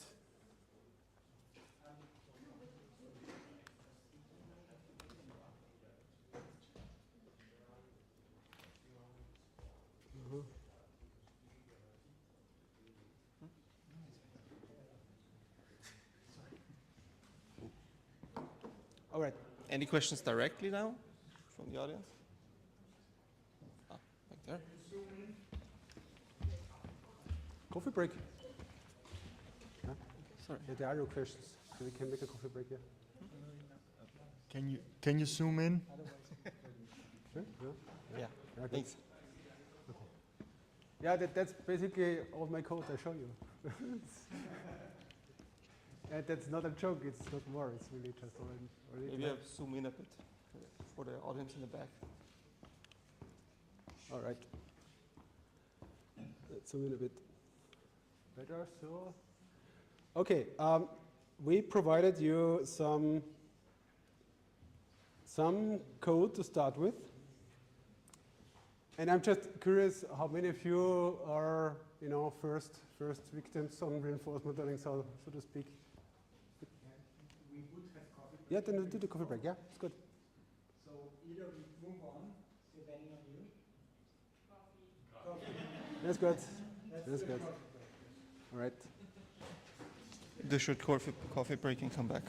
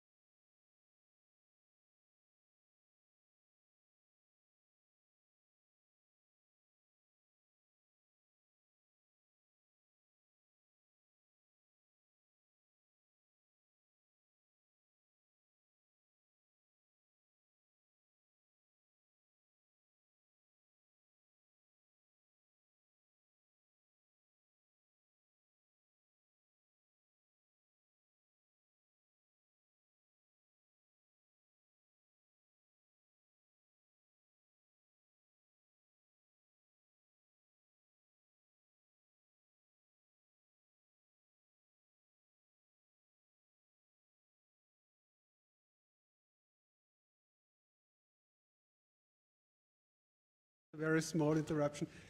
Turns out we had some issue with the code because we just didn't set the repository to public. This is now the case, so please just clone this code somewhere on your machine, and then we will proceed in a couple of minutes. Yeah, you will receive the link shortly.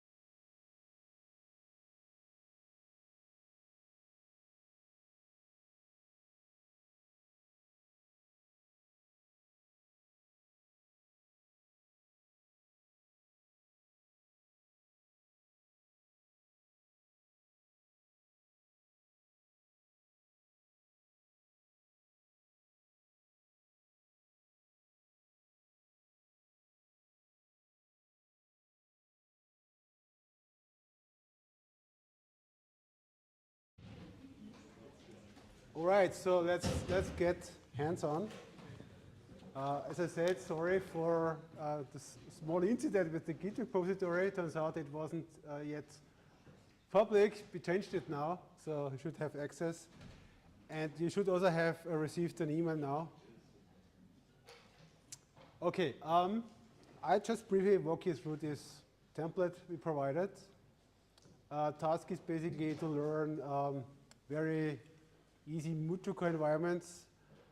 We have some level of, diversifying the difficulty. We have a very easy one, basically swim environment. We should shouldn't be a problem for you to learn with default configurations.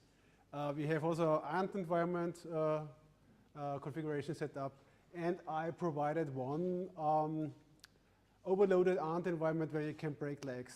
So I thought, spice it up a bit, maybe the very skilled reinforcement learners here maybe face boredom, so I thought we can spice it up a bit.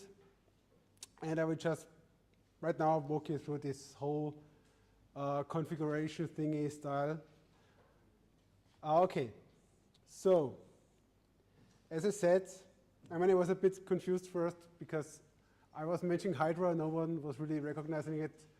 And now it's clear for me because there was no code ready, so it's easy, of course, not to know. As I said before, it's very important to have your whole experiment set up clean. Pardon? Okay, it's too small. Make it bigger then. All right, it should work.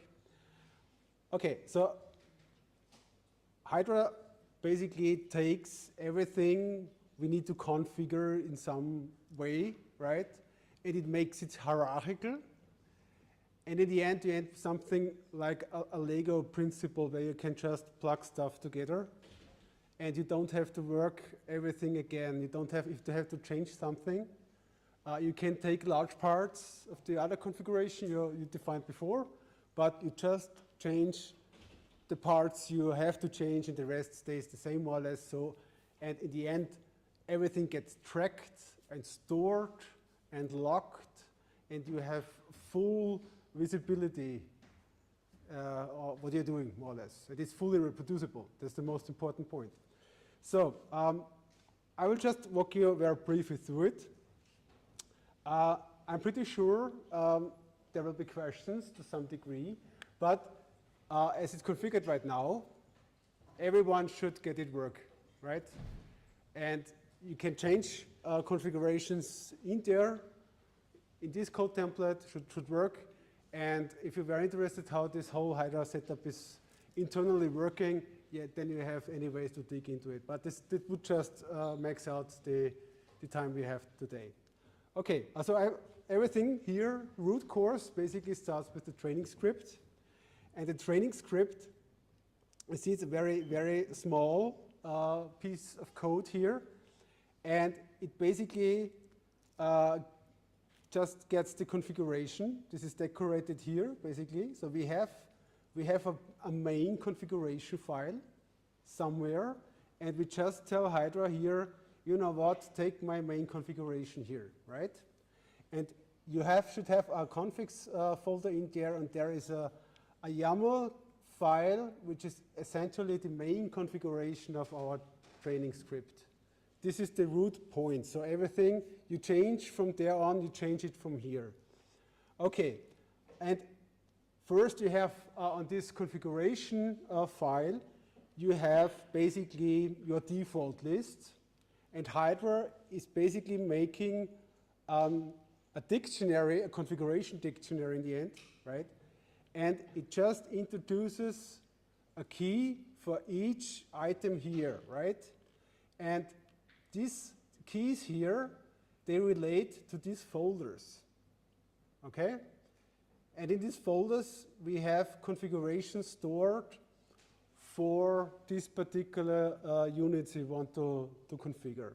It's, as I said, it's hierarchical, and it's a more a Lego-like principle, right? Okay, this is basically the main stuff which is going in here in this configuration file. Plus, we have some additional settings we do, like we can define a task name here, very easy for us to keep track afterwards with the experiments and so on. We define some primary locations, like where do we want to store our results, right? And how should this everything then be somehow, so how should the files look like in the end, right? And in addition, we define also 2 directories for where to store checkpoints, right?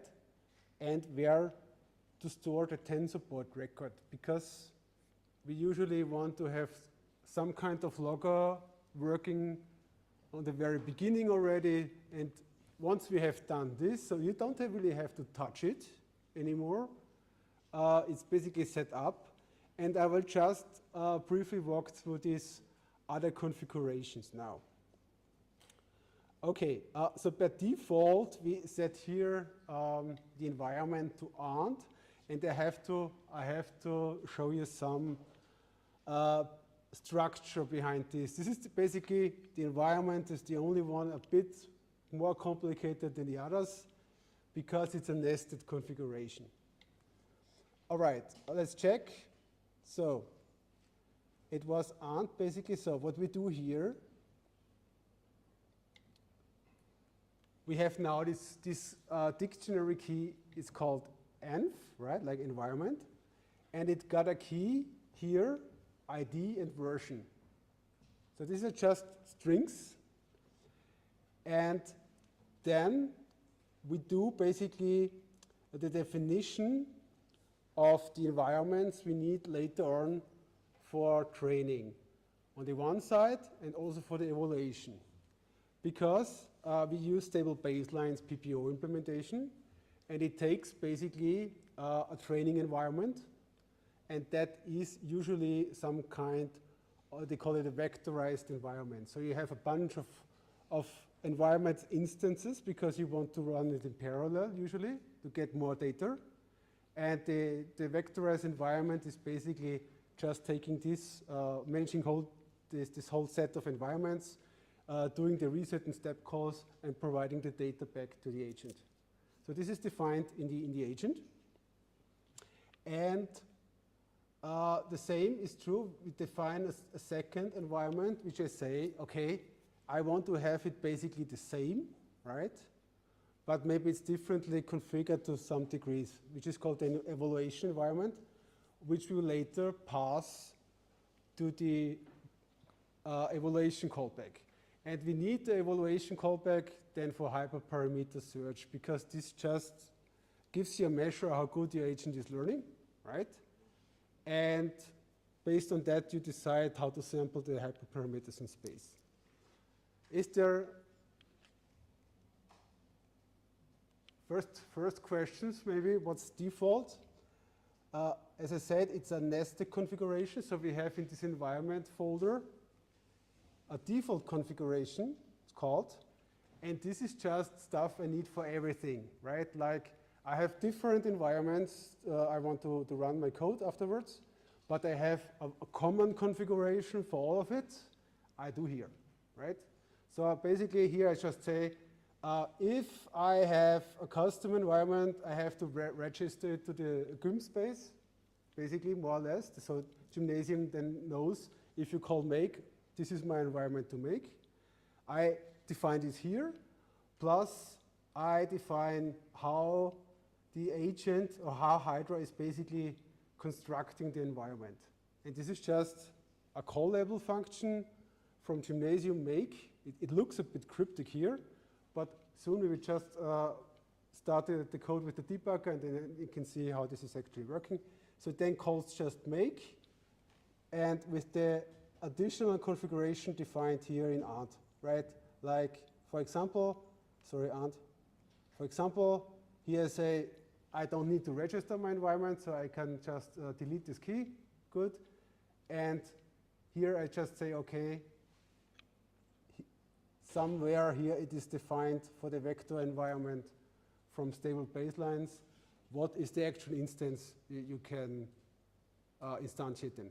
And I guess it's easiest for us to just show this here in the debugger, right? Because otherwise you get easily lost. I will just make a new configuration.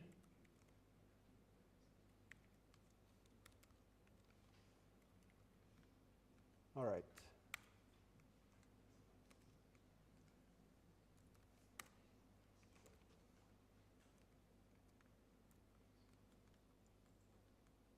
All right, ready.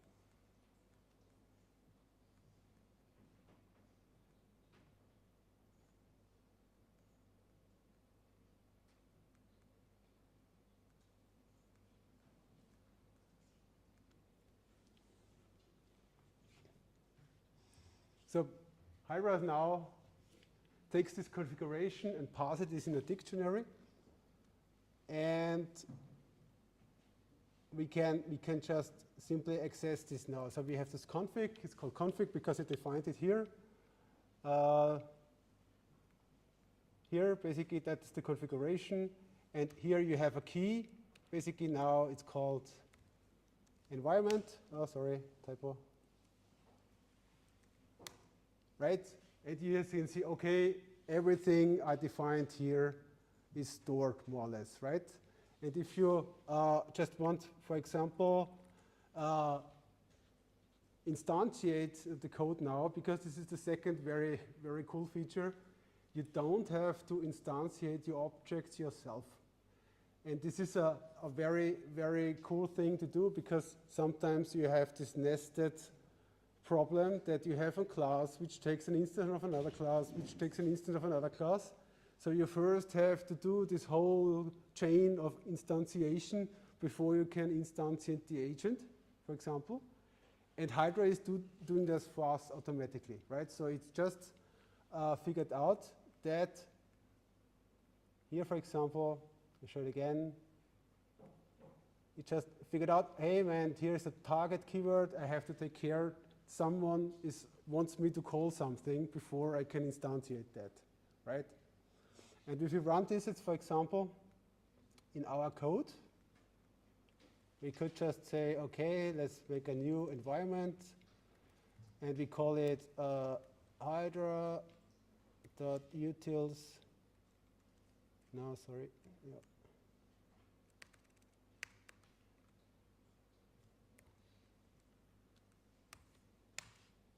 Then it just constructs this environment now. So I can print this somewhere.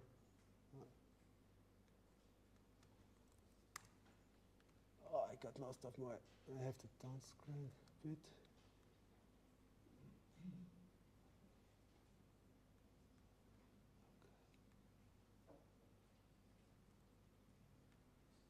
Minute.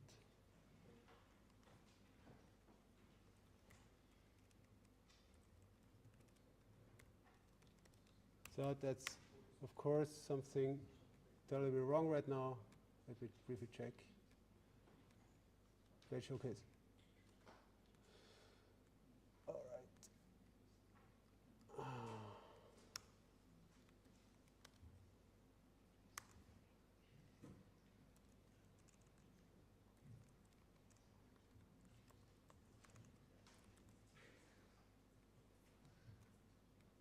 All right, second try. Ah, that's my fault. I did this before I did the register call. So let's make a breakpoint here. Run.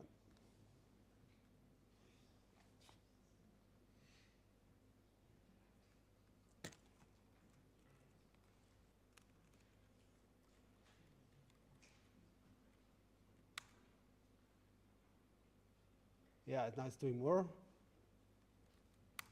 And you see, it now got the dummy vector environment, which is the default vector environment stable baseline takes, right? It just takes this instance, which is kind of a container class for all your environments you want to instantiate. That's it. And we could, for example, now just interface like we would do it with a regular gym environment, calling it reset, you get the observations, steps, and so on. So you see, we don't have to do that on our side. And let's briefly just talk about the next configuration, because as you can see in our code, we never instantiate the environment because we don't need to. There's no need for us, because the only instance which actually needs the environment, the training environment, is the agent, right? And therefore, we have just briefly look at the configuration for the agent. It's in the same structure, agent folder, and then you have, this is actually the configuration which was loaded as an agent. And you can see here how this is solved. It got this environment key, right? And I can just pass in what I defined for this key. I take just the environment key for the training environment that I defined in another configuration file. So is this something, you know, getting less mystique now? Because thing is, I call the agent here, instantiate it, and it Hydra figures out, oh, I have a key called environment, which points to env.training environment, which is something I can instantiate up front, right? Like the gym make call you have to do there. So it gives you the benefit not to care about it in the end, right? Okay. And in the very same way, we have basically the other configurations, like, for example, policy, right? Usually, stable baseline is a bit strict about that. But I made it a way that you can replace it. And I want to show you afterward how can you replace the policy with something different. Because if you have a custom, for example, custom feature extractor or a custom policy network you want to use, you have to change configurations there, right? So by default, therefore, we want to have this policy key in the configuration to exist, because if we don't set it, then we face a problem later on. Okay, looking just in default is MLB policy. This is basically what we would just pass to the agent when constructing the agent, right? So that's basically for the policy by default, but I can also take another policy. You say, okay, you know, stable baselines, I don't want to take your own policy because I have a better one, more flexible, more degrees of freedom in terms of architecture and so on. Then you write your own policy network, and you pass just this configuration to stable base to the Hydra configuration, and in the background it happens the magic, right? Okay, every time you figure out the target keyword here, this means I pass something to another instance which wants to call it. Let's frankly. And most of the time, it is just a constructor for some class, but it can also be a function or something else.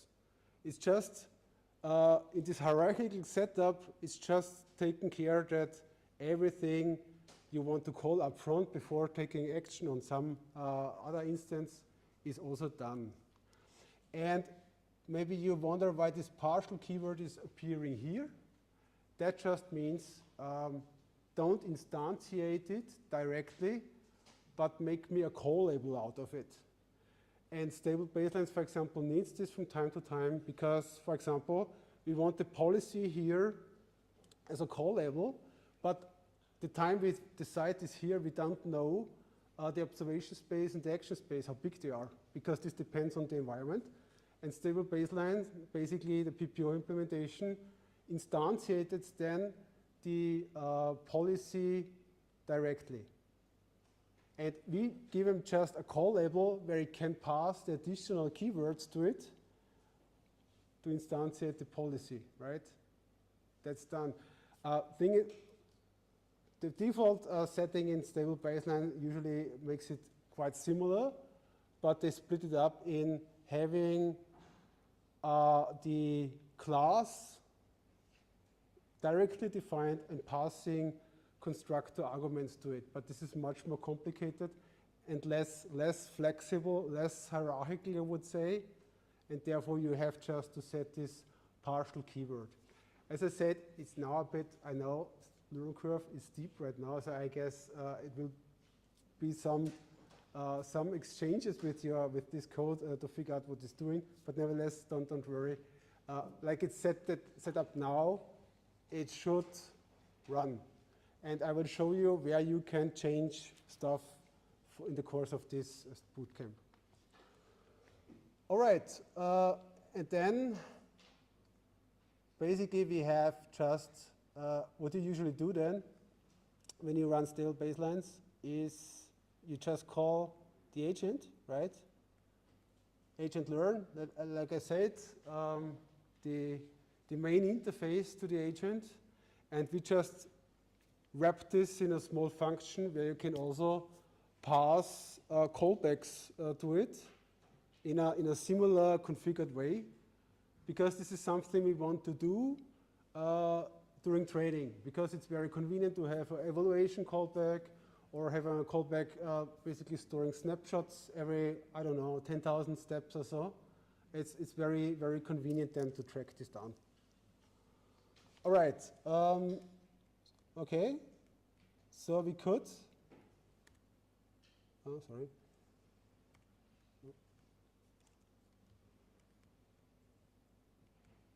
Run this here now, and we are basically done. So what you want to do when you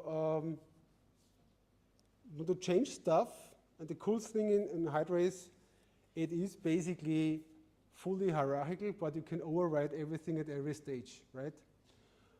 So when you call this file now, more or less, and we can just briefly showcase this. Let me check.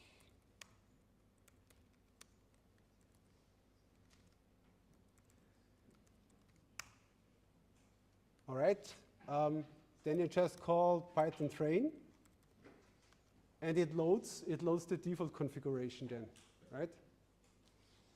And for us, very, very convenient, we can just simply change stuff by overwriting it. So for example, I have here different environments. So default environment, it would load the ANT environment, right?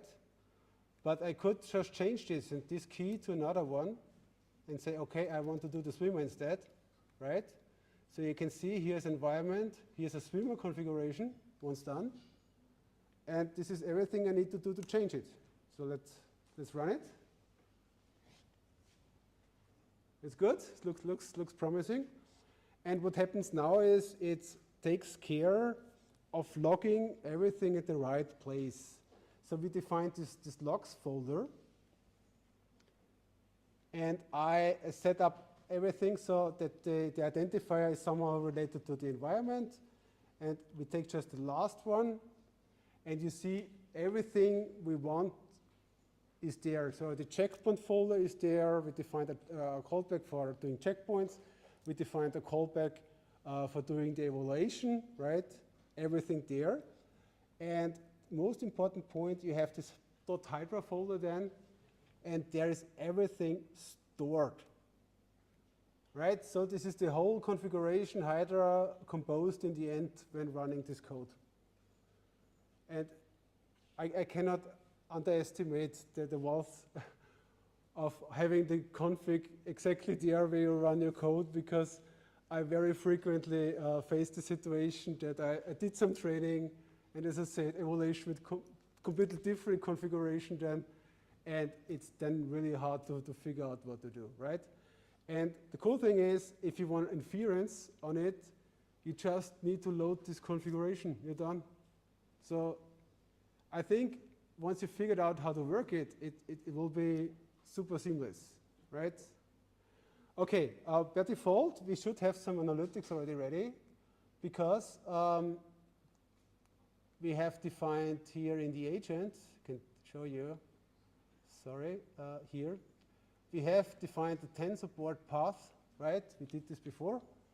So all we need to do right now is start tensor board,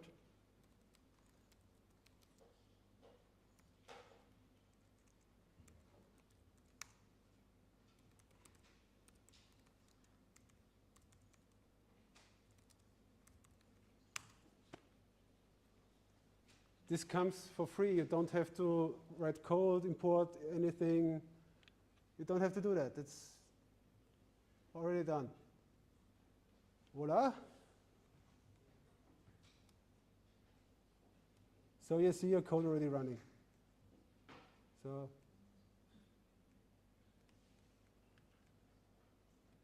okay, so you can already figure out how is your agent behaving, and most importantly, you can watch the statistics and the metrics for the training, right? And this is something I told you. You know, this is what you want to see for the value estimator. Of course, it's now the swim environment. It's a super simple environment. It's a very neat setup, so it will not look always like that, so fast, but it should be like this. Okay. What haven't I said yet? I think the callback thing is also important, because per default, you see we have this default setting here, which means, hey Hydra, I have callbacks keys. Make me a callback key, please. And it then just looks into this folder, says, okay, there's callbacks. You have a default configuration here, and this makes just a list of callbacks I want to execute. The cool thing is you can pass as many callbacks you want, doing whatever you want to do during training. I wouldn't recommend to use the rendering callback too much, because it really slows down training because of the rendering. But whatever it is you want to do, you can do there, right? I usually always take the evaluation callback, because you have to judge on something, and the checkpoints. Okay, let's briefly look at the evaluation callback. So we should see this every 10,000 steps, so maybe it's already there. Oh, sorry. It's already there. Yes, you see, we get already rewards information from the evaluation settings we did, right? And this is important. We set up here this callback, and we also store the best model there, right, in this checkpoint folder here. And what we then do is, right now it's not so important, but when we run hyperparameter search, we will need this because you need to judge when to stop. So what is your basically your estimate or your quantity you decide on what's a good set of hyperparameters. And there are some approaches you can do. You could, for example, return average rewards after a fixed period of time, right? Or, and I think this is my approach, basically, is I want the fastest policy, right?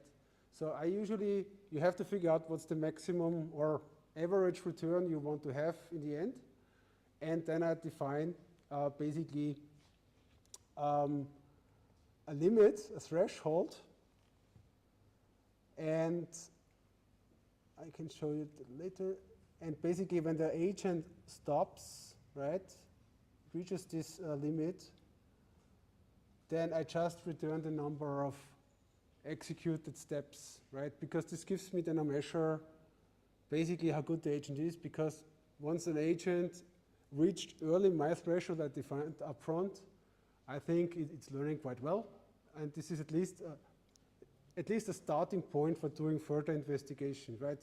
Because as I said, most of the time it's very challenging to keep this in shape somehow, because if you're just running random policy, some rubbish somewhere, you're just doing a lot of execution there and ending up with basically a very bad result. Okay, that's the very first things. You can just play around with it, change keys, right? Like switch the environment, for example, you could do that. Just override it. But I think it's always good to define experiment files, right? Like something, I'm curious in, I don't know, running this particular setting now on this agent on this environment. And therefore we have an additional key here in our configuration? It is called experiment, right? If you see the main configuration, usually I disable this key. Null is basically none in Python space, right? But we can also introduce a experiment here. For example, make a baseline for ant or so on, right? And I can just overload my keys. Don't get confused. The first line here, that's not a comment. This just tells Hydra that, you know, take it from the root level than if you're overwriting stuff, because the experiment is somehow in parallel to it. And like I said, you could change this, and then you do just another configuration, more or less, to change parts of your configuration in this experiment file. And what we need to do now is basically just call the training with a different experiment. It's called baseline. I'm not sure if it's working. You see. Okay, and now I'm training on this configuration I defined in this experiment file. Because the idea is set up your root configuration and then hierarchically modify stuff. And in the lowest level, right, where you're very interested in some stuff, you define this here, and everything is then basically composed and stored on the right place. I have a problem, apparently. Looks like I ran in some Python issue. Anyway, okay.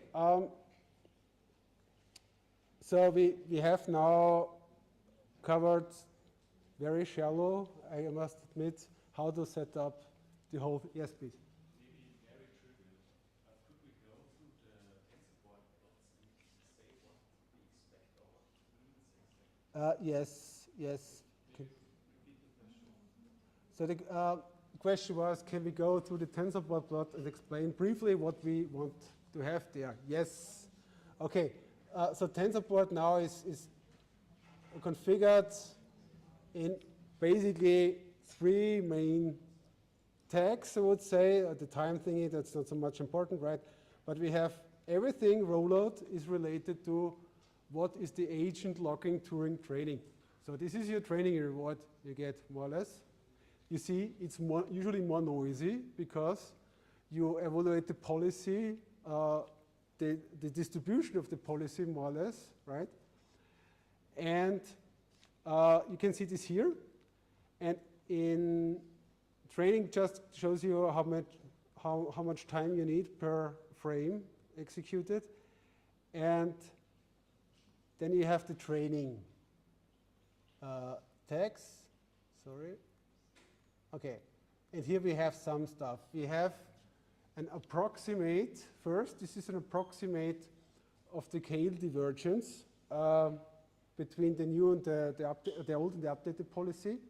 And in most settings, it isn't so much of importance here because we don't do any decisions on it. But there is a setting in PPO where you could just decide, okay, stop my training once I reached a certain target scale divergence, for example. This is basically this estimate. This estimate is closely related to this clip fraction I showed you before, which just shows you how many of your samples in your batch get clipped because the policy is off. You could have some scheduler for your clipping range. In our case, we just took one parameter. It's actually pretty high. But you could also have a scheduler because this makes sense. As we've seen before, clipping and the learn rate basically influence how big our steps are we take in parameter space. So if you're basically converging more or less in the end, you want to take smaller steps to fine-tune more or less the policy. And so you could also have a scheduler defined here, which is over time just making this parameter smaller, right? Yes?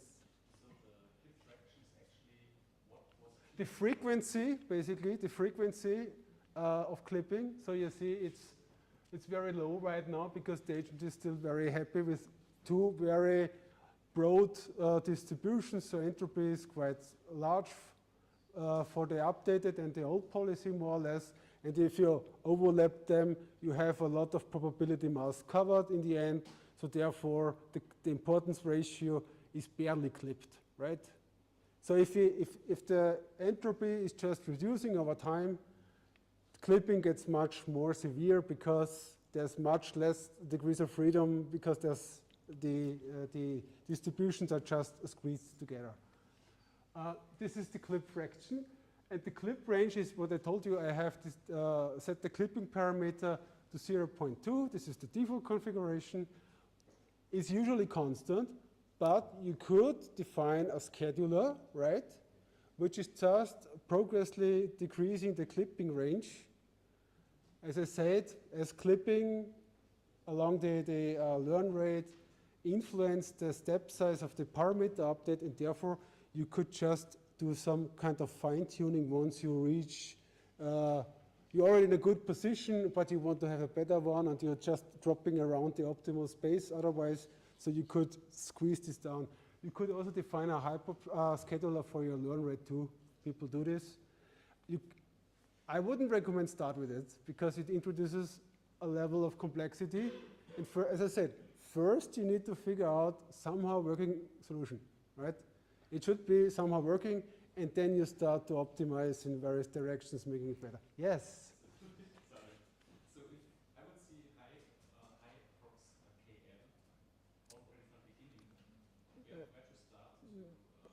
That would mean your distributions are totally far off. That's not good.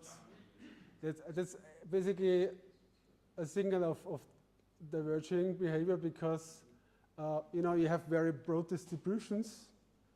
I mean, it could be if you set the initial conditions for the parameters of the log variance too small, maybe, but you have to set it very, very small then to end up with that, and that's basically very bad because if it's always clipped to, you know, it's very hard to infer any meaningful policy out of it.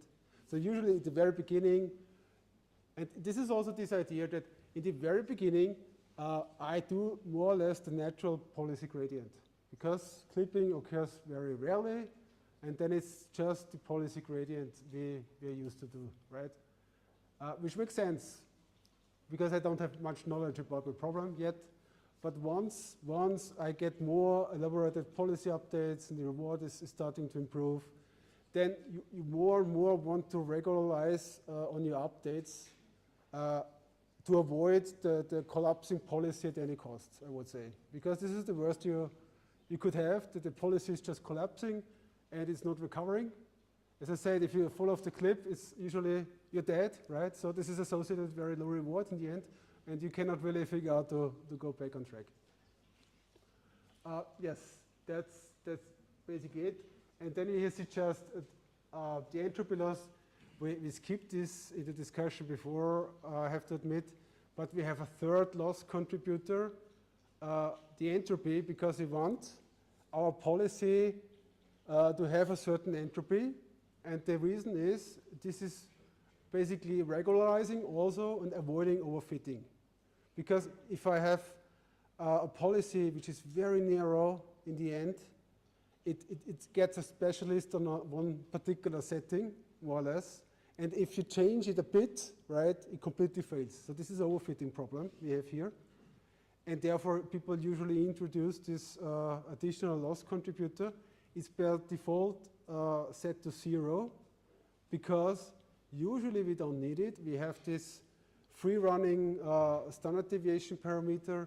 It's usually large enough so that the entropy of the policy is during training large enough in order to avoid overfitting.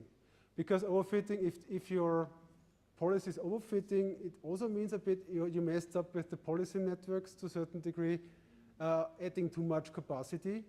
That could be the case. I mean, we haven't said this yet, but it's also something you want to have your networks smaller than bigger. So because large networks usually they tend to overfit, and overfitting is something we have hard time here to comply with.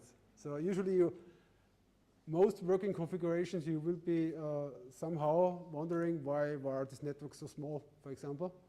And therefore we also execute our networks on the CPU only, because it would take more time, shift everything to the GPU, right? Run your problem there, shift it back, then you end up actually with a lot of overhead. So therefore, you will see we have very, very shallow, very small networks here. Okay, then you see maybe if I can also add to that. Sure. So maybe also like in supervised learning, it's also good practice to start overfitting first. So we might have a larger capacity of the network, and then try, to trim it down and try to really generalize. Also, that's why entropy is at the beginning. You don't want to explore too much because you just want to see if you're learning anything. Yeah. So you kind of start to, maybe start with larger capacities, try to overfit even with one policy. If you get it right, you're in the right space. And then you start trimming around everywhere. Yes, exactly. But of course, you might, for a very small problem, you don't start with a ResNet, for example, because that would just be overkill, right? And therefore, it's really hard that you find any working solution out of it. So it's. So the question, within the management, then run the default plan? Is there someone still having problems with the setting configuration? Okay, good. If you have problems,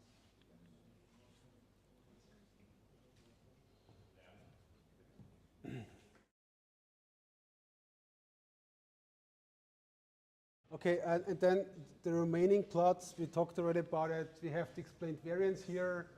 Of course, correlates to the training loss for the value estimator. This is exactly what you want to see, a very sharply decline. Yes, and then last but not least, we have here, you can see the slowly degrading standard deviation, right? So we set this parameter quite high first, and gradients are pushed to it, and it's slowly decreasing. So meaning in the beginning stage, it is more exploring, and after progressing some time, it gets more and more certain about the right track to proceed. In the end, it should be reach a moderate to low level, but it should remain to a certain degree because we want to have the policy to show some entropy. All right. Okay, this is the first step. Yeah. Yeah, sure. Yeah, this is the default value. We stable baseline initializes this parameter. We could set it to a different value, but that's not really. And it's the log standard, so there's a logarithm of it, right? Yes, because we want also to have the possibility to have the negative range, right? Therefore, you use the logarithm of it. Otherwise, because then you have to keep track is what happens if it's 0, it's below 0, you have to clip, you introduce nonlinear behavior more or less. That's not good. It's easier to just interpret this in log space.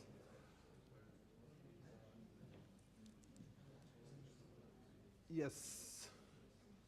Okay, I would just briefly make the last things I have to explain.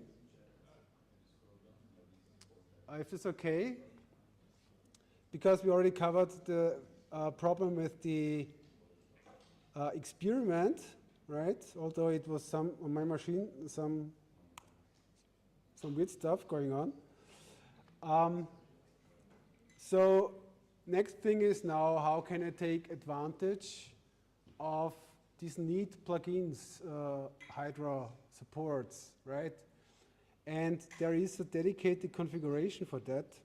But you should just touch this once you figured out how the other stuff works, right? That's important. You do not start with this one because then you get lost and you will have nothing out of it in the end. Okay, there is now actually 2 configurations.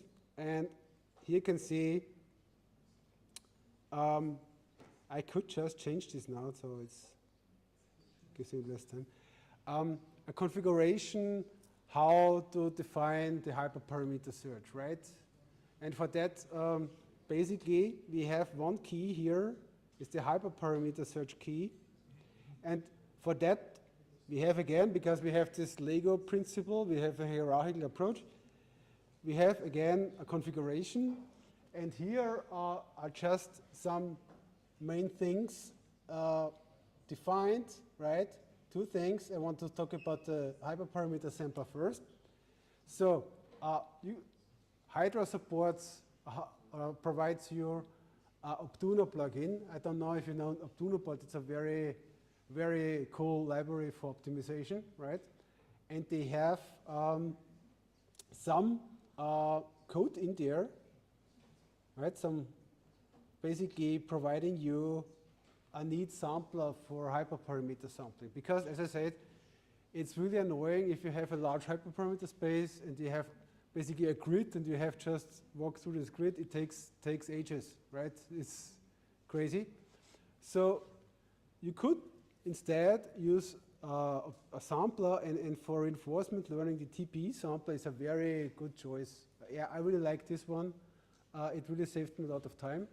And it is basically a mixture between I make just a grid or random samples and I follow some optimization scheme, right? So how does this work? I tell the sample maybe more or less, we can increase this here. Let's make it, for example, 4 here, change this so we're consistent. I just tell the sampler, hey, I want to have a certain number of startup trails before. So this is basically just picking in the hyperparameter space random samples somewhere, right? And then it's basically for each of these samples is an optimization trace assigned to, right? So it follows some optimization depending on what we returning with our wrapper I explained before. And we return the number of time steps until we reach a certain reward, right? Okay, so it sets now these 4 traces in this configuration.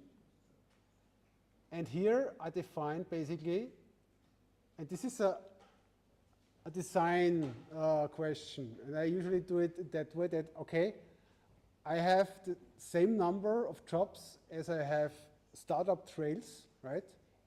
So what Hydra then does, it starts a job for hyperparameter search for each of these initial startup trail. And basically what you can do is explore this space in parallel then, right? It's much easier to get meaningful parameters out of it. And in the end, it will just give you then the best set of hyperparameters back. And in total, I define here, for example, 20 trials, which means I have 4 jobs in parallel running. The first 4 are the initial guesses, and then we have for each of these initial trace, we have 4 consecutive optimization steps. That's it, right? And it's basically a trade-off between how much I can parallelize, because if I set this number of tries very large, for example, but the startup tries, but the number of trials not significantly higher, then I end up in a more or less random guess what I'm doing. So therefore you have always somehow the balance between how much can I parallelize and how much can I follow this optimization scheme provided by the TPE sampler. Thing is, you don't have to think about it, actually. You can just use it. That is the benefit, right? Because if you have to do this by your own, you import the Optuno packages, and then you have to write a code, and then you have to figure out how can you distribute the parameters among the jobs you start, because you also have to take care about that. You end up in a ton of code just writing for the hyperparameter search. In our case, we just need to run this configuration, right? That's the difference. And may you wonder, okay, he talks about periodization. And that's the reason why we have this second line here. And per default, if you run a multi, Hydra defines this as multi-run. If you run a multi-run, by default, Hydra executes this sequentially. So this is not so much help for us because we are very short on time, I would say, right? And it takes a shitload of time to just explore this hyperparameter space. So we take a different launcher plugin then. In this particular case, we take Ray. Ray is a very cool tool for parallelization. It has also a package for reinforcement learning, but it's a bit more difficult to get into that, honestly. And when we run this basically code, then job submission is done automatically in parallel. We don't have to care about it. I set here the number of CPUs. So we have to do this to 1. Sorry, change this later. I have to check in because this just means how many CPUs each job gets, right? And it suffices here to have just one CPU, one core basically on one environment, one hyperparameter setting, one agent basically, right? Suffices completely. But we can run this more or less 4 in parallel. And that's basically it. And I guess I can show you now how this is executed here. So therefore, I just take this whole configuration and, sorry, where is it? Get out. And override here this key in my experiment file in the very same fashion we did it before when we started the experiment. I can do some additional specifications, and now I define my hyperparameter space, right? And this is just, this Optuna sampler plugin gives you just some different instances. This, for example, is a continuous space. We say, okay, you have this continuous space, these are the limits, sample out of it, right? There could be a different one where you have, architecture choice, for example. You could also define class instances you want to change during training. So they are super free. For us, I think it suffices, as I said, keep the hyperparameter search easy in a very, very modest space. Otherwise, you end up with, yes? 2 questions. Is interval then a Hydra definition? Because in Optuna it's typically suggest float or suggest. I didn't get that acoustically, so. Is the term interval yeah. Definition within Hydra? Because in Optuna it's typically suggest float, suggest int, or. To be honest, so the question was if interval definition of Hydra is, I think no. Half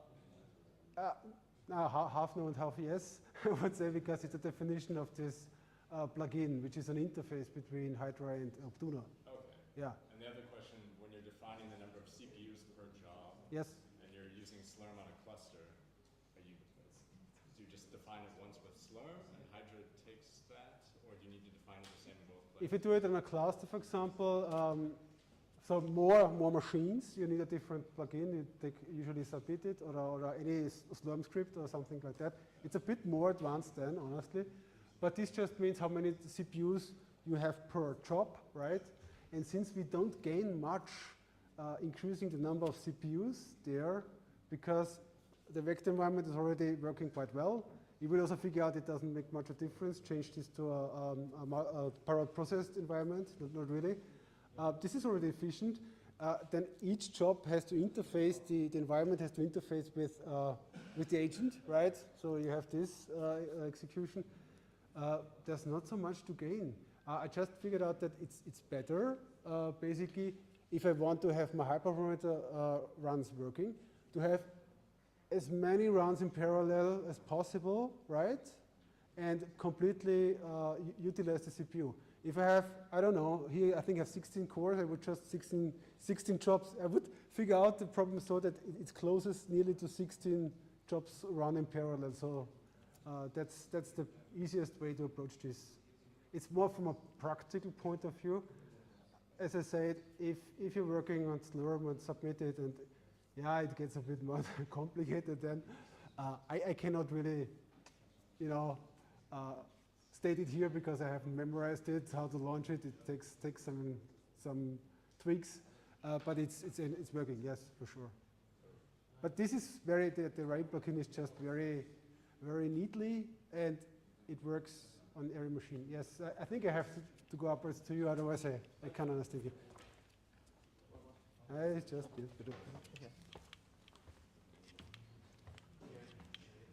took the last spot. All right.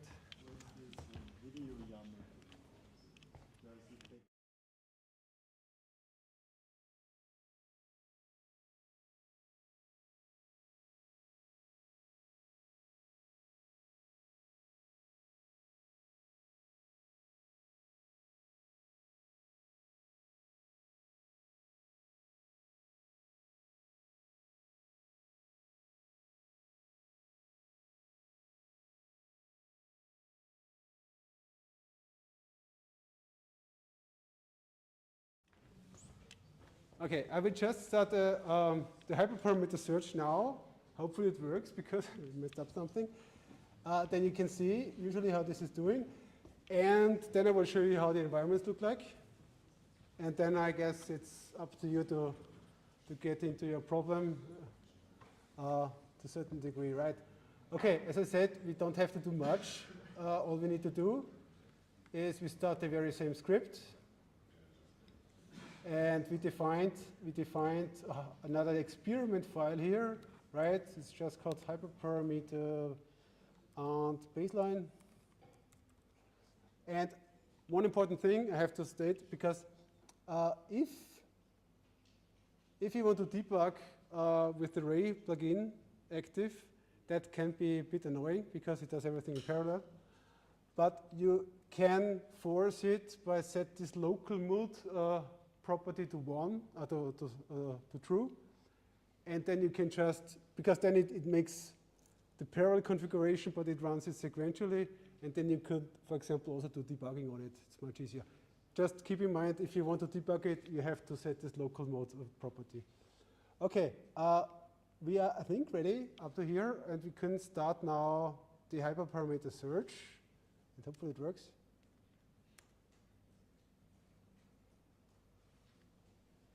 Yes.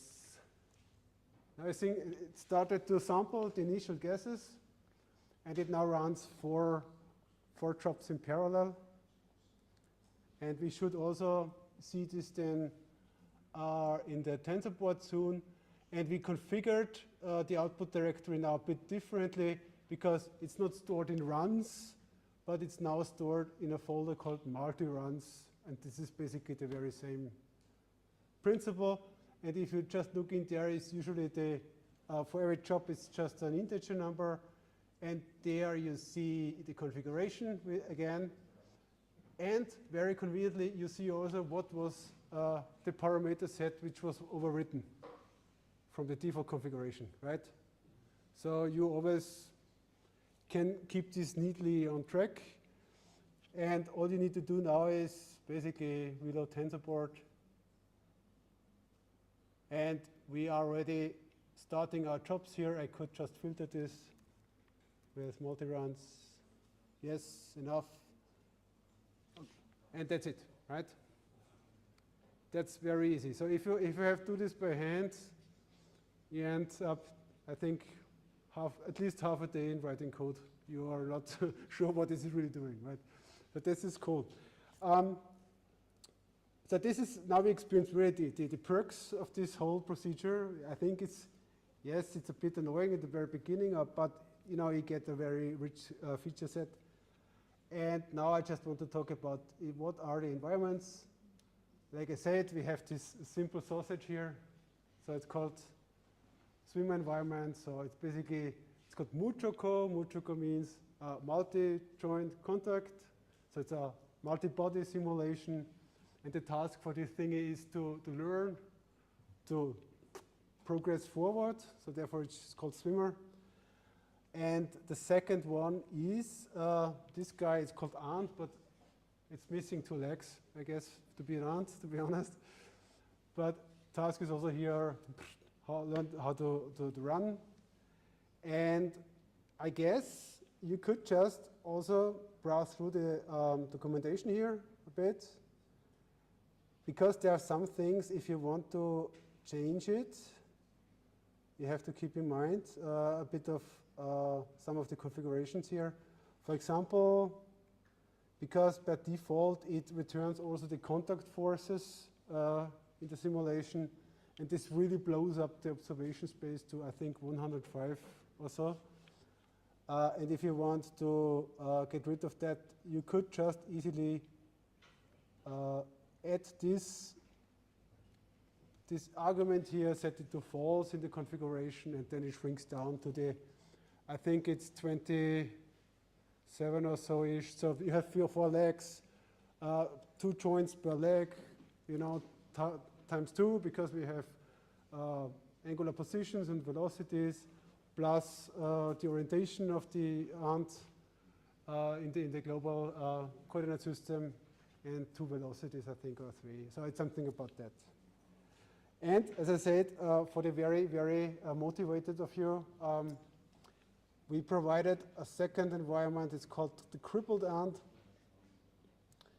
where we can break legs, right? So disable legs. So you can basically decide, make it easy. If it's easy, I can show you here in the source code. So if it's easy, then you set the injury state to little, right? Breaking 1 leg randomly every reset.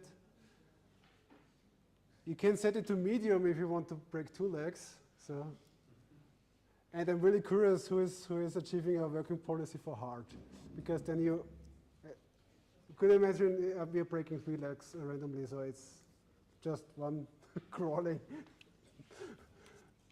ball or so, right? Yes. Okay, I think that's more or less concludes it for now. I think, yes, question. I have a question. For custom environments, let's say that we have a personal simulator, yes. Even if it's like a neural network, is there a folder there? Actually, you can, so the question was how to do it with the custom environment. It's already there, because the crippled ant environment is a custom environment. I overloaded, basically. And what you need to do there is, you can see, just do this configuration here, because we anyway do this.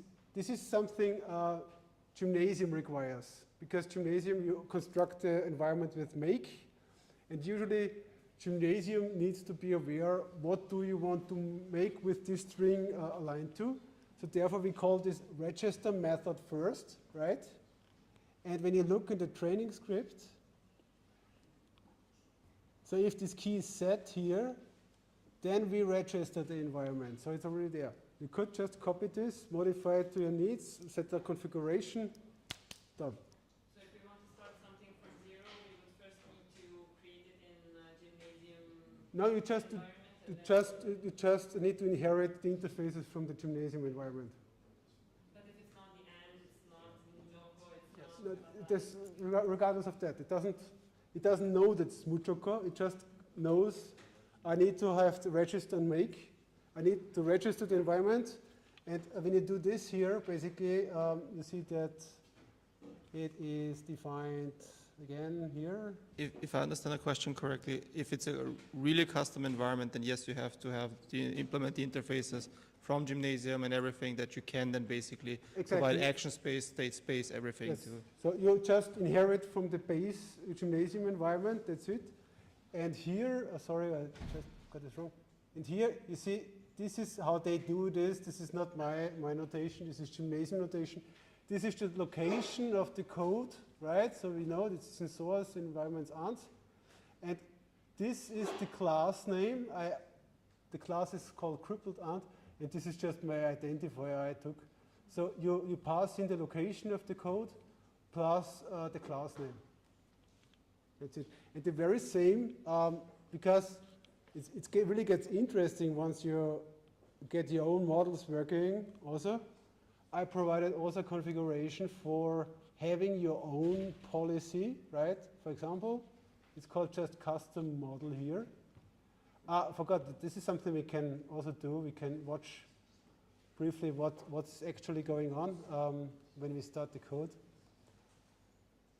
Where I say, okay, so please PPO, I want to do another feature extractor, so I defined here feature extractor. So this is my own implementation, right? It's in the source folder too. Here should be common feature extractor. It doesn't do much. It just serves the right interfaces, plus it gets a model property, right? And I can just pass now a neural network of my own architecture. I want to have it, yeah? And the cool thing is I can define this just in a similar way, which I did. You see its models. There's, for example, this DenseNet. It's a very simple, fully connected neural network there. And I don't need to have to change code any place. I just have to define it in the configuration file again, which says, hey, Hydra, if you do instantiation, you know what? That is my custom feature extractor.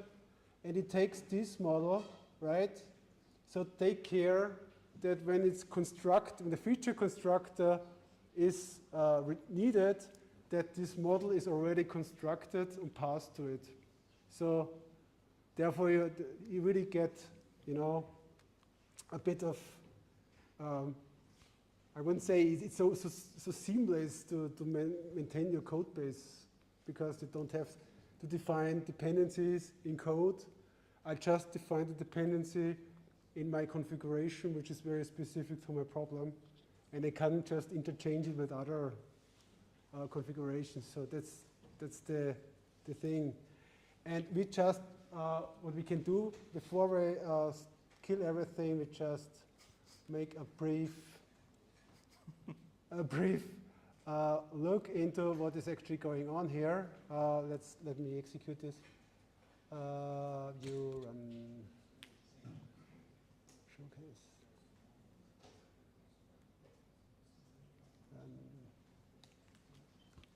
Because then you see how the architecture of the networks is actually. So, so we can just, where's the debug shell? We could just say, okay, we have now our agent, it's constructed, right? It's our PPO instance. By the way, this is standard PPO. I just had to do some modifications because there was a bug in stable baselines, but doesn't harm us much. It got a policy member, right? You see? And the policy member, if you just look here, this is exactly what I told you. Here we have the feature extractor defined. We have this intermediate layer defined, right? And in the end, we have the action, the value networks defined. Interesting though, the standard deviation parameter is part of the distribution member. You can't see it here directly, but it would be have just taken into the policy instance. Okay, that was a bit of an introduction to this configuration workflow, how this is actually done. I'm really looking forward to your results the next couple of hours, and I think we can conclude the session for the online audience now. Exactly. So for the online audience, thank you very much for watching. We'll continue tomorrow at 11:30. Since we will not record the hands-on session, one of the perks of being here live. Yes, and basically stick around and have questions to Thomas. Thanks him. Another applause.